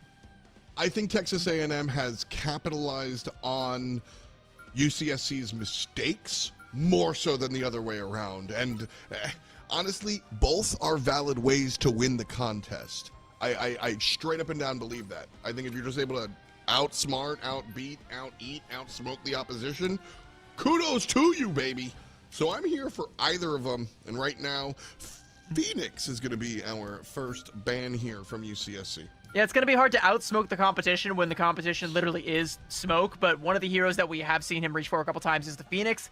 Probably going to lock him into playing that Bucky again, which, you know, again, we know he's got more than hands on. Bro's got the Hulk hands on that, but it's already an interesting pick and ban phase right here from UCSC Purple. Phoenix ban and a Gamut Protect and a Group Protect. So some of the things that have been locked away for this entire series are now going to be come out to play, and one thing that has been doing a lot of playing will be locked away. It's equivalent exchange, baby. This might be... That's an important... we've seen the Star-Lord ban come out this matchup for sure. The group's been banned the whole time, and the Vanguard Deadpool has been a win condition for UCSC Purple in the earlier stages of this matchup, which is when they were looking better, and he seemed unbeatable, and we had to go to a new map in order for him to get beat. This looks like Texas A&M are getting what they want. Whether that means it converts to a W is a different conversation. That's why we play the game. I want to go back to something I said earlier where it was like, you know, if you're Texas A&M and you were getting the first bans every time, like, you know, you kind of had to give up that Vanpool Protect. And this time around, UCSC Purple don't take that bait. They don't care about the Vanpool anymore. So I'm wondering if going for the ban there might be a little bit of getting to, like, two in your own self. Like, maybe that might be a mistake. Maybe that's just, like, something you didn't need to do. Maybe it's a little bit of ego. Maybe it's, you know, meant to be a middle finger. But nevertheless, you know, it doesn't not help them, but you could already tell UCSC Purple, they were like, we're done, all right? We're trying a new strategy. We're going to try some new things here, some new sauce, and it's going to be a little bit of Cajun flavor going back down to the bayou and busting out the gambit. I was gassing up Kale Salad before. He looked fantastic on the Strange. He looked fantastic on the Magneto. Apparently, he looks fantastic on the dance floor. And I think Groot is the highest skill cap main tank. I consider the main tanks the big four: Emma, Strange, Mag, Groody. And I think Groot's the hardest one to pilot. Kale Salad, big old Lord icon, looked great on the quote-unquote, in my opinion, easier main tanks to play. I'm kind of expecting Man Cage and Hell in a Cell here. I'm expecting big stuff from our Tree Man.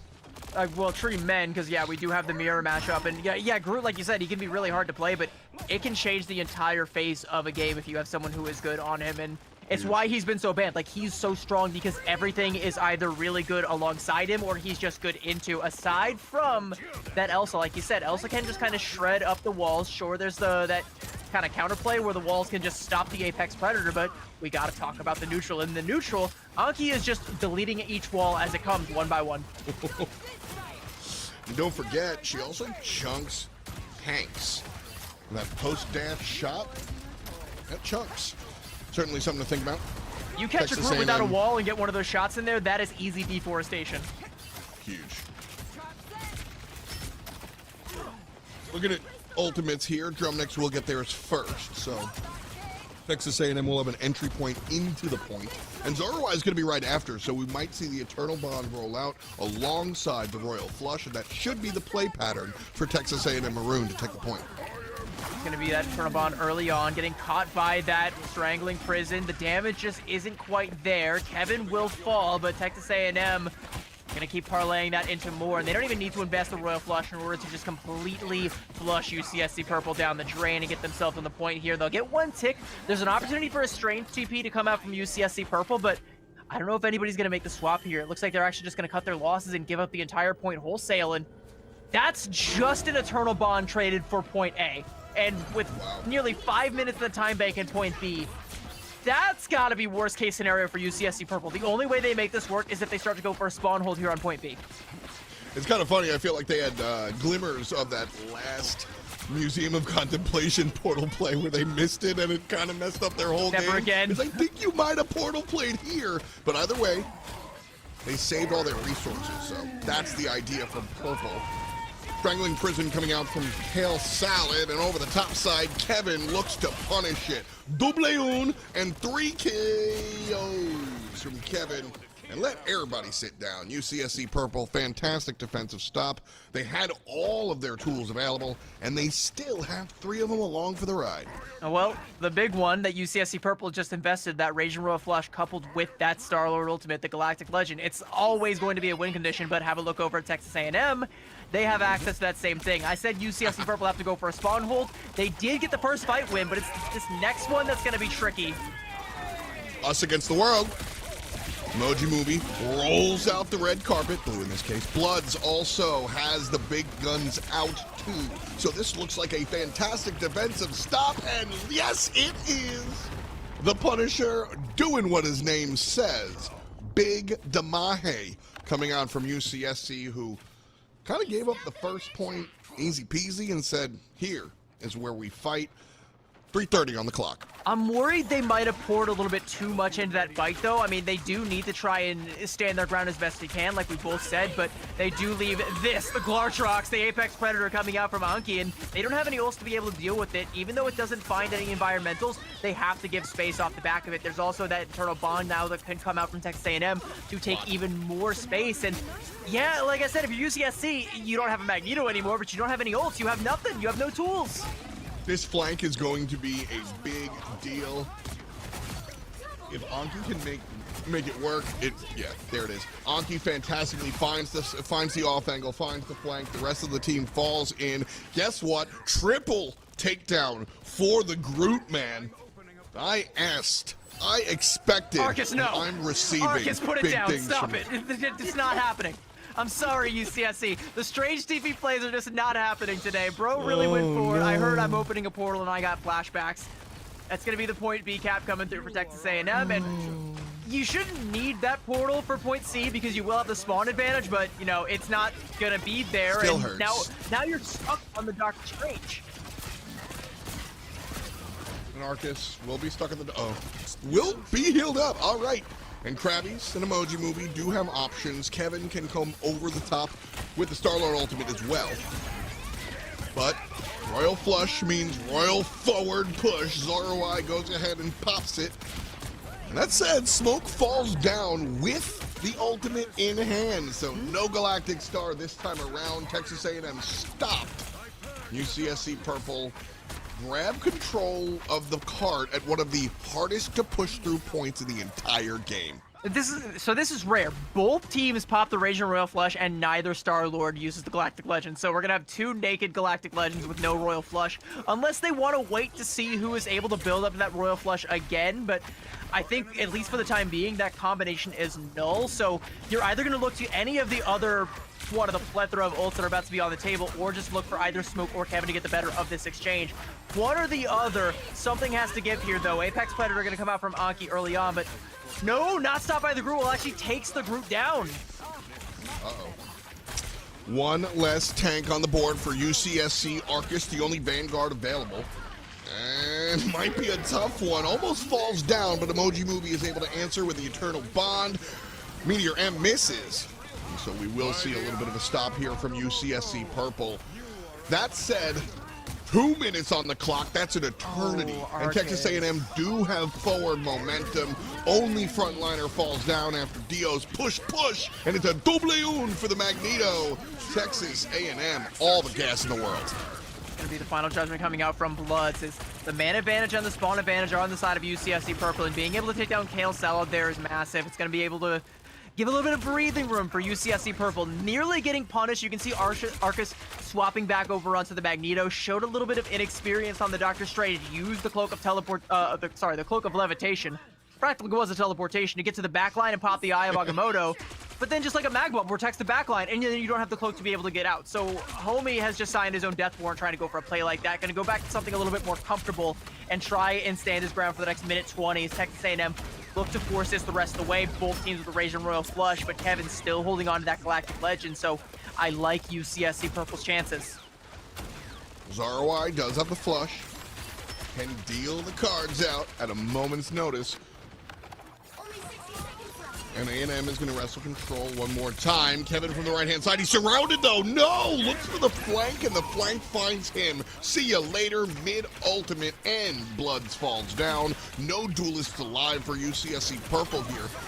So Grabbies has the flush out, but there's no one dealing Damahe. Down goes the Grootski. And Texas A&M wrestle control of this. Half a minute on the clock.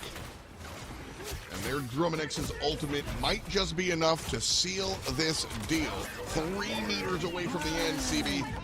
And that's all the way home. I gotta say, I think Zora is banned from the office because bro did not flush. All right, we needed that Rage and Royal flush alongside the Galactic Legend from Kevin. Without the damage there, like you said, all they had to do was just turn on him. They just take him down so fast, and the flank just means nothing. Like, it barely even draws aggro for a fraction of a second. It's nothing that UCSC Purple can capitalize on, so Texas A&M are able to get the full cap. And it's kind of just academic when you're not syncing up these big combination ultimates, and when you're giving up point A for just an Eternal Bond, essentially for free, and not being able to parlay that into a elongated point B defense. Like I was saying, we had to do the one opportunity they had.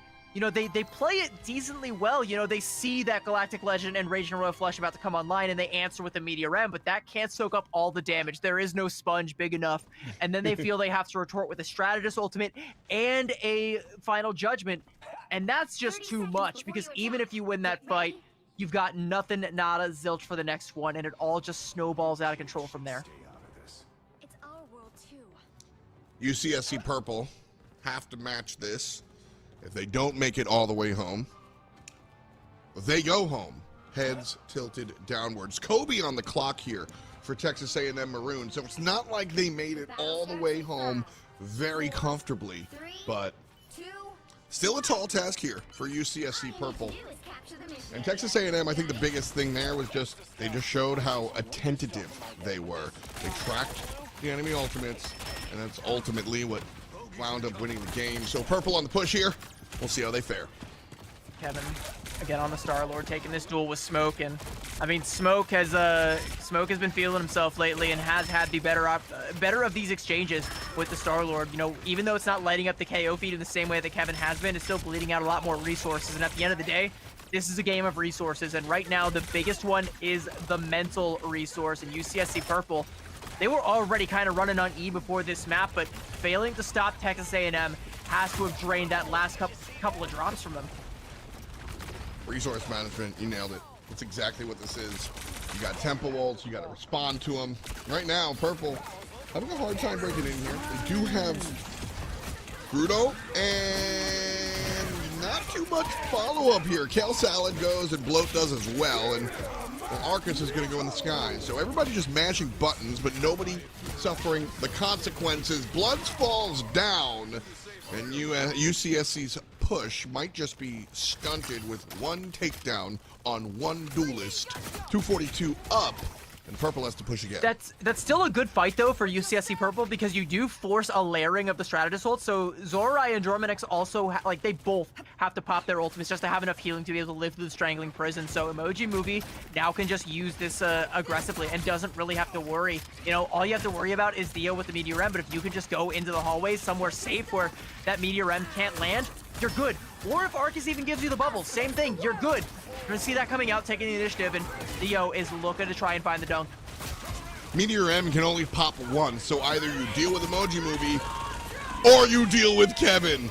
Kevin on the top side winds up taking down Anki. That might be it, actually. Good wall for the Groot. And now Kevin kind of winds up with a little bit less than he'd like. And combined for 2, and CB make that a twipple. They're not going to be content with just a twipple, because they need to capture a twipple of the ticks here. They're only going to get the first one for right now, but the Dr. Strange TP is going to be coming out from Texas A&M, and they're going to have an Eternal Bond here. Arcus can, again, try and shut it down with the Meteor M, but you got to be perfect with it. Going to be a little bit discombobulated with the positioning of it. It's not going to create too much playable space. You can see, just trying to play so safe, goes in deep practically halfway through point B, but it's good enough. Arcus falls. Not the wrong call at all. Prioritize the safety so you know the Eternal Bond's going to be on the ground. The problem is Emoji Movie pops it second. So Texas A&M play a little bit of defense, but UCSC Purple plays a lot of bit of offense, able to roll out the disjointed support ultimates. And Texas A&M Maroon still kind of hanging out here. But Kevin will have another button. Anki unleashes the Predator. And nothing matters. UCSC Purple winds up winning everything. Everyone looking at Kevin. We gotta talk about Kevin. Yeah, we gotta. We've been talking about smoke. We've been talking about how Kevin needs to come alive again. We haven't seen the same Kevin that was on the Vanpool, but on the Star-Lord. Now he's finally starting to feel himself, and the timing on that Galactic Legend was perfect. Didn't even need the Royal Flush, just comboed it with that Groot ultimate that comes out from Explode, and Texas A&M, like, they did invest their Royal Flush. They did try to use it defensively, which is a huge no-no for Gambit players, but that's a mistake. Texas A&M have not been making them, but that's one that UCSC Purple do have the tools to punish now, as Krabby's has that Raging Royal Flush for this next one, and you're coming up on the Final Judgment. That's how you crack the point open the first time. You can do it again. Smoke got his flank angle denied once, twice, and this time around off of Kale Salad's ultimate, team it back up. Blode has theirs available. And Krabby's just used it. So UCSC Purple looking strong. This point was easy. And no portal available, if I'm counting my time right. So this should still be on should be cooldown. an easy point A. And it will be. Raging Royal Flush, they still want to take this point, but the point caps, so it doesn't really matter, because Texas A&M are... Like, they're fighting into UCSC Purple spawn now, and like, yeah, sure, you can find an elim on one, but they're just gonna be, you know, 5 feet off to the left in a couple of seconds, but it doesn't matter because they lose the fight anyway, because Kevin just goes crazy with a double, the blast of barrage and a headshot there, and oh, it's starting to fall apart for Texas A&M. UCSC Purple, maybe they do have their mojo back. 246 in the time bank, and they need to get a full cap here in order to force this one into extra innings, and if you want to deny a reverse sweep, that's the only way to do it. Smoke. Ultimate available. Waiting for the flank. Waiting for his team to engage so he's not spotted out like he has been consistently. And guess what? Spotted out. Great situational awareness coming out from the other side as Smoke funnels backwards. Kevin goes upwards. Pops the ultimate. Meteor M's going to answer to it. Smoke on the other side now, his turn, but not able to find anything because of the Emoji Movie's Eternal Bond. The A lot of ult Executioner for comes now, a out lot of from blood. bloodshed. Yeah, pushing to the right-hand side. Now looking for the bloodshed. We got just under 2 minutes on the clock, and this is all UCSC Purple's game. Oh! That's gross. I don't know what else to say. That zipline headshot with the shoddy. You want to talk about slugs? Bro caught one with his teeth. Including which side That looked like Far Cry. What are we doing? match team. Oh, Jason Brody, is that you? Bloods with the shot there. Like, okay, we got to talk about Kevin. I think we got to talk a little bit about Bloods too. 17 final blows and 11 final blows, and I'm starting to feel like UCSC Purple maybe bet the house on this map pick, but they were gambling with house money because they look so comfortable on the attacking side. Still shaky on the defensive side, but they're able to come out ahead with a much more healthy time bank. And now if you're Texas A&M, you're like, oh no, did we burn out already? Was Krakoa like all we had? I mean, this map in particular, Sebe, like 1 minute on the clock. It's not enough. So, it's not enough. Like it's man. Usually, yeah. You have to win the first 2:23 fight on the clock? decisively. That's a lot. You Exactly. have to win the first fight decisively, and there's gonna be a Doctor Strange TP that comes out, like almost guaranteed, especially with the overtime spawns. You know, there's gonna be a little bit more time for UCSC Purple to collect themselves, even if they do fall at this first hurdle, and even that is not a guarantee. And UCSC Purple, I also do kind of like this. Bloods is swapping over onto the Moon Knight, which is probably not something that Texas A&M are going to expect. And even though it's easy to adapt to, it's still gonna, in itself, if they decide to make a swap or even adjust their playstyle, can take an additional, you know, even 10 seconds off the clock. If that, every single second matters. You can't afford to throw anything away trying to solve an equation. It's also just really annoying. Nobody likes Moon Knight. People who can't aim love him. I play a lot of Moon Knight. Blowed 10% HP. If Texas A&M is able to take down the tree this easily, well, then a lot of questions are answered.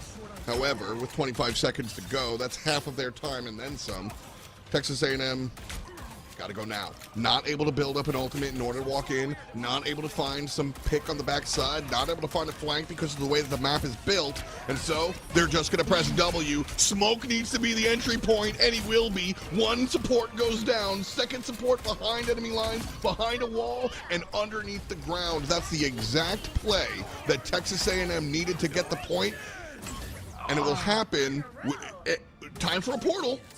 Time for a portal. It's going to come through, but Texas A&M, they've managed to get in there. They're going to have to crack an impact reset as well. Perfect timing from Smoke. He's going to be able to trap right back down onto Kevin there. Might be able to get the reset here, and does. And the Raging Royal Flush is going to come out, but there's so many ults now for Texas A&M. They should be able to parry this. They lose 2 in the fight, but they are taking as much as they are giving. But Bloods, with that Hand of Khonshu and the Raging Royal Flush, is able to even the score, and it is so bloody on both sides. Emoji Movie, Eternal Bond available, and that's going to be the difference maker. Unless they fall down, unable to use it. Arcus is Meteor Am, but largely waiting for a response. 3 Texas A&M jerseys still on the point. So Magneto goes up, looks for a target, doesn't find, but Explode does. And there's now the enemy Anki. And that's not good enough. Legendary, not quite. Smoke still able to find one. Hand of Khonshu coming out from Bloods. It's not going to be enough. 70%, that's 2 ticks. That's going to have to be good enough for Texas A&M, but even that wasn't a guarantee. We got to talk about Smoke. Smoke is his last name. I think his first name is You Don't Want The. Bro just goes in with a Trooper's Fist, not even with an ultimate, with a cooldown. No. And just gets complete access onto Krabby's, the key player. Building up that Raging Royal Flush, shuts down the win condition. But it's still, like, only with a minute time bank. Like we said, we knew the Strange TP was going to come out, and the recontest was so good from UCSC Purple. I don't know whose ball game this is at this point in time, because 2 ticks is holdable, but it's also takeable. And with the better time bank, you kind of got to favor UCSC Purple, but, you know, 1 or 2 key frags to slow the pace, and suddenly the pendulum will swing over to Texas A&M's favor. So, I mean, place your bets, boys and girls. Bet the house. I don't know who's taking this one at this stage. 30 seconds before you attack. Big point that I want to bring up before we jump in here is UCSC Purple. That is what experience and composure under pressure looks like. Kevin, their star duelist right now, is the one to swap over and portal in immediately gets hit by one of the old and immediately falls. So now you're fighting not just 5-on-6, but you're fighting 5-on-6 at a disadvantage because you're kind of filtering here one by one and still able to get that. That's an easy one to just let go. So credit to UCSC Purple. They did it on defense. Let's see if they can bring it on offense here. Reminder, we got 2+ minutes on the clock. Yeah, but those 2+ minutes are hopefully going to be ample time for Anki on that Adam Warlock to build up to the Karmic Revival and bleed this time bank dry. It's going to come down to that OT fight unless you lose your Gambit with the Moon Knight. Oh no, that's catastrophic. But now we're in full panic mode. Texas A&M have to make a play, and they need to make it now. There's no other hope. Gotta do something. Drummond's halfway to the Eternal Bond on Texas A&M, the defensive side. So UCSC Purple just pushing forwards. Bloods almost has that hand of Khonshu, and he's got the hand of whatever him and his teammates want to sing for, because one pip already down, second pip halfway through, and the portal will make it. So we have another fight. Yeah, but it's not going to be a good fight. Emoji Movie taking out Kale Salad. Smoke is back on the front lines. That's where you need him. He's able to strike blood. Takes down Kevin, but can't pin down this back line quite yet. Kraken Impact comes out. Can't get the reset. The mag bubble is there, and he can't find the shots onto Krabby. He's totally denied. Hand of Khonshu, Raging Royal, Flush, Strangling, Prison, everything, and the kitchen sink. And UCSC Purple looking to deny the reverse sweep. Texas A&M with their last gasp. One player remains, 1 point remains, one team on top. It's University California, Santa Cruz. And it's just off of that Moon Knight, that one errant Moonblade that catches out the Gambit. And poor Anki had to give his life with the Cocoon on the Adam Warlock just to give an opportunity for the portal play to even come through. The margin of error was so narrow that it's coming down to these little micro plays, and it's Texas A&M just trying to recover from absolute disaster to reclaim that victory that they felt after maps 3 and 4 was guaranteed to them. But no, UCSC Purple deny the reverse sweep. They compose themselves on Central Park. Bloods and Kevin just take over the show, making a hell of a 1-2 punch, and Texas A&M drop their guard at the 1 second that they could not recover from, and they have no choice but to take that knockout blow on the chin and be the team left looking at the lights.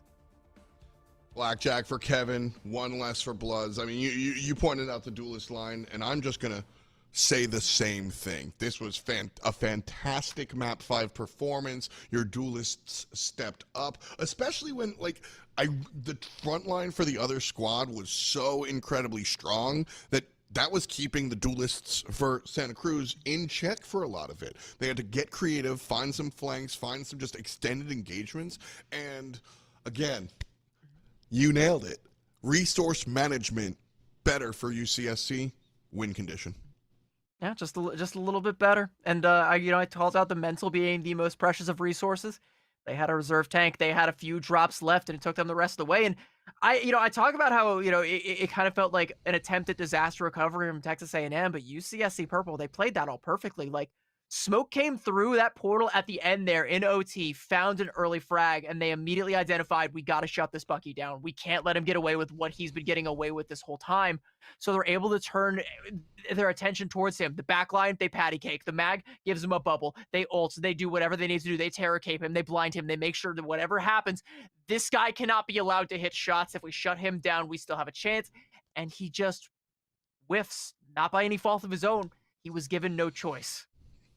I mean, the crowd. the crowd, they're not going to be happy. The crowd was all in on Smoke, and I got he brought the smoke for sure, and it oftentimes was keeping Texas A&M in this matchup, especially on Central Park. That Trooper's Fist to the backline to take down the Gambit. Mwah, that's dirty. That's disgusting stuff, but when you really need a hero and you're relying on hero plays, you're already losing, my friend. It was UCSC Purple, the better team on the day, the better mental on the map. It varied map to map, but on Central Park, the one where it mattered and the one that it counted, they collect themselves, they collect the dub, and they get to take themselves one step further. They are not going to be reverse swept today. Fun to watch. That's one of my biggest takeaways here is that fun to watch. We saw an ebb and flow of these teams. Remember in the beginning of this contest where the only thing we could discuss, think about, or bring attention to was how the Vanguard Deadpool was running the entire matchup, and now here in map 5 we're like, oh, what was that conversation about? Like, Yeah. completely different mini meta at the end of this contest than at the beginning. Very cool. Yeah, and like the whole map line kind of tells that story, right? Like Burn and T'Challa, how the Jolly Kevin was just a menace on the Merc with the mouth. That Vanpool was the thing that we all had no choice but to acknowledge. And then on Museum of Contemplation, Texas A&M, they proved they don't even need to ban it in order to beat it. They just need to play more aggressive, and they just need to snuff it out. You know, it's what's the fire tetrahedron? What is it? It's like you know. You need fuel, you need oxygen, you need a chemical reaction in order for there to be a fire. They just snuff out the oxygen, and then the Vanpool suddenly has no fire. They carry that over to Krakoa, and then on Central Park, you know, UCSC Purple had a plan, and I think Texas A&M accidentally played into it. Definitely brought it back. Still extremely impressed by that Museum of Contemplation. I think both teams get something. Museum of Contemplation, both teams study that VOD. I think UCSC Purple look at it to figure out why they did so poorly on that map. And Texas A&M distill everything that happened there and try to internalize it and bring that elsewhere. So, beautiful performance here by UCSC, and a great performance, honestly, from Texas A&M Maroon as well, even bringing us to overtime on that last map. So shout out to them. Earlier in the night, we saw our one of our squads, Dalmain, wind up staying undefeated. Also a 5-game set. That was fun. Yeah, you got to see a reverse sweep, and you got to see a denial of a reverse sweep. And for a first day on the job, I would say, like, you can't really ask for better, right? Like, that's like walking into your first day in the office and they brought you cake, all right? They're saying, welcome in. This is like, well, we're so happy to have you. Here's, you know what? Here's a bonus package for you as well. A little bit of extra, you know, don't spend it all in one place. I'll take it.